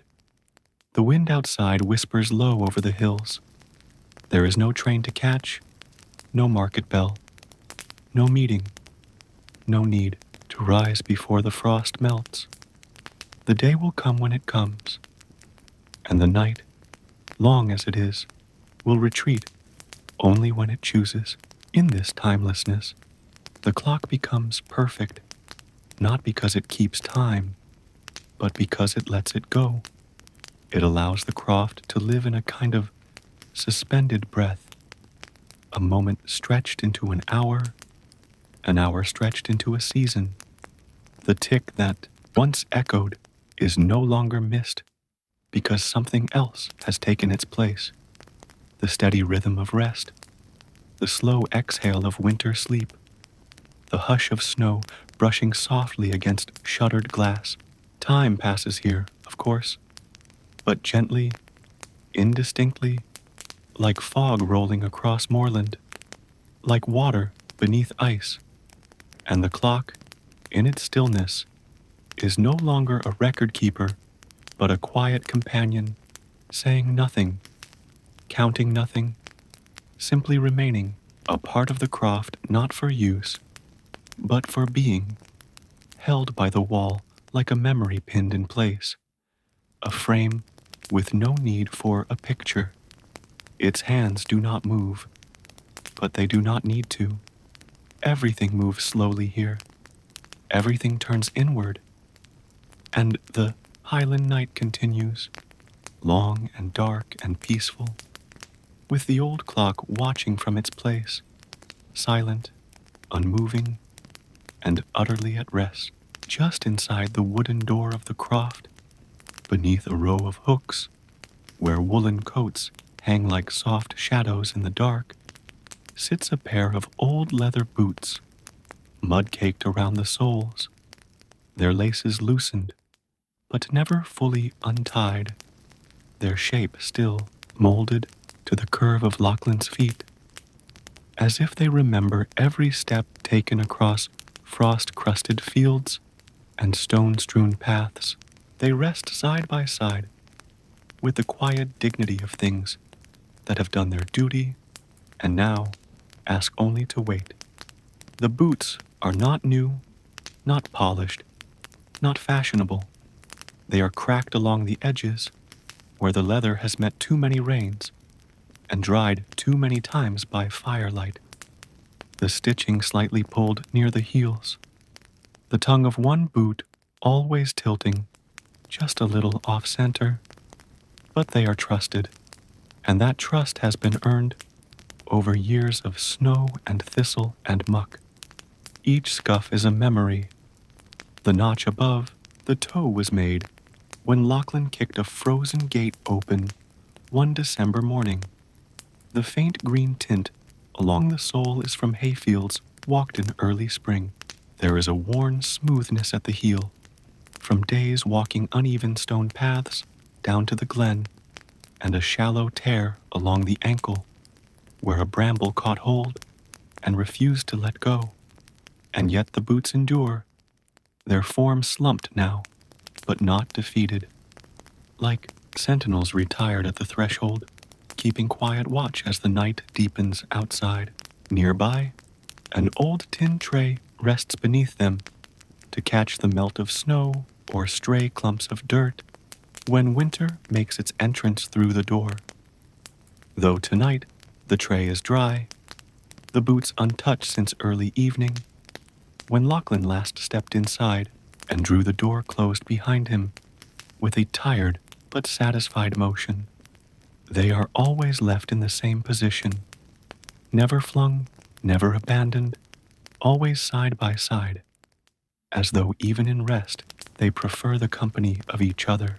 Above them, on the hooks, hangs a thick woolen cloak, its hem stiff from past storms, its collar brushed with salt from sea air carried up through the glens, and beside it a flat cap limp with use, the fabric thinned from years of being folded, pocketed, worn, and reworn. But it is the boots that hold the ground, literal and symbolic.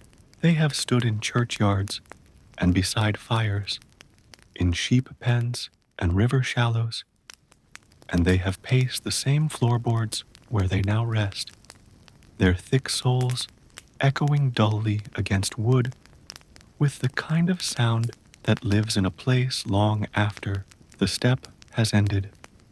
Tonight, there is no sound. The boots do not move.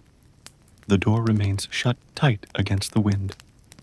Outside, snow piles quietly along the stone wall, and no one travels the path leading to the croft. The boots do not expect to be used until morning, if then. They are content to stay as they are, near the threshold, neither inside nor outside in spirit, but exactly in between, a reminder of movement in a house currently stilled, a suggestion of the world beyond in a room entirely closed. Lachlan sleeps deeply now, his breath warm beneath layers, his dreams quiet and slow, and he will not rise for many hours, but the boots remain. They will be there when he does. They will offer themselves again, without asking questions, without requiring notice, just as they have through countless winters, countless mornings of cold fingers and layered socks and reluctant first steps into chill air. And so, in the hush of this long Highland night, with nothing stirring but the occasional stretch of the dog and the soft creak of timber in the walls, the boots stand their watch. They say nothing. They remember everything, and they wait, not for movement, but simply to be used again, someday, when the night finally gives way to morning. At the foot of the narrow bed, positioned in a way that makes it both part of the room and yet subtly its own quiet territory, rests a broad wooden chest, low to the ground, with a curved lid and thick brass hinges dulled to a soft gray by age and use, known simply in the way such things are known in homes like this as the blanket chest, though it holds more than blankets now, and perhaps always did. Its name has never changed, and it remains one of the most silently faithful fixtures of the croft. Made of dark pine, its surface is smooth from decades of palms brushing across it, of socks rested briefly upon it, of elbows leaning into it, while boots were removed or laces tied. It creaks faintly when opened, but never so loud as to startle, as if it, too, understands the language of softness required by long winters and sleeping rooms. Inside, layers of folded warmth are tucked with care. Thick wool blankets in muted tartans, knitted shawls worn long enough that the yarn feels almost weightless, a quilt stitched from scraps that once belonged to shirts and aprons, now long gone, and, at the very bottom, an oilskin wrap containing a sheepskin lining used only when frost gathers like lace along the inner walls.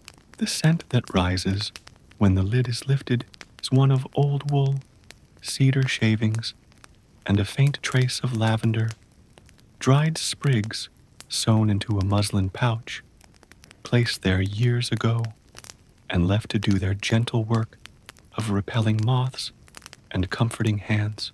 On top of the folded layers lies a small tin box, flat and wide, containing spare buttons, darning needles, and a spool of coarse black thread, alongside a pair of scissors with dull, rounded tips. These tools rest not for show, but for service, called upon only when something needs mending, and returned just as quietly after the work is done. The chest has its own rhythm, opened in autumn, used heavily through the darkest months, then slowly ignored as spring brings light enough to sleep with only a single cover. But even in the warmth of other seasons, it is never forgotten, only waiting. And now, in the deep stillness of the Highland night, it remains closed, blanketed itself in shadow, its curves and corners faintly visible only by the memory of shape and the echo of habit. Lachlan lies asleep just above it, unaware of its presence in any conscious way, but comforted by the security it offers, the simple assurance that should the temperature drop, or the wind shift, or the fire truly fail, there is always more warmth to be found within arm's reach. Torin, stretched at the end of the bed, rests one paw lightly against the side of the chest, not intentionally, not seeking anything, just a point of contact in the world he has claimed as home. The room does not move. The fire is long ash. The snow outside deepens and curls softly against the edge of the door, but the chest remains, solid, silent, useful. It does not boast. It does not change, does not change. It only holds. And in a world where so much drifts and shifts and fades, there is deep, quiet value in such a thing. The blanket chest does not need to be opened tonight. Its job has already been done. The layers atop the bed came from its depths. The man sleeps soundly, the dog sleeps warm, and the croft holds firm beneath its snow-covered roof. Outside, the wind may stretch across the hills, brushing past the chimney and the stones. But inside, every blanket is in place, every fold smoothed, every need already met. The chest watches and waits and dreams, if such things can dream, not of movement, but of purpose quietly fulfilled again and again across the soft passage of many winters, above the sleeping croft, above the beams and rafters, and the warm breath of man and dog and fire, now long extinguished, rests the roof, its steep pitch, layered in slate tiles, laid decades ago by careful, practiced hands, each one slightly uneven, slightly rough, and yet fitted so snugly that together they form a shelter, not just from weather, but from time itself. This roof, though battered by wind and softened by lichen, remains steadfast, holding not only against the snow that has quietly accumulated through the long night, but also against the centuries that try to creep in through every crack and seam. Tonight, as the Highland cold thickens and the stars vanish behind an endless curtain of cloud, the roof carries the weight of silence in physical form, a soft, heavy layering of snow that muffles the world beneath it like thick wool over sleeping shoulders. No creak of slate, no slide of frost, only stillness. The snow presses evenly, gently, unquestioning in its descent, and the roof receives it without resistance. It has done this many times before. It has felt heavier snows, harsher winds, bitterer cold, and still it holds. Beneath it, the croft is warm, not hot, not glowing, but wrapped in a consistent breath of stored heat. a warmth not just from the fire's memory, but from the steady insulation of stone and wood, and knowing how to build a home where weather does not ask permission. The rafters beneath the roof, those old pine beams blackened slightly at the corners and etched with the faintest curls of age, do not groan. They rest, held aloft by simple joinery and the trust of their construction. Over the years, birds have nested in the eaves, wind has whispered through loose slates, and sometimes in spring, water has found its way down one seam or another, but never in a way that broke the trust between roof and house. Lachlan, even now in deep sleep, knows this trust. He does not stir to check the snow. He does not wonder if the weight is too much. He knows the roof. He helped replace 2 tiles last summer and patched a corner where moss had curled beneath. He saw the way the slate still lay snug, the way the beam still bore weight, the way the old held the new without tension. Torin, nestled at the base of the bed, does not so much as twitch. The roof, in its unseen vigil, ensures the peace below. Outside, the snow has covered the chimney's top edge, leaving only the faintest outlet for the last wisps of smoke that curled out hours ago. The edges of the roof blur into sky, into white, into nothing, so that from a distance, the croft might appear as part of the landscape itself, just another rise in the snow, another quiet mound under the breath of the hills. But inside, beneath the layered stone and slate, life continues in its softest form. Sleeping lungs, the twitch of dreaming paws, the gentle shift of fabric over a resting body, and the roof watches over it all. It does not boast its strength. It does not resent its load. It carries it, as it always has, with quiet purpose. It does not sag.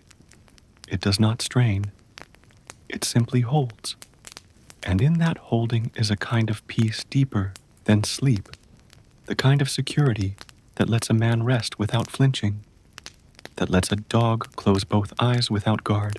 The roof will not fail. Not tonight. Not after all these years. And as the sky remains heavy and pale and without break, the snow continues its soft descent, pressing the roof gently downward, and the roof, in turn, presses no further, offering no complaint, no sound, just silence and shelter and the quiet dignity of doing what must be done through another long Highland night. Even in a well-kept croft, even with a fire burned down to glowing embers and wool packed thick against the seams of window and door, there is always a cold that lingers, not malicious, not biting, but ever present, a slow, watchful cold that waits at the edges of things like a polite guest who does not wish to intrude, but cannot help being felt. It curls in the corners of the room where the heat does not reach, behind the blanket chest, beneath the stool, along the stones at the base of the hearth, where old mortar gives just enough to let the breath of the hillside pass through. This cold is not sharp or sudden. It is deep, patient, ancient. It comes not only from the outside air, but from within the walls themselves, from stone that has known hundreds of winters and still carries a chill in its memory, from wood that once stood in open forest and remembers what it was to be frost-touched before it was roof beam or rafter. Tonight, as snow continues to gather, outside in the pitch-dark quiet, the cold rests against the croft like a great slow-moving animal, breathing lightly along its surface, waiting for its time. But it is not unkind. It does not rush in, nor does it seek out bare skin with cruel fingers. It simply waits. At the base of the door, a thin line of felt keeps most of it at bay. Though even so, the wooden floor is cool beneath the soles of wool socks, and the stone threshold always colder. Still, the windows, shuttered and latched, give off their own faint chill. Not a wind, not even a draft, but a presence, a coolness that makes you pull the blanket tighter around your shoulders without thinking, and the ceiling, higher than it seems, when the room is lit, holds a kind of frozen air above the warmth, a stillness that descends slowly as the fire fades and breath rises. Lachlan, asleep under layers of wool, does not feel the cold directly, but his body knows to curl in slightly to stay beneath the weight of warmth. His face, partly exposed to the room's air, is brushed faintly by the cold's breath, not enough to wake, but enough to remind his skin that it is winter.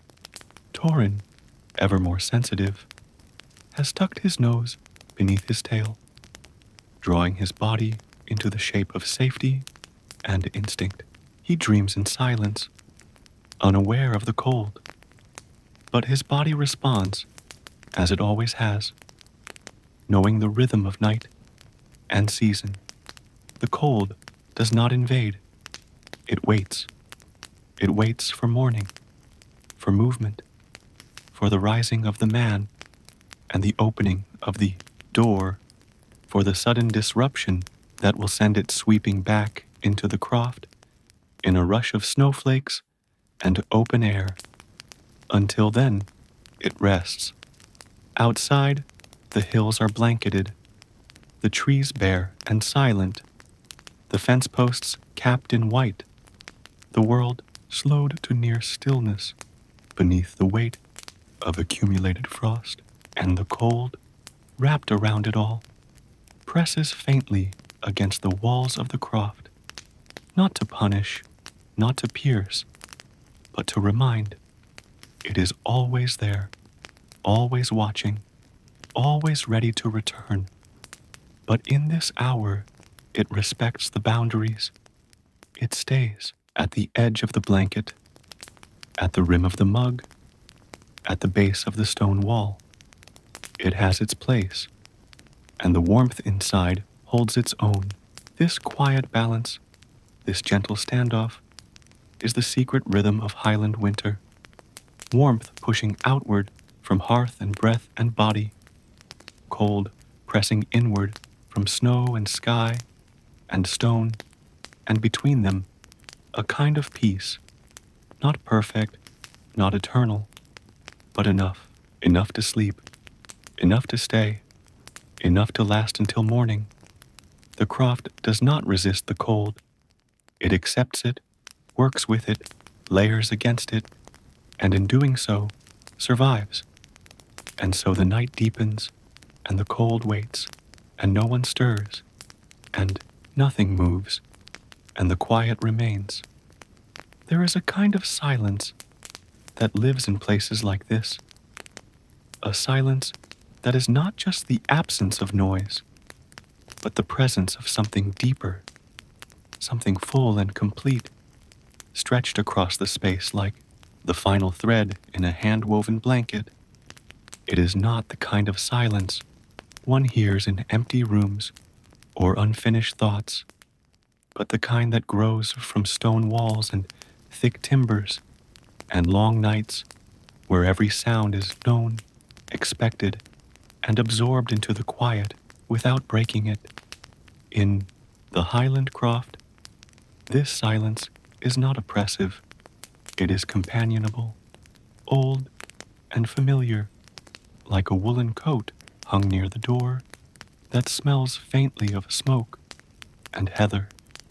It is made up of little spaces between the natural sounds, the low shifting of Torin as he readjusts his paws in sleep, the soft exhale from Lachlan's lungs as his body settles deeper into rest, the occasional creak from the roof beam, not from strain but from settling, like an old spine sighing into comfort.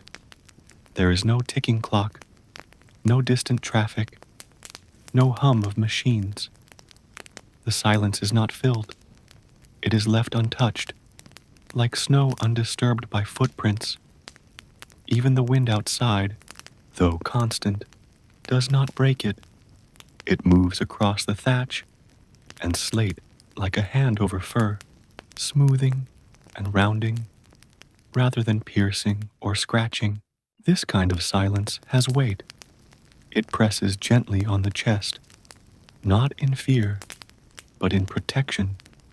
It tells the body that nothing is coming, nothing needs to be done, and that time itself has softened its edges. In this silence, thoughts are not sharp or sudden. They drift slowly, like smoke in still air. They come and go without effort. A memory may rise, hang briefly, then dissolve. An image may form of fields in spring or a dog barking down the glen, and then fade, not forgotten, just no longer needed. In this way, the silence becomes the true structure of the night, not the Croft's stones, not the wooden bed, not the fire now turned to embers, but this deep, enveloping hush that stretches from floor to rafter, from wall to wall, from sleeping man to sleeping dog. It is a silence that holds memory of songs once sung in this room, of laughter shared beside the hearth, of voices now long gone, who once spoke softly into the very air that still remains. It is a silence that holds breath, as if the house itself were breathing in slow rhythm with its inhabitants.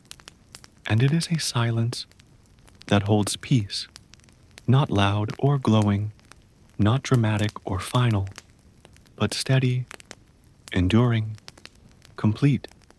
This is the silence of the Highland winter, the long and unhurried space where the world is paused but never empty, where rest is not a luxury but the natural state of all things.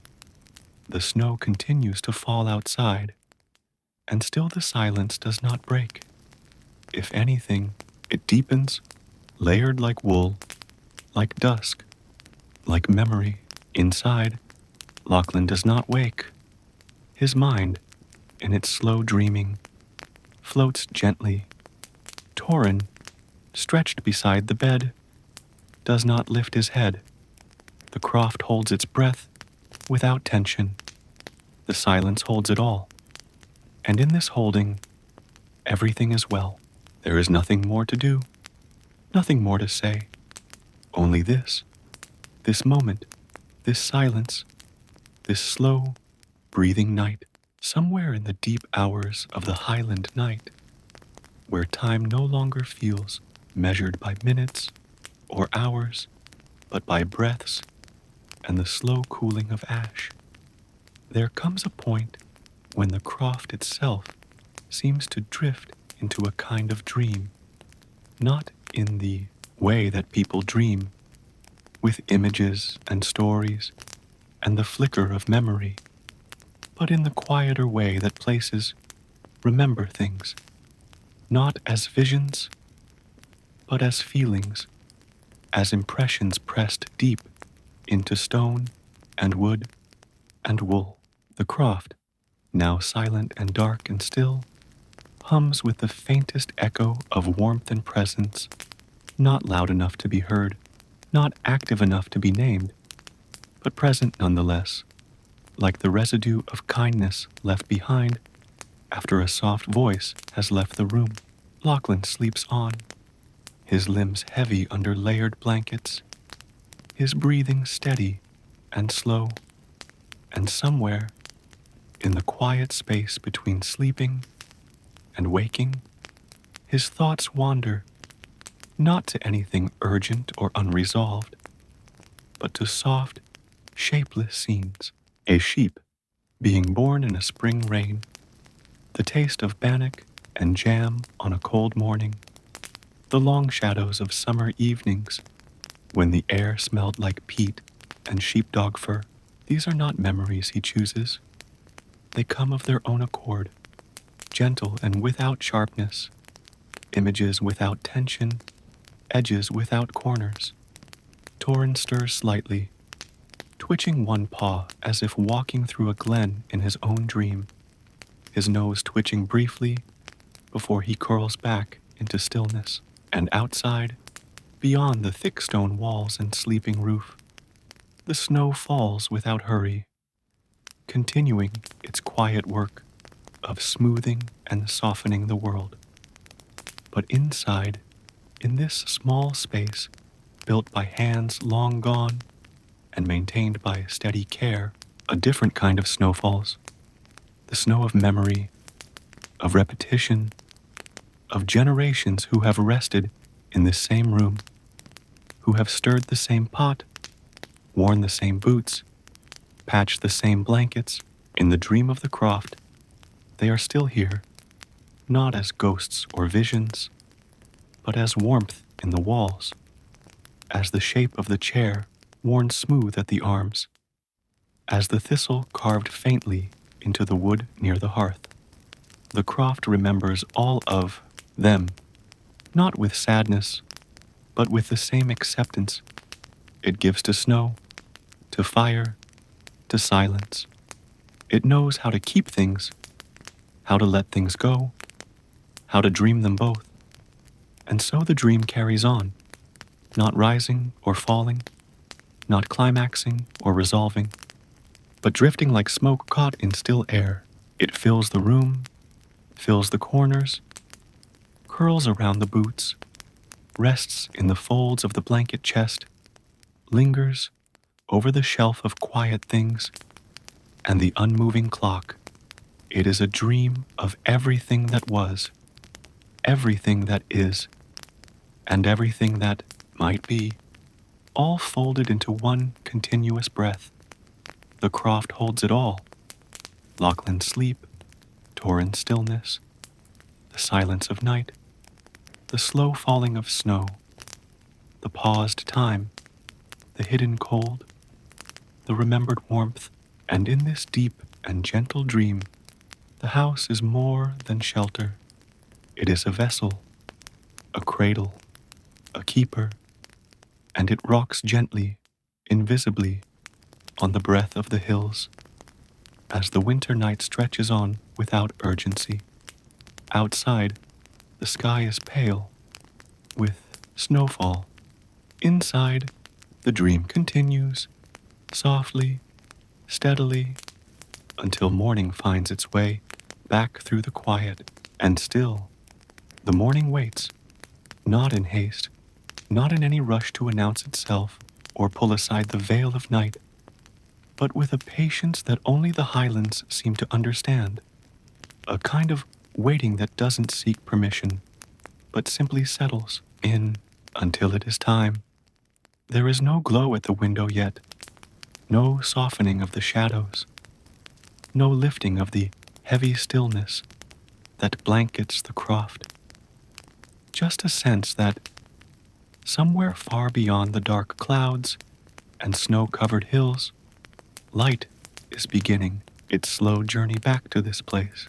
But here, within these stone walls, the change is not felt. Not yet.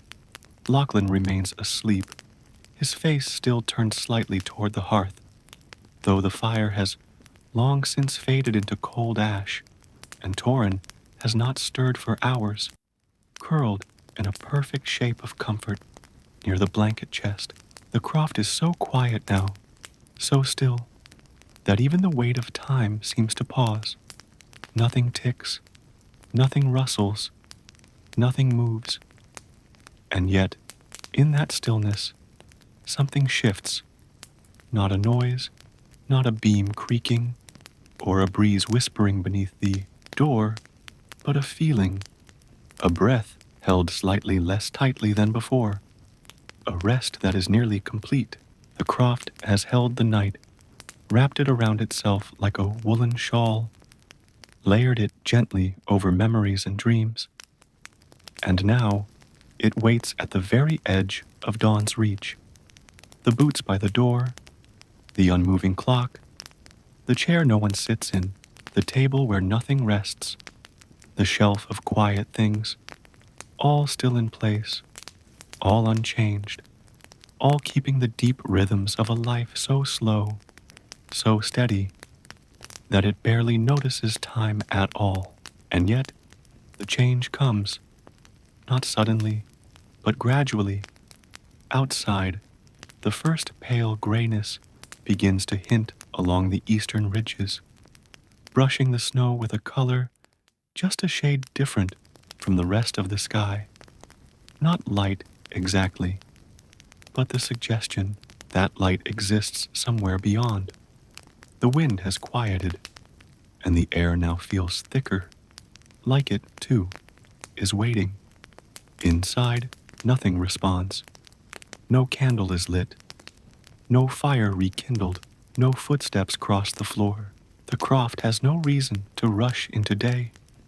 Its role has always been to wait, to hold, to last.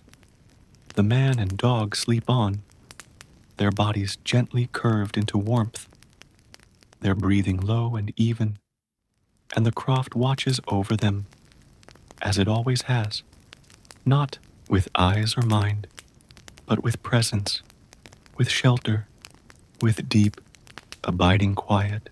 It has seen thousands of mornings, and it knows they always come in their time. This one will be no different. The sky will brighten. The cold will ease its grip. A hand will stretch from beneath the blanket. A paw will flex. The door will open. But not yet. For now, in this final hush of the long Highland night, the croft holds the last of the dark, like a final sip of warm broth, like the last word in a story told beside the fire, like the breath just before waking. And in that holding, it gives something precious, a moment suspended outside of need, outside of time, where everything is still as it should be, where the snow outside is just snow, and the warmth inside is just warmth, and nothing is expected beyond being. The morning will come, but for now, the croft sleeps, and with it, the world.